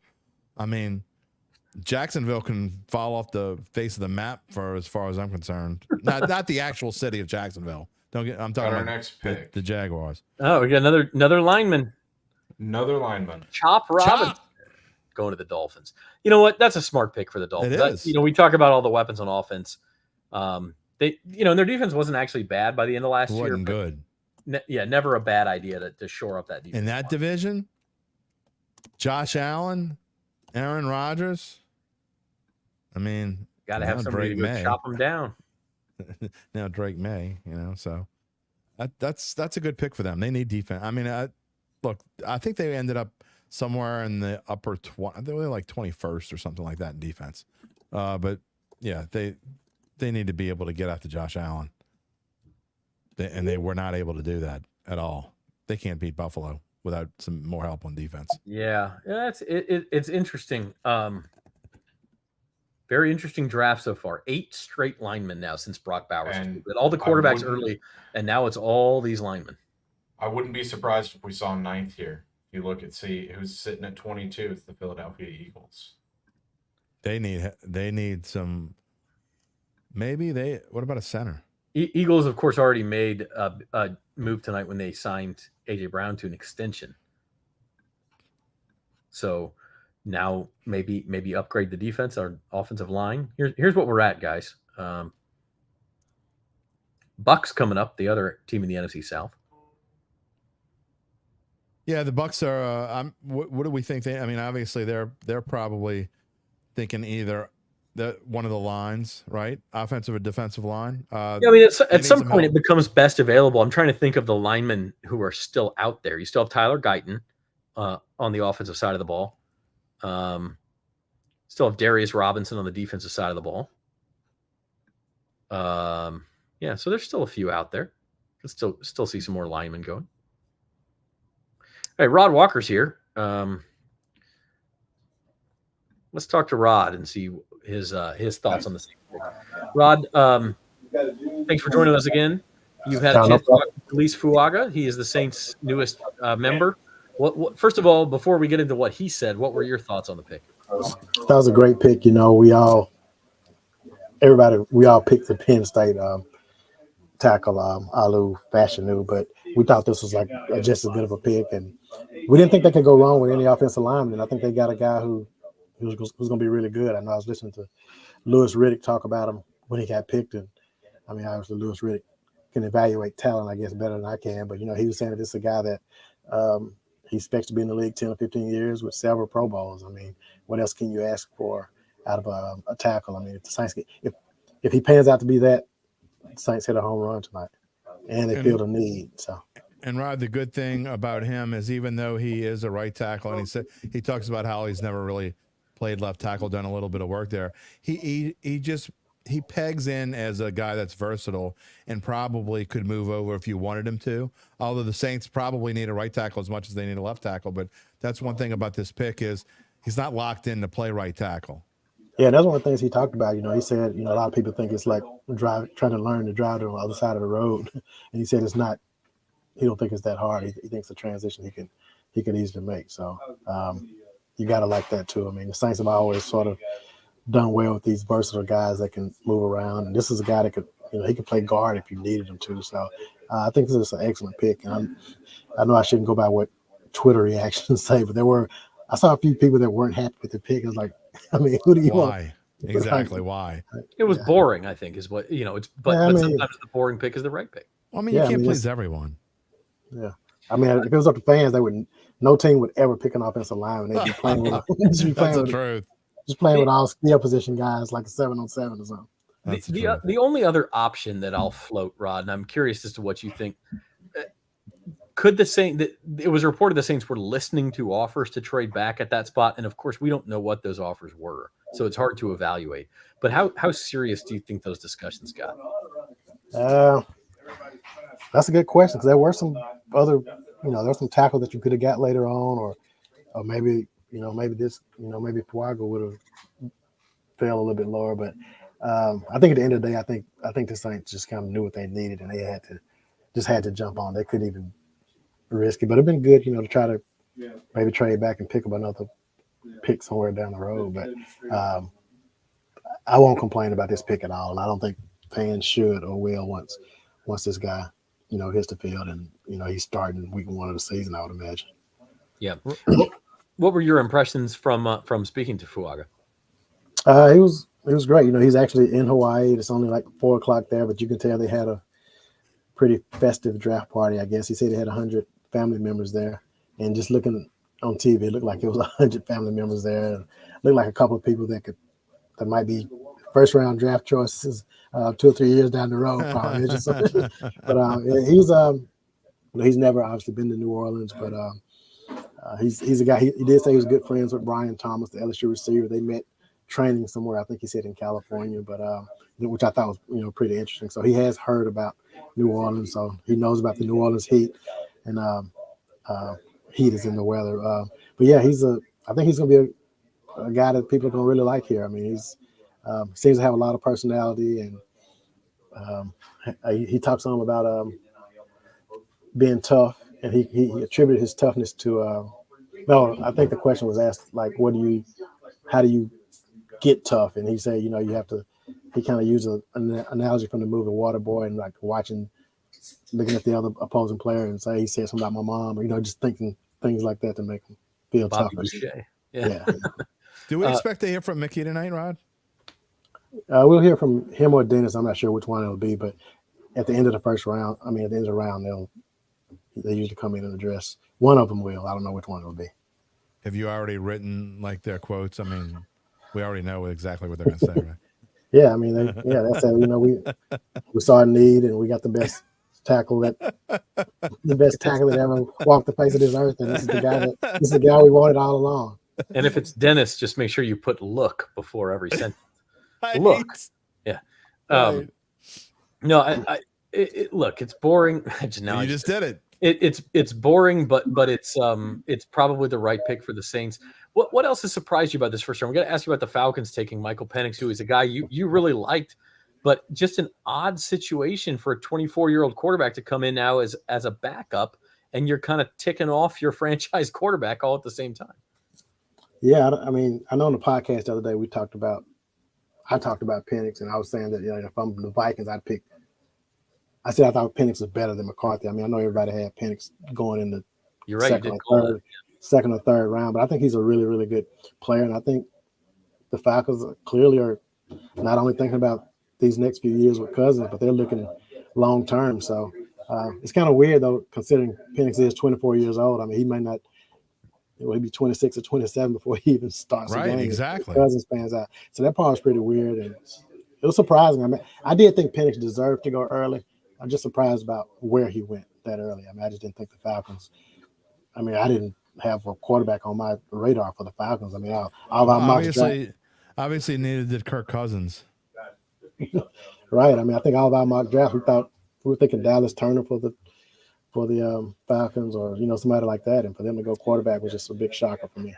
Pick is in for the Eagles, by the way. Quinyon Mitchell, the Toledo corner, is going to be the pick for the Eagles. So the first corner, that was the other kind of thing. All these quarterbacks early, and now we've had 8 straight offensive or defensive linemen. We haven't had a corner taken. This has got to be the latest a corner's ever been taken in the draft in a long time, too. Rod, anybody else that kind of surprised you? The Broncos, Sean Payton goes and gets his quarterback in Bo Nix, and then the Raiders take Brock Bowers right before the Saints. Yeah, I think Dennis Allen and Mickey were probably glad that that the Raiders picked Brock Bowers before them, because yeah, that's what we talked about. No, that would have given. He's the guy I talked about earlier when I was on here. That I think he's the guy that they would have threw a monkey have to make a decision. Plans, right? Yeah, so I was kind of glad. I'm glad this guy's gone. We don't have to think about that. So, I think it worked out perfectly for the Saints. Yeah. I wouldn't be surprised if we do see kind of a run on corners now. Quinyon Mitchell's gone, Terry and Arnold's out there, Kool-Aid McKinstry. We'll probably see some of these guys go here at the latter half of the first round. Rod, before we let you go, Saints next have their pick at 45. We've talked a lot about could they trade back from that spot and try to create 2 or 3 picks instead of just the one, or do they go ahead and take a defensive lineman or a wide receiver at this spot? What are you feeling for the Saints now in the second round? I think either one of those two, but also, I mean, I still think they need help on the offensive line. So if they decide to, hey, we're going to just completely get all the help we can now, I wouldn't be shocked if they did that. So I think it'll be one of those 3 positions. But I know in our mock draft that we did that first week, I talked about them going O-line twice. So yeah, and absolutely some guys out there who would fit the bill if they want to do that, especially after James Hurst's retirement this week. You don't know about Penning. You don't know about Ramczyk. I mean, the offensive line clearly is the biggest need for this team. Yeah, without a doubt. And again, they addressed the need here in round 1, like all of us expect them to do. We just didn't know who it would be. Well, yeah, we expected them to do it, Rod, but that doesn't mean that, you have to wait until they actually do it to see it, to believe it. Yeah, but sometimes the need's just too big. You just can't ignore it. That was the case this time. No doubt. Yep. No doubt about it. And I think they got a good one with Taliese Fuaga, but we'll talk a lot more about him as we go forward. Rod Walker, thanks for joining us. We'll see you next week on the Saints Insider. See you, Rod. All right. Thanks to Rod. How about time for a quick break as we wait on the Jacksonville Jaguars are back on the clock at number 23 after trading down earlier. So we'll take a quick break and we'll be back with you guys in just a minute after this word from Tulane Doctors.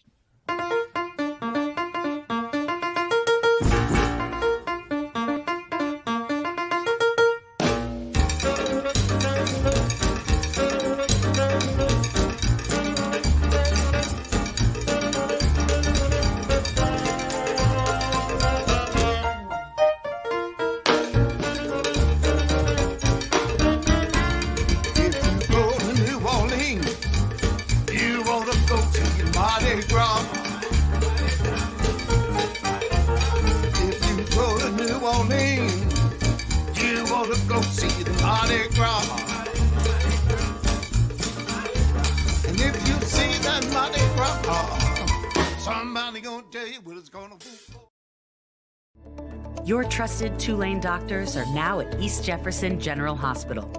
Within these walls, you'll find our region's leaders in academic medicine, where state-of-the-art facilities house the innovation powered by Tulane medicine, where collaborative care and compassion meet, and where our commitment to patient outcomes means a healthier future for our community.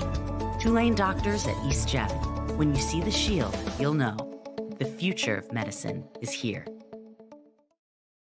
All right. Well, there's an extra empty chair. So let's bring in Luke Johnson. I think I'm going to bring in Luke Johnson. No. Luke, are you frozen up? There you are. What's happening, buddy? How's it going over there at Saints camp? Yeah. Look. It's going well. I was about to pull you up on my laptop here to see if that would come in a little bit. You want to come back in a second? You want to? Yeah. Let's do that. All right. I'll pull you back in a second. We're bringing Gabe Henderson here.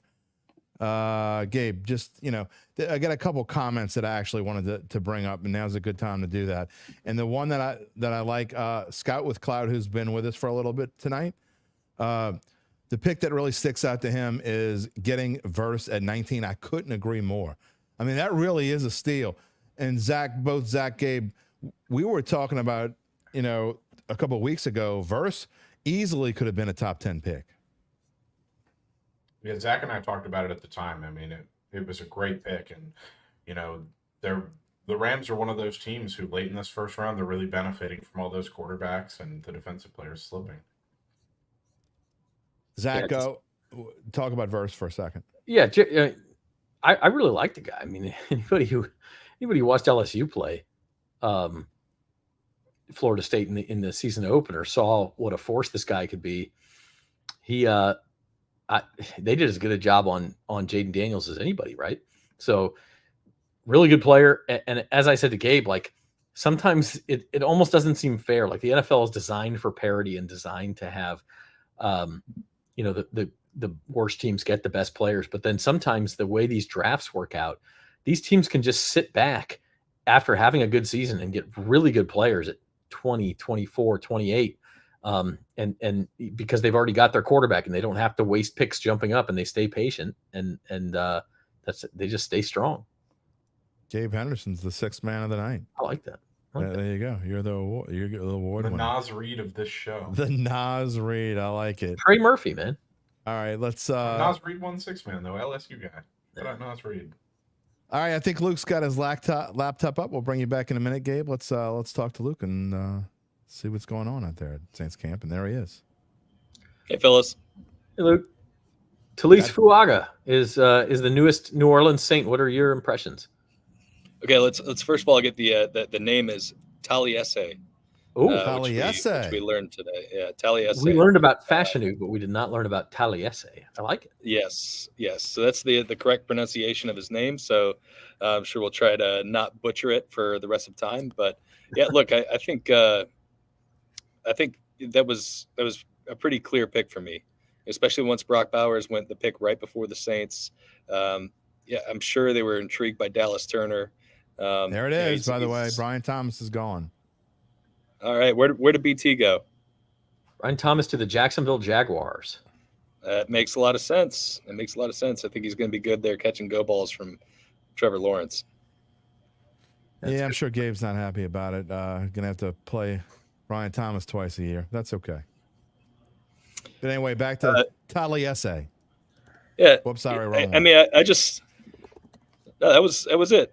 Look, I think he was the clear choice for him there. Yeah, I'm sure they were tempted by some other guys, but considering who was already off the board at tackle, I liked Fashanu better than Fuaga, but I think that's really just a personal choice thing for me. And really, when you kind of break him down, I think that the reason I like Fashanu better is because he's a clear left tackle. Right. I think there's a chance that Fuaga has to play on the right side, but look, that might be a necessity for the Saints. So I think they got clearly the best offensive lineman left on the board. They entertained some trade offers according to Ian Rappaport, but I think they made the right move to sit there and make sure they got their guy. Because it was 5 more picks after the Saints, 2 more tackles were gone. So I think it was the right move, and we'll see where they go here now that they got a tackle, where they go with their second round pick. I mean, there's a lot of different ways they can go. Luke, what did you take out of his comments and what he had to say to the media? Was there anything that stood out to you? No, I think it was. I think the thing that stood out was he seems like a personable guy, which is good for us. I think he's somebody who kind of knows that he's coming into a system that probably fits him pretty well. They did some zone blocking stuff up at Oregon State, and really when you think about his calling card coming into the NFL, even though he didn't give up a sack in his college career, which is pretty impressive, he's a guy who's going to eat people alive in the run game. Which if you think about the Saints team last year, I mean they were absolutely abysmal in the run game. They could use somebody that kind of sets a tone like that. So I think he's a really good fit for what they want. Especially considering who was already off the board. And I think they got a good one, man. Luke, you mentioned sort of the possibility of trading back. And we don't know what deals they were offered. We don't know if it was trading back 2 spots or 8 spots or what picks they may have gotten back. So it's impossible to really grade the decision. But how serious do you think it got? Well,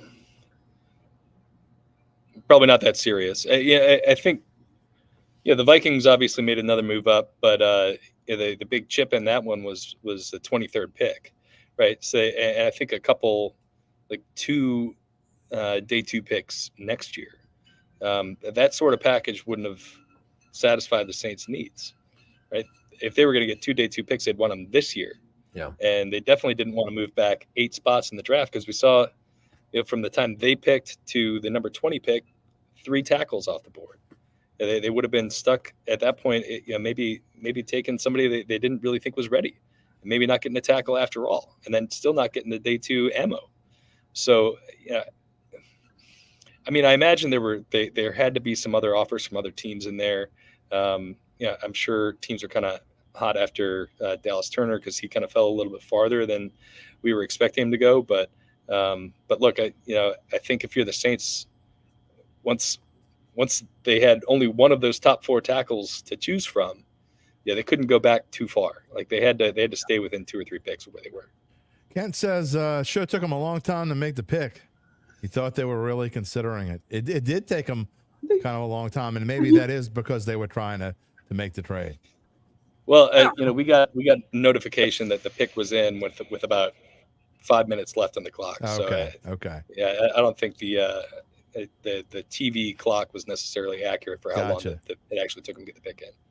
Yeah, and the other part of that is that, just because you take a phone call doesn't mean you seriously considered it. The phone call still takes time. So, Luke, we still got 9 picks left here in the first round, but as we start to look forward to the Saints day tomorrow, what sticks out to you about this first round and both from a Falcons take Michael Penix, what the hell standpoint, and also what may be left for the Saints tomorrow?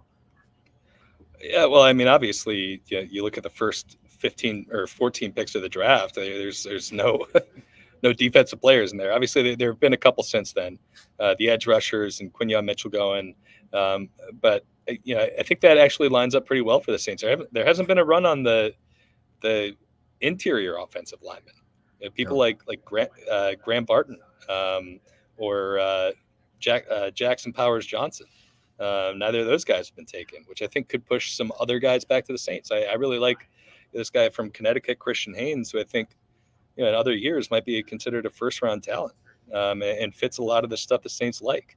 And obviously they have a need on the interior. And we still haven't seen I'm going to forget his name, the offensive tackle from Oklahoma. He's still on the board. Tyler Guyton. And I think that that's pushing even more guys back. Roger Rosengarten from Washington. You've got Kingsley Suamataia from BYU, who I think both of those guys could be in play for the Saints if they continue to slide. So I think the way this is all shaped out, even though it was looking briefly like a doomsday scenario for the Saints when 3 offensive tackles were off the board in the first 11 picks. I think the way the rest of the draft is shaped out is actually working out pretty nicely for their second round pick. Especially we haven't seen, I think there's only 4 receivers gone at this point. Right. So that could be another direction the Saints go in round 2. Penix to the Falcons. Not a knock on Michael Penix. In fact, Rod was just on talking about how he liked him as a top 10 pick. I don't think we're arguing that. It's just very odd for the Falcons to sign Kirk Cousins and use a top 10 pick on a quarterback in the same offseason. Yeah, I mean, it's hilarious that I was on here a couple hours ago, right before Penix was picked, and Jim was like, "Wow, no surprises so far." Exactly. I had to throw it out there. Maybe it would, jinx it a little bit, get some excitement going on. Yeah, I think my jaw just about dropped to the floor. And again, this is nothing against Michael Penix, but I mean, they just invested $120 million in Kirk Cousins. Okay, he's coming off the ACL tear. He's in his mid-30s, but you still invested $120 million or whatever the contract was in a quarterback. And when you're thinking about a team that has designs on competing for a division and what are you setting up, like a 4-year succession plan with a quarterback who's already one of the older quarterback prospects in this class? So he sets in the starting lineup and he's 28 years old. I don't know. It was such a strange pick. And then you hear afterwards they didn't really talk to Kirk about it beforehand. That's the crazy thing. It's like shades of Matt Ryan all over again. Yeah, I don't know. It was so bizarre. It just completely out of left field. I mean, you could have saw the Falcons going any number of directions with that pick, but that. There's a trade. The Cowboys have sent their pick to the Detroit Lions. Lions and Cowboys swapping 20 and 24 and 29. So the Lions are now on the clock. Detroit fans are all probably very happy out there. Yeah, finally. 150,000 of them. Yeah. 275,000. Oh, 270 was the final number. Yeah, that's insane. That sounds like Mardi Gras. Luke, before we let you go for the night, your kind of final thoughts on where things stand. Yeah, I mean, like I said, I think this is actually shaping up pretty nicely for the Saints in round 2. They've got we'll see how the rest of this first round unfolds, obviously, but they've got 12 picks from the end of tonight before they pick tomorrow. As of right now, who knows what the trades look like tomorrow, if there's an opportunity for them there. But I think they're going to land a really, really good player. I've already been putting together my list of who might be available there. And I think they've got 13 guys on there who I think would all make sense for the Saints. And that means at least one of those guys is going to be there, unless they get picked in the first round. Then they got to delete their name and come up with somebody new. Yeah. And there's the pick for the Lions. They get Terrion Arnold, Alabama. Definitely a need for the Lions. And probably the best available player left. This is a guy who was mocked in the top 15 in various times. Sure. So, good pick for the Lions. And again, say it again, Luke. Taliese. Do we have the last name right at least? Yes. So it's kind of like one of those situations with the Polynesian name or Polynesian names, similar to Tungo Valoa. So it's Taliese Fuaga. Fuaga. Okay. Oh, it's like a small N in there. I thought you were going to say it was Fuaga Alova. No, not quite that. So direction. it's got an N. Somebody mentioned that. Somebody had a comment. Somebody earlier did mention that that. That's why I asked. Had an N in there. So it's got a Fuaga. Yeah. There's no N in the actual name. Right, but it's pronunciation. Yeah. Oh, I need to go take a class on this. Linguistics 101. They didn't have that when I went to college. Luke. All right. Well, look, it's interesting though. I mean, I think Saints fans would love if they had to. You're right by Emma's Wire. Oh yeah. 5800 Airline Drive is about like 2 miles away from the airport. So always got. I thought they were flying in Fuaga. Right. That's a long flight from Oahu. It is. Yeah. It is. Yeah. He's gonna have to come back though. Well, hopefully Saints fans will have a long time to learn his name. But Terrion Arnold, the latest pick. Luke Johnson, we appreciate you, and we will talk to you later. Talk to you Monday, Luke. Yep, my pleasure, fellas. Thanks to Luke. We're still going to have Wilson Alexander back on to talk where the LSU guys landed, and I think we'll get another visit from Jeff Duncan before the night is out. Zach, are you surprised that tonight has not had more surprises? We talked about in the beginning. I think there have been some surprises, but other than Penix, has there been anything that's like super surprising? And no defensive player picked until 15. Whatever. Nothing. But I know what you're saying because nothing was like crazy. Like, how could that guy not? Because no defensive player picked in the first 7 anyway. So, it's been a little more. The Saints made the pick they were supposed to pick. Yeah. I mean, to be honest with you, this is like 3 or 4 straight years they've done this. I mean, like everybody had Chris Olave and Trevor Penning mocked to them in 2022. Everybody. Right. I mean, that was right. And then last year, it wasn't necessarily a perceived, but it was a defensive tackle. Was like that was the chalk pick. They needed defensive tackle, and they got a defensive tackle. And then this year, hey, it's going to be either Latham or one of the 3 Fs, and that's who they get. They get Fuaga. Yeah. All right. You say that 3 times fast. We'll I get almost said one of the 3 F words earlier on accident. You would have said one of the F words if the Saints hadn't picked. You're right. One of the. You would have had to cut my mic. Yes. You would have had to cut the mic. But yeah, Luke's right. You still got Barton, Guyton, Powers Johnson. I'm going to forget. He said one of the F words, one of the 3 F words when Thomas went to Jacksonville. Sua Mataya of BYU is still out there. I mean, there's still a lot of good offensive linemen if the Saints decide that's how they want to go. Terrence is one of my favorite regulars, but I'm not sure. Why do you think Sean Payton's going to get fired? Because he picked Bo Nix? He must not like the Bo Nix pick, yeah. I don't like Bo Nix, but I said it earlier. You want to go back and talk about picks that could end up making that's the quarterback whisperer. There are certain you can't whisper old man Russell Wilson into being a good quarterback again, but you can whisper Bo Nix, I think, into be again. Look at that completion percentage, buddy. 77% last year. That's Drew Breesian. Just saying. Not saying Bo Nix can be Drew Brees. No one is. But I think he can whisper him into something decent. Yeah. It's interesting. We're now down to pretty much outside of the Terrence is really down on Bo Nix. Outside of the Cardinals. Sean Payton. Whose pick do the Cardinals have right there? I'm trying to think. Who's 20? Who would have been after the Bills? That would have been. I'm trying to think who got knocked out. But outside of them, you've NFC got team. basically all teams that went deep into the playoffs. Oh, that's a Lions pick. No, that's the Lions. No, No, the not Lions were pick. 29. That's not the Lions pick. You're right. I don't remember. Eagles, maybe. No. Eagles were 22. Yeah, it could have been, I guess, because the Eagles they moved. Because that was the Eagles make all sorts of trades, but the Eagles lost to the Bucs, so they would have been before the Bucs, I think.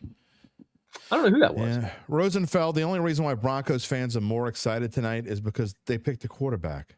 And quarterbacks are more exciting than tackles. That's literally the only reason. He could end up being a great player. Joe Alt could have fallen to the Saints, and the Saints picked Joe Alt.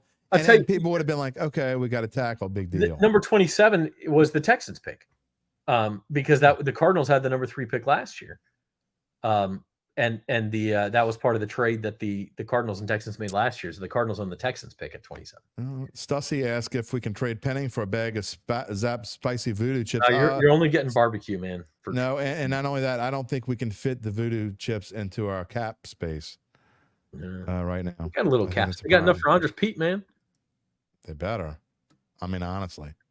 Yeah. They need to be like being. They need to be sending Andres Pete like gifts and stuff. He needs to. They need it Andres Pete. Packers are drafting Jordan Morgan. Jordan blocking for Jordan. All right. I'm surprised I thought he was more of a second round guy. This is why we make 50 slides. We have guys like this. This is really the first pick I've seen where he really a first round guy. Okay. We almost didn't. When you gave me the 40, I bet you he was on the cusp of not making it. He may have been, but Tyler Guyton is still out there. He was chosen. Yeah, but Tyler Guyton's going to probably be tomorrow, I think. At this point, you'd have to think, right? Yeah. I don't know how many offensive tackles is that now, though, because the number I think was up to 10.5, which would have even 10 would have been a record. But that's, let's see, 3, 4, 5, 6. That's 7. So we've got a ways to get to 10.5.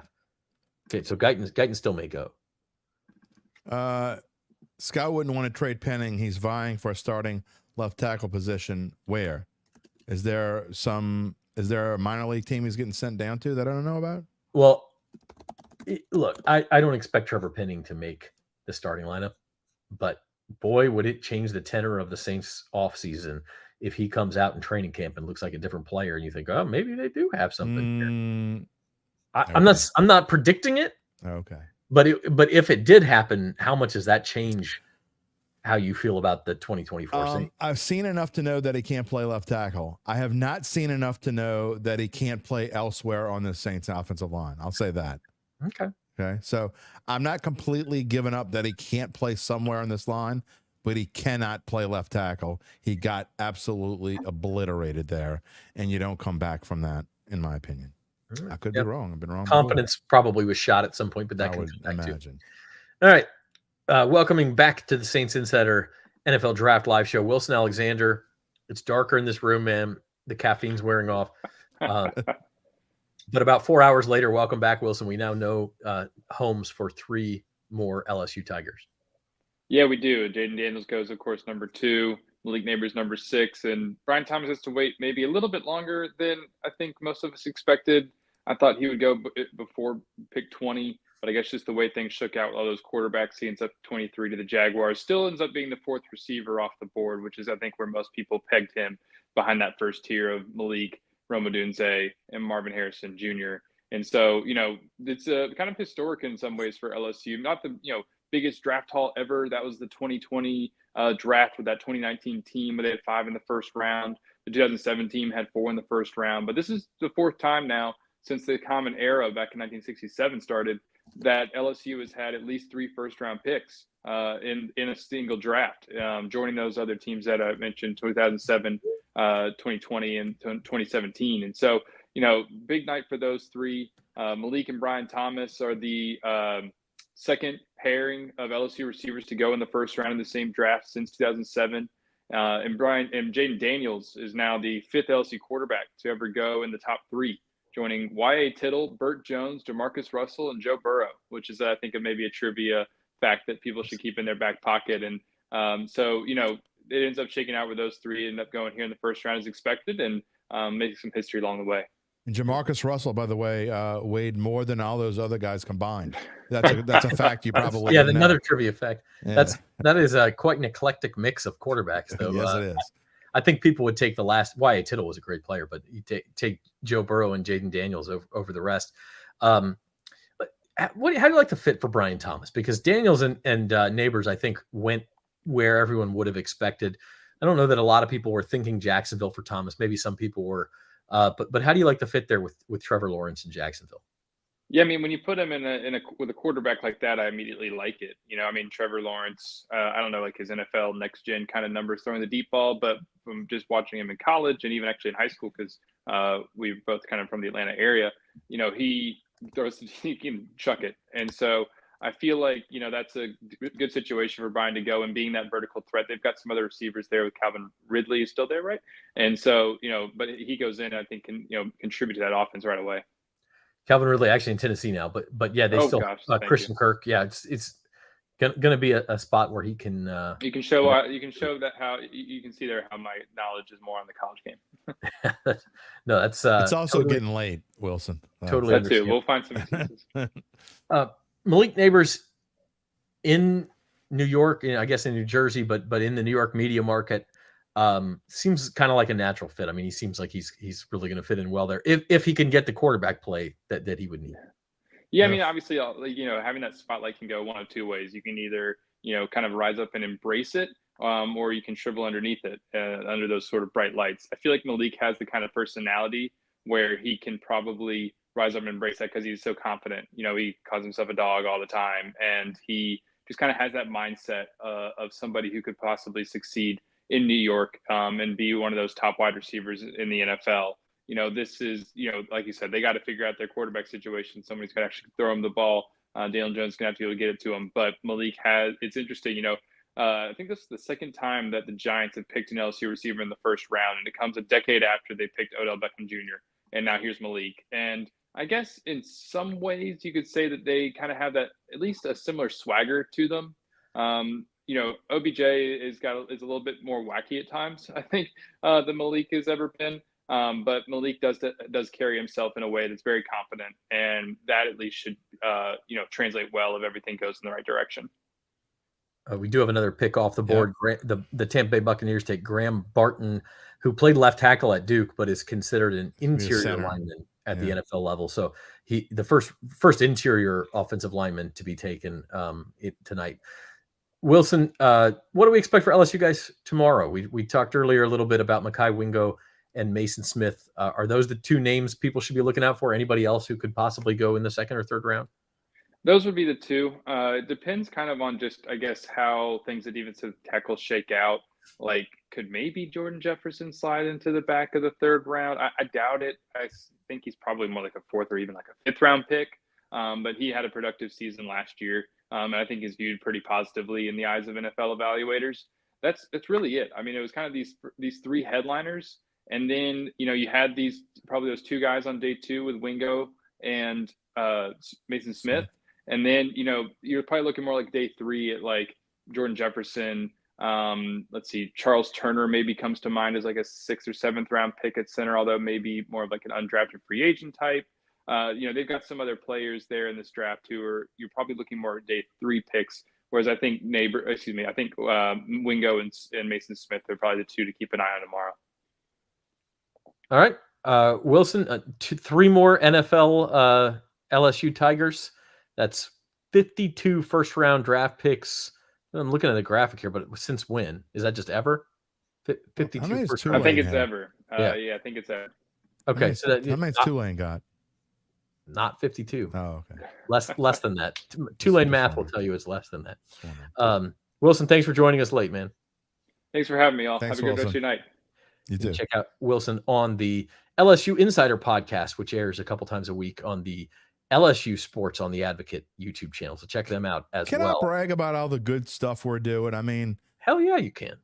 I mean, LSU Insider, Saints Insider, Datitude, all this stuff. I mean, there's no reason to, and we don't charge you like monthly fees and stuff like that.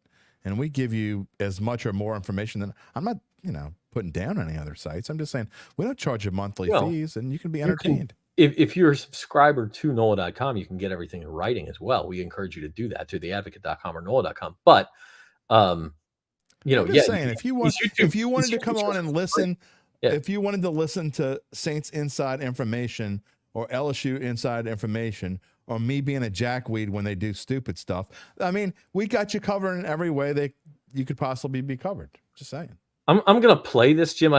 If we can't hear it very well, tell me, but this is Dennis Allen apparently Mickey Loomis and Dennis Allen telling Taliese Fuaga that he is the newest New Orleans Saint. All right, let's hear it. This is Jeff. Sorry, I'm just going to interrupt. This is Jeff Ireland, not Mickey Loomis.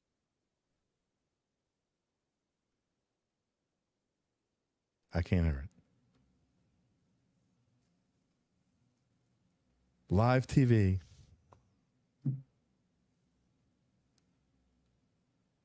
Do you hear it? Because I don't hear it at all. You hear it? No, not at all. Not even a little bit. We're going to stop, but Dennis Allen called him a tough SOB, and that's what I love about you. I'll tell you what, I can probably get that and download it while we're doing stuff. Actually, if you want to bring Gabe on, I will find it and cut it out and sure. Play it. Good question, Kent. YouTube channels are the best way. You can sign up for notifications, get all of our. So it's the Saints on NOLA.com YouTube channel and the Datitude YouTube channel. Yeah, it's at Datitude Pod. You can search for at Datitude Pod on YouTube. And then the Saints Insider on the Saints on NOLA.com and the LSU Insider. I believe it's called the LSU Sports by the Advocate YouTube page. So, they're all a little bit different. You got to do a little bit of searching, but not too hard. Gabe, you said you got a Terry Fontenot quote. You got a Terry Fontenot quote for us? Yeah, this. You got to turn a light on. Quote. Yeah, Gabe. I'm gonna get out of here because actually I really can. I can download this thing and I can turn it into something we can listen to in just a second. Here, how's that? Is that better? Yeah, a little better. Yeah, I was getting a little Blair Witch Project vibe from you there. It's probably the TV in here. I've still got the draft on. This comes from Kelly Price, not the singer Kelly Price, Fox 5 Atlanta reporter Kelly Price. She says that Terry Fontenot told me earlier tonight the Falcons don't plan on picking this high anytime soon. The team looks to win now with Kirk Cousins. That mindset could be an explanation as to why they got aggressive to get their quarterback now. Okay, I mean, I actually understand that, but no team actually plans on picking that far, that early anytime soon. I mean, that's like, of course you don't. Darius Robinson to the Arizona Cardinals at number 20. Is it 27? 27. So that's the newest pick. Good on the Mizzou Tiger. Some people thought he might be an option for the Saints to trade up in the second round and get, but he is gone at number 27. So that's the latest pick. And we're zooming through here. We got 5 picks left here in the first round. Bills, Cowboys, Ravens, 49ers, and Chiefs are who's left on the clock. And honestly, I have this clip for you. I have not watched this. This is straight from the Saints website. So here we go. Here is the call to Taliese Fuaga. Where are you right now? I'm in Hawaii right now. In Hawaii. Yes, sir. Outstanding. Great place to be for the draft, huh? On plate. Yes, sir. Yes, sir. Yeah. Well, Coach Dennis Allen first. Just a second. Yes, sir. Taliese, Hey, Coach. how you doing, brother? I'm good, Coach. How are you? I'm doing outstanding, man. You're over in Hawaii, huh? Yeah. Yes, sir. Well, listen here. We're on the clock here, and we're about to draft you, so it's a long flight from Hawaii to New Orleans. Yes, sir. You excited? Yeah, I'm excited, Coach. I'm excited. I love it. I love it, man. I can't wait to get you here. Look, you're a tough SOB, and that's what I love about you. You know what I mean? And that's the way we're going to play. So we're excited about getting you here. We can't wait to have you. Dennis Allen just makes you want to not run through a wall. That was one of the most awkward 53 seconds I've ever spent in my entire life. My only regret is that. I mean, really? Can I interpret what Fuaga was thinking? Jim, my only regret is that DA did not say, Taliese, We're ready to get chopping wood. Because You that's did what I not really go wanted. there. The chopping, you really? You're gonna start to chop the wood? Look, I mean, these Wow. conversations are always a little bit awkward. To be honest with you, I kind of liked what I heard from Fuaga. He sounded like he's ready for anything. Like, hell yeah, let's go. Oh my God, that was so awkward. But yeah, I mean, yeah, I was He's like, an offensive lineman. I was They like, don't get overly excited. yes, about sir. much. You're a New Orleans Saint. You're about to make millions and millions of dollars. Yes, sir. I mean, really? That's what we get? What are you supposed to? You wanted to scream and cry? I mean, He's a millionaire, for God's sake. But Who he knew cares that was where you go? he knew that was happening. JJ's was got the true. question of the day. What's the plan at left tackle if Fuaga is your right tackle?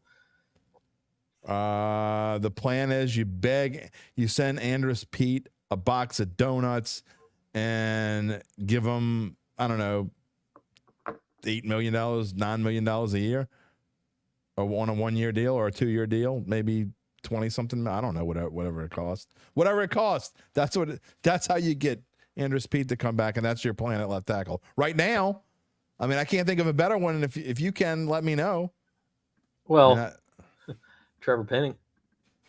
You know what? I will say this, Jim. You're talking about the lack of emotion from DA there, and I know you hate Jim Harbaugh, but can we talk about the electricity of some of his quotes? He started his press conference off tonight with, I know the question is going to come up about weapons, but we look at offensive linemen as weapons. Is that not the most football guy quote you've ever seen? I think the ink that he got from that tattoo ran into his brain. Yeah, we do have a report here, guys, from Jordan Schultz of Bleacher Report, who says the Bills are in trade talks to move out of 28, not done yet. With who, the Saints? Well, I don't think so, but I do, I do think we're into the range where we have to start at least acknowledging that it's a possibility. JJ says the plan is to that'll work. Clear plan is to fail and get Carr killed. Wow. JJ Ian Rappaport is saying that I hope that's not we'll the see plan. if we get a trade, but there's a lot of action in the late 20s from teams trying to come up. Who are the targets? Let's just talk about the Saints, because again, they would have to give up something That was significant. so brutal. That, by the way, you'll want to catch the Attitude podcast tomorrow, where I give my Derry's dime on today. Look, I'm happy with the pick, but I guarantee I'll play that clip, and I'm going to be like, Can you piggybacking off of that, Zach? Can I ask a question to you guys real quick? Sure, ask away. What do you think the difference is in trade value between, say, these late picks in the first and early second, like 33, 34? It depends on how far you're moving. I think if you're moving more than 5 or 6 spots, it gets pretty expensive. More than the Saints can probably afford, which is why I don't think this could be seriously thinking about moving this far. My opinion. It really depends. The farther you get into the draft, the less each spot is worth, of course. But yeah, I think at this point, to move up from 45 to, let's say, 28, you're giving up. There's actually some formula now. Yeah, there is. No, it's been around a long time, but it's been adapted. I think you're probably giving up a second rounder next year to do that. Oh, sure. And then maybe also like a fourth. Or you're swapping a fourth and a sixth. You probably get like a first and a sixth or something. And a sixth for your next pick, and then a second and a fourth. I just don't know that there's anybody out there right now that the Saints would like. I doubt it. I don't think there's any. I bet you they're kind of. They already I bet have contingency plans for what they have for. I just don't see them trading up. I really don't. I mean, I don't see anything that they really, really want to go get at this point. Okay, it is a trade. We have the Chiefs moving into number 28, so they move up. Was that 4 spots with the Bills? Okay. The last time the Chiefs and Bills made a draft day trade was for Patrick Mahomes. That worked out well. You'd think the Bills would learn to stop trading with the Chiefs. So yeah, Kansas City, Super Bowl champion Kansas City on the clock at number 28. And we'll see what the answer to your question here is, Jim. I'm going to guess the Bills are getting maybe the last pick in the second round. The Chiefs have the last pick in the second round. Maybe that's what the price to move up 4 spots here. Yeah. I mean, that sounds or third. Or I a mean, third yeah. and a fourth, maybe something like that. Depends if they give something else back with it, but we'll find out pretty soon. Yeah, 4.5 hours of draft coverage here on NOLA.com. And again, I mean, other than Michael Penix, really, to me, no shockers.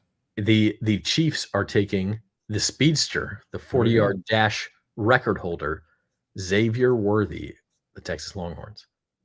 I actually thought it would be Buffalo who would draft him. You see their combine record 4.21 second 40-yard dash. So Patrick Mahomes has a weapon. He's got a speedster. Oh, and let me just say, I didn't have a full one for him. What happened? Why did I not have a full one for him? I don't know. Unlike the last receiver who broke the 40 record, this one's actually extremely talented.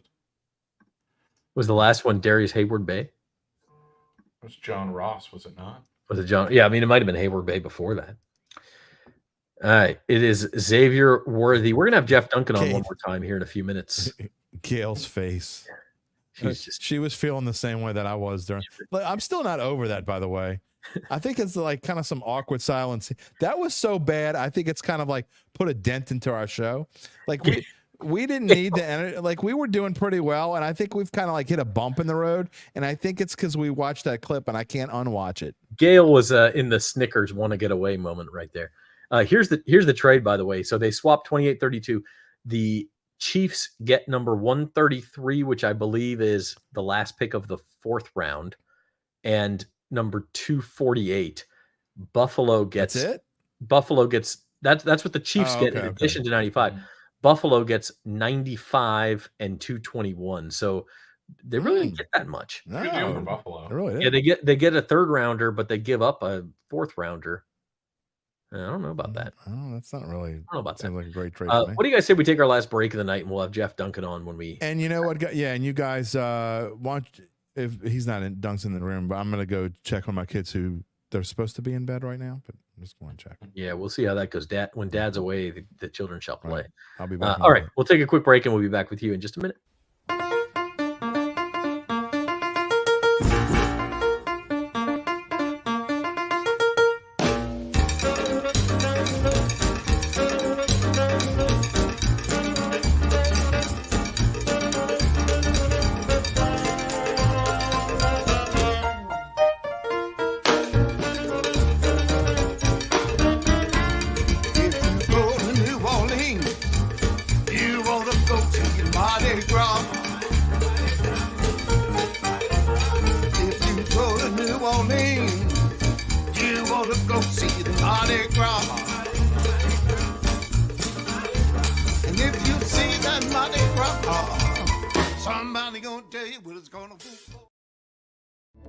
Your trusted two-lane doctors are now at East Jefferson General Hospital.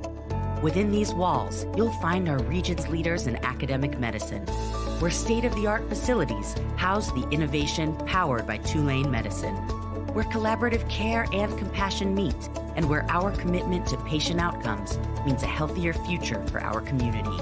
Two-lane doctors at East Jeff.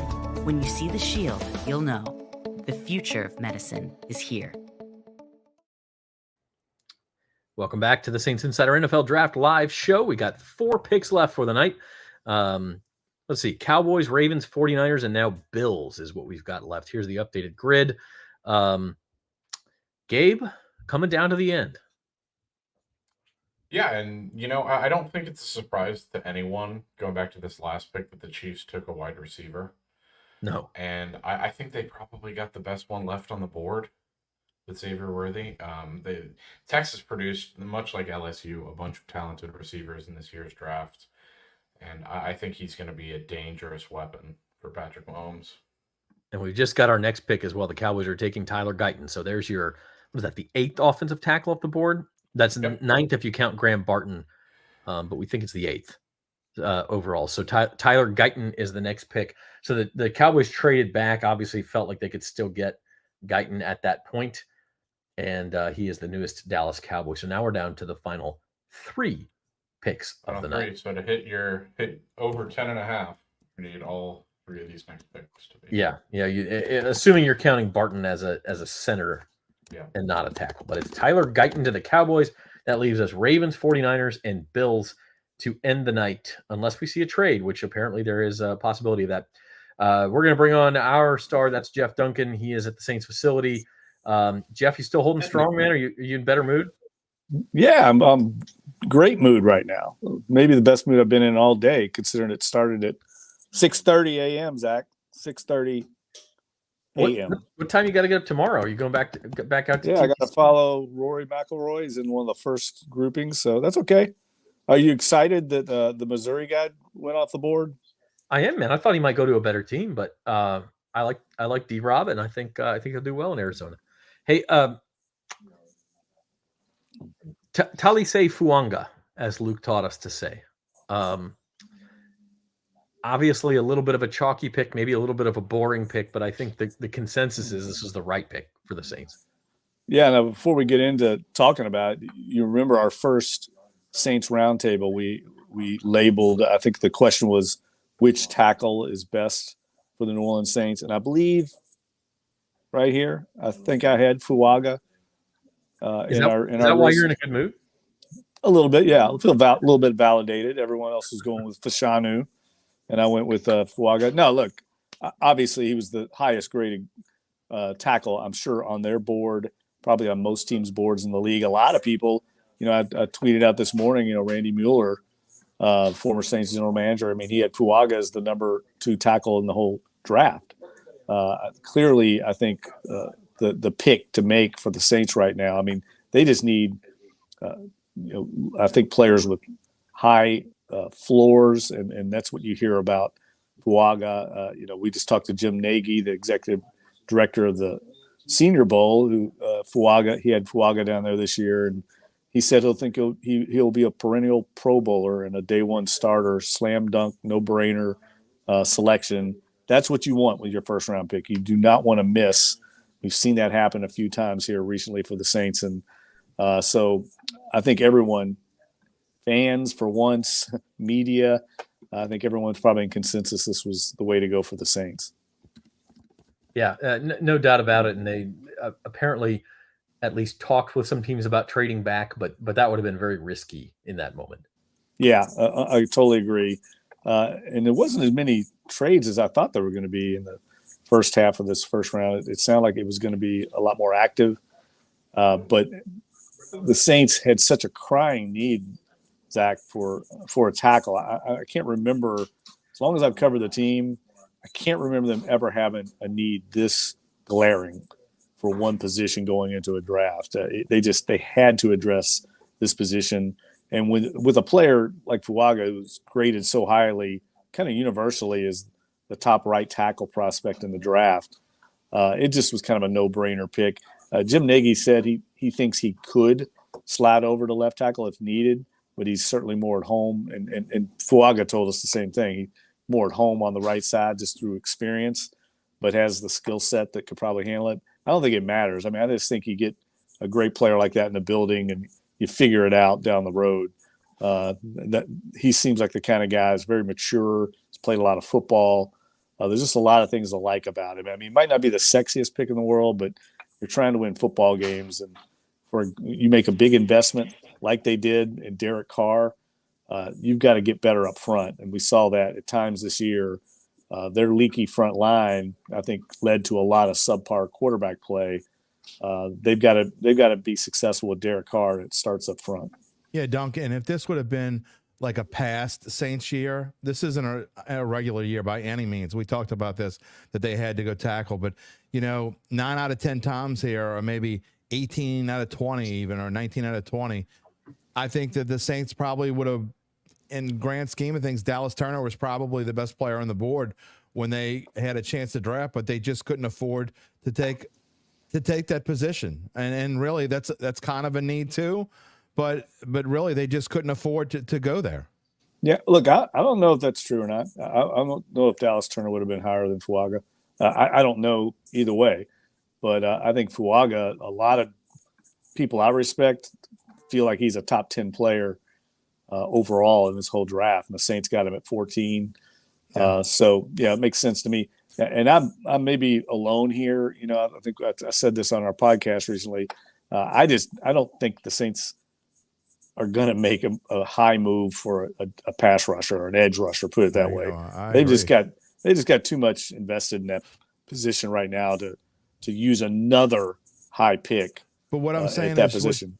What Sean Payton would always talk about was best player available, and really they showed that that's what they weren't. They were never scared to take the. And again, you may be right. Maybe Fuaga was the highest player on the board. We don't know what their board was, and we'll never know. It doesn't make a difference. But what I'm saying is, I think that this team was never scared to make a best player on the board, regardless whether you really needed it or not. And I just don't think that they were in that position this year for the first time in a while. Yeah, I definitely agree there. In this draft that we said, the top of this draft suited the Saints this year because the Saints had a crying need at tackle, and this was a tackle-rich draft.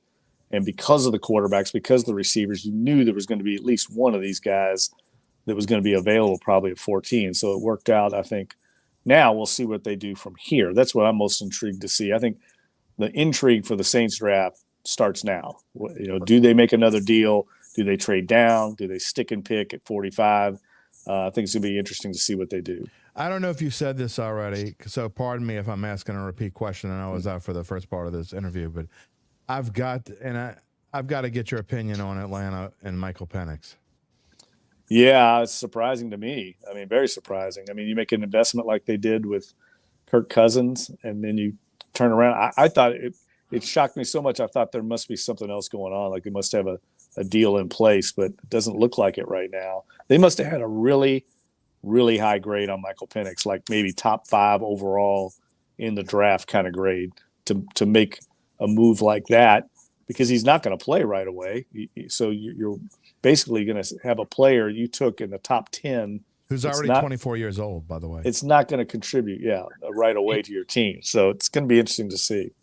And now you've ticked off your franchise quarterback. Apparently, Kirk Cousins will get over it, but not a great place to start. Nate Wiggins is the pick at number 30 for the Baltimore Ravens, so they pick another defensive player.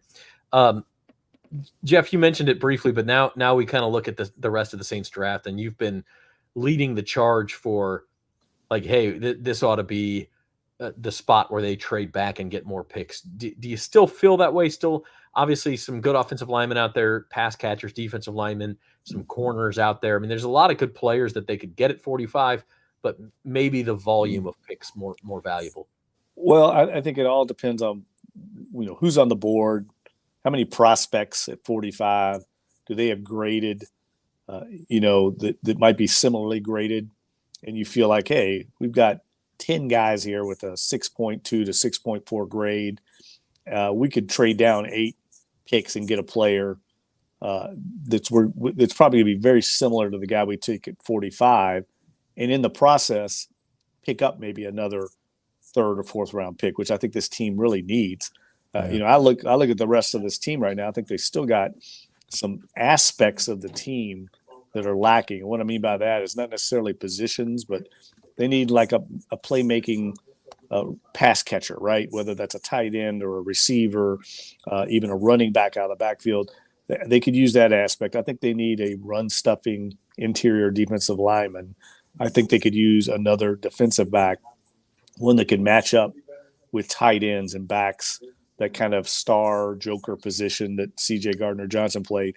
I don't think they have that on the roster right now. So there's some areas that they need, and I'm not sure they can get to them all, excuse me, with just this one pick. And Rosenfeld says, surprised Cooper DeJean is available. It would be great in DA's defense. That's the type of player you're talking about there. Yeah. Is a Cooper DeJean. Now, again, you trade up and try to get somebody else. Number one, you're not getting any more picks this year, obviously, and you're probably trading picks from next year. The Saints, this is the tough spot we've been talking about with them.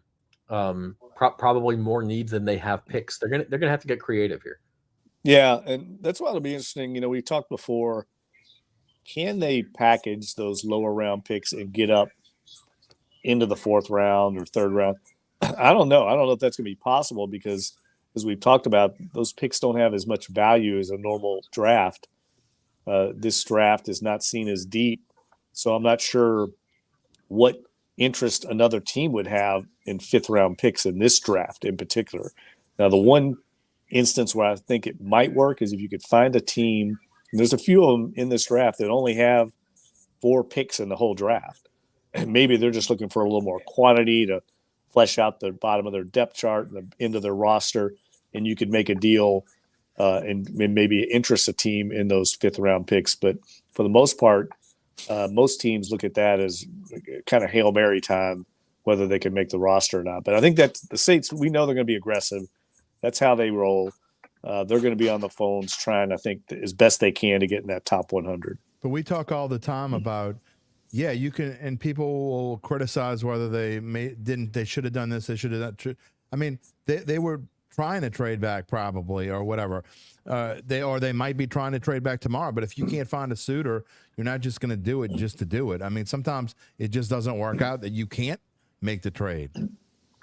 No, I remember a few years back, if you remember when Pat Surtain and J.C. Horn were the 2 top corners, the Saints were desperately trying to get into the top 10 that year to take one of those guys, and they were so far down the first round, they couldn't get up there. So, I mean, sometimes you're right, Jim. I mean, it takes 2 to tango, and you got to have a trade partner.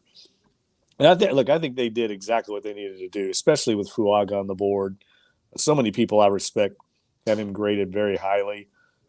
They needed a kind of a no-brainer pick here. They could not afford to gamble, and this guy I think is going to step in right away and lock down the starting offensive. Yeah, he's going to start from day one. Before we let you call it a night, Dunk, take a look at the first round here, 30 picks in. What are your impressions outside of the Penix surprise and what the Saints did? Pretty chalky first round, to be honest. It kind of yeah. I was a little surprised that Amarius Mims went higher than Fashanu, to be honest with you. Yeah, that was a little bit of a gamble by the Bengals. But I asked Jim Nagy about this. I mean, he was a longtime scout in the Seattle organization, also with the Patriots.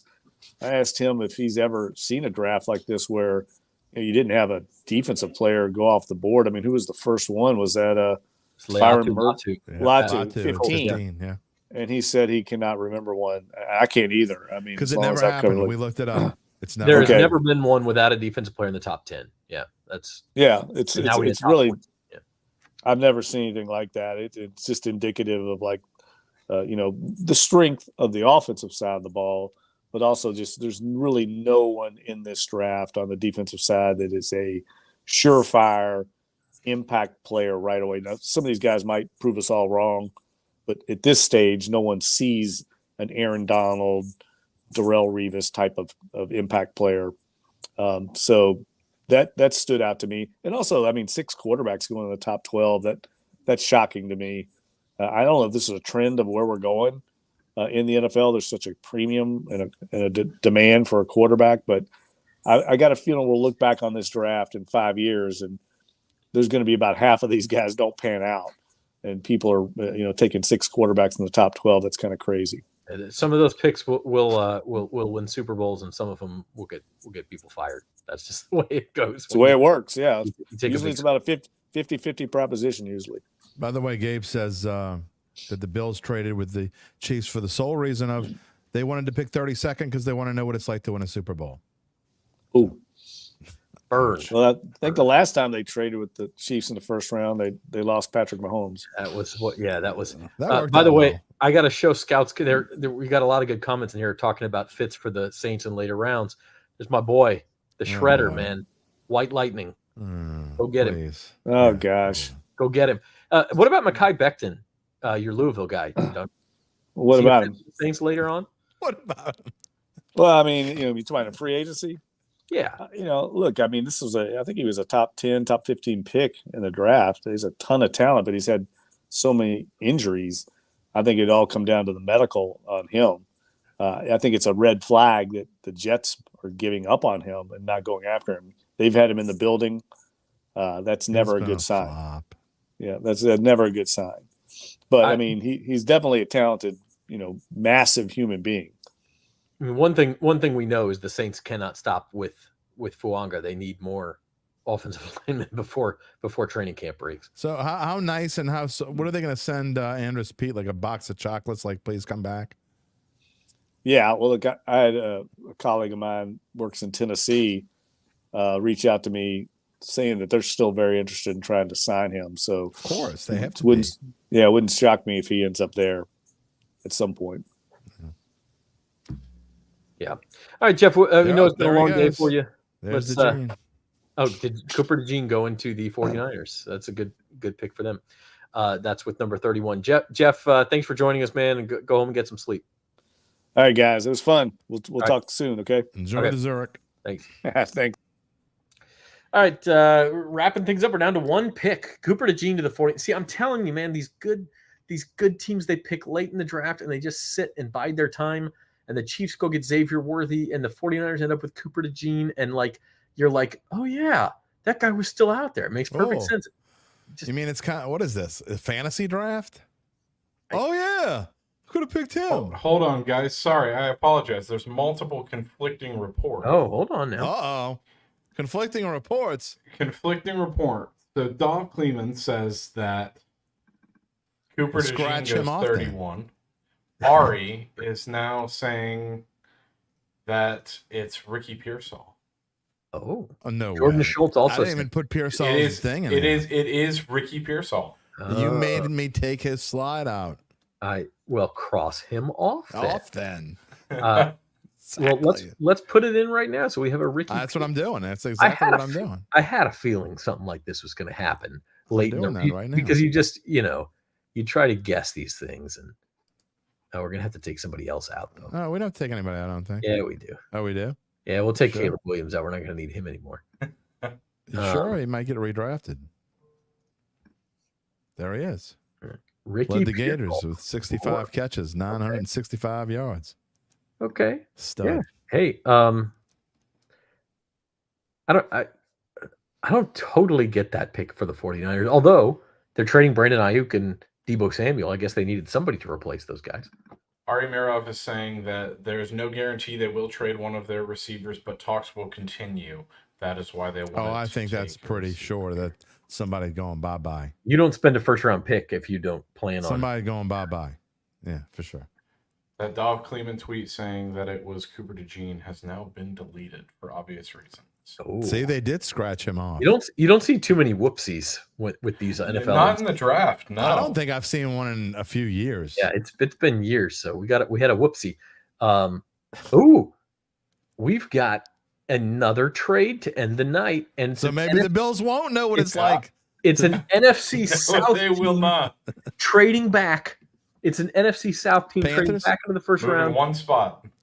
It is the Carolina Panthers. Yeah, the Panthers. They just couldn't help themselves. Who is it? We don't know yet. It'll end the night.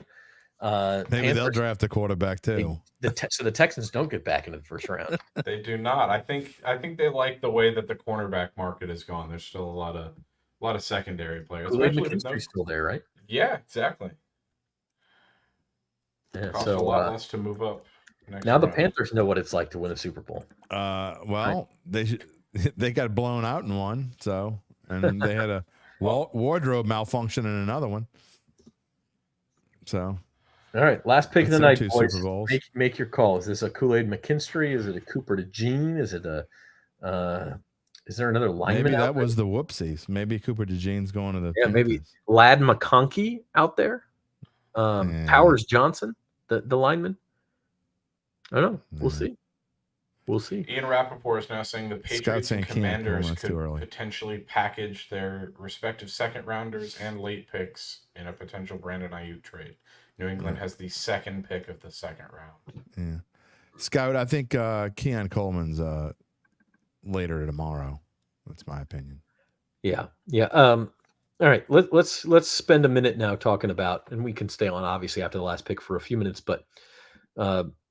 What do we think for the Saints tomorrow, guys? Is this a trade down situation? Is it a take best available among defensive tackle, wide receiver situation, or another offensive line pick? What do we think? What do we think is going to happen, or what do we think they should do? Well, let's do both. Start with what you think they should do.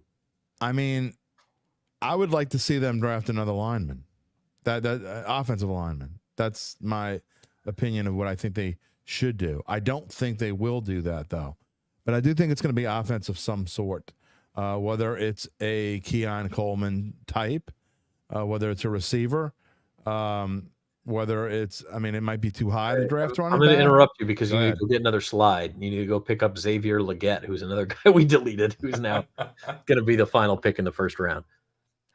All right. Something luckily tells I me have it ready. I just don't know if the Bills were going to go get him. I know they needed a hold on. receiver. We won't need Ricky Pearsall again, so I'm just going to delete his main. There you go. I'm ready. All right. It is Xavier Leggett, South Carolina, to end the first round. Okay. Did you really need to trade up to do that? Well, unless somebody else was talking to the Bills, or at least the Bills need to replace Stephon Diggs, so maybe they were afraid. The Bills need a receiver. I don't know if they. I don't know. I don't get that. I'll be honest with you guys. I like Keon Coleman better than Leggett. So do I. Anyway, back to what I was saying. I think it's going to be offense. I think it should be offense. I think it should be offensive line. But, man, I just don't know that they have an in them to actually do what they should do and draft another lineman. It also kind of obviously depends on what's there when they get that far. And you guys will talk about that tomorrow. But, there are plenty of needs at almost every position at offense except quarterback. So, I mean, whatever they pick, if it's an offensive player, I'll probably go, okay, fine. But I think Keon Coleman, if he makes it that far, is certainly a possibility. Yeah. I also like Kingsley Suamataia from BYU. Yeah, we talked about him. If he's there, I think that would be a good pick too. There's a couple of interior linemen. You still need James Hurst is gone. You need a guard. Saints have needs everywhere. There's not a lot of positions where they pick them and you go, why'd they do that? Like they need, like I disagree with you that running back's a bigger need than a lot of things, but yes, we never really got into that tonight. They could use one, but they could also use a receiver. They could use an interior lineman. They could use another tackle. They could use a defensive tackle. They need just about everything. I will say this: I don't want them to reach to get a running back, and by all accounts and mock drafts and analyses and all these things, the running backs are more like that's like a third round pick, and they don't have a third round pick. So that's why I wish they could move back tomorrow and trade down and go get a running back in a potential third round pick or a late second round pick. I just don't know that that's what they're going to do. So again, I think the bigger need is running back, and I explain my reasons because Alvin Kamara is 29 and he might as well be 39 because that's what you are in running back years. You're 39 when you're 29. You just are. And we don't know what Kendra Miller, even if Kendra Miller is going to be great. I mean, okay, he's going to be great. That's wonderful. Lanyap. But I mean, Jamal Williams has showed that what did he do last year? He was supposed to come in and score near the goal line, and the only reason why he scored is because they had to give him a gift in the most controversial freebie touchdown that you'll ever see in the NFL. I mean, to me, my priorities for this team right now are offensive line first, running back second. But I will say this with the caveat of this, and Duncan has mentioned this: if they're going to trade Marshawn Lattimore, then they also need defensive back. You may see that as well. And that's I just don't think running back's anywhere near wide receiver or defensive tackle. Well, I don't think you can do it in the second round where they're drafting because the value is not there. You talk about value, and I do agree with you with that. You can't reach. So don't go spend a second round pick on a guy that's a third round pick. Go get the shredder, man. Go get Cody Schrader in the 6th or 7th round. Maybe. They will draft a running back in this draft at some point. Well, especially if they hang on to all those late picks. It makes a lot of sense. So, hey, we appreciate everybody joining us tonight. We have reached the end of the first round in our second straight NFL Draft live show. We made it, boys. That this season's NFL Draft coverage is brought to you by Tulane Doctors. Now at East Jefferson General Hospital, Tulane Doctors are bringing academic medicine to more patients in new communities. Look for the shield to know the future of medicine is here. Find your physician at TulaneDoctors.com or call 504-988-5000. Our thanks to Tulane Doctors. We're going to be back tomorrow night. Gabe and I will. Jim is otherwise occupied, but we'll have Luke or Jeff or Rod or Matt or somebody come on too and talk about the Saints' second round pick. Probably come on. Look for us around pick number 40. I really don't think the Saints are trading up sooner than that, but if they do, we'll come on as soon as we can. Also, Zach, tomorrow, the Datitude podcast will be live tomorrow morning at 11 a.m. Okay, so those early birds, if you want to get up and talk more draft, 11 a.m. Datitude. Jim's further reactions. We'll kind of probably go through some best available lists and talk about what could be still out there for the Saints. Who they have the 13th pick of it's the 13th pick. 46 overall, right? 45 overall. 45. Okay. Yeah, but there's 12. So that picks. is the 14th pick. 13th. 33 is the first one. Yeah. So it's the 13th pick of the second round. It's the Broncos pick, actually. That's where they are right now. We don't know if they'll trade back. Could trade up. I personally think that's a lot less likely. I think a trade back makes a ton of sense. So we'll see. But before we sign off, Gabe Henderson, your final thoughts on tonight for the Saints and the NFL in general. I think tonight wasn't sexy for the Saints, but it was never gonna be. It was an effective first round for them, and I think you mentioned there some of their needs, wide receiver, a little run there at the end of the first round, so that's not great for them. But guys like Keon Coleman still available, really deep receiver class, and then we didn't see a ton of defensive linemen go. So I don't know what the Saints are thinking. We've said it multiple times tonight. We will not see their board, but if there's some defensive linemen that they like, there's a lot available. Yep. Jim, before you give your full final thoughts, tomorrow's Datitude, what do you got for us right now? Look, it's exactly what they had to do. It was a no-brainer. It was written for them. I said before the draft, and we kind of joked, and yes, they can screw up. No, you can't screw that up. So you can't screw this up. The script was written for you, and there was this order. And if this guy's going, you take this guy. If this guy's going, you take this guy. And they did that. I know Dunk would probably disagree with me, but I think if Fashanu's there, that's who they take, and he wasn't there. If Latham was there, that's who they take, and he wasn't there. So they took Fuaga. And I think he's a great pick. You talk about the top 5 tackles in this draft, and the Saints got one of them. Whether he turns out to be as good as the guys got picked ahead of him, or maybe a couple of guys that got picked behind him, we'll find out. But he fits this team scheme. He comes in and he can play. He'll most likely play right tackle on day one. I think you'll see him right next to Cesar Ruiz in that opening game. And I think he'll be a strong contributor. And now they either have to get another tackle tomorrow, or they have to sign Andrews Pete. It's one of those two things. Or Mekhi Becton. I mean, there's other guys out there, but you'd have to be convinced about his health. I think Mekhi Becton was a problem child in New York. He had his issues, and there's a reason why he's not there anymore, or not going to be there anymore. Probably not a Saints kind of guy. Huh? No, I don't think so. We just looked at that grid, 23 offensive players. That is a NFL record for the first round, only 9 defensive players. Of course, the first 14 were all offense. Then it was 9 and 9 after that. That's going to do it for us. We'll be back again tomorrow. Gabe and I will be, and we'll have some of the guys chime in about the Saints' second and or third round picks as well.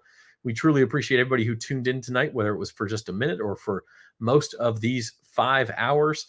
Our thanks also to, can't forget anybody here.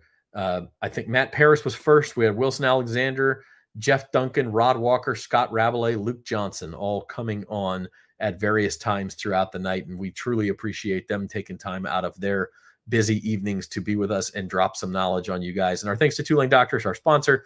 You can check out Jim on the Datitude podcast. Check him out on the Datitude YouTube channel. Check us out on the saintsonnola.com YouTube channel. Subscribe, hit the like button, and we'll be back tomorrow night. Thanks, everybody.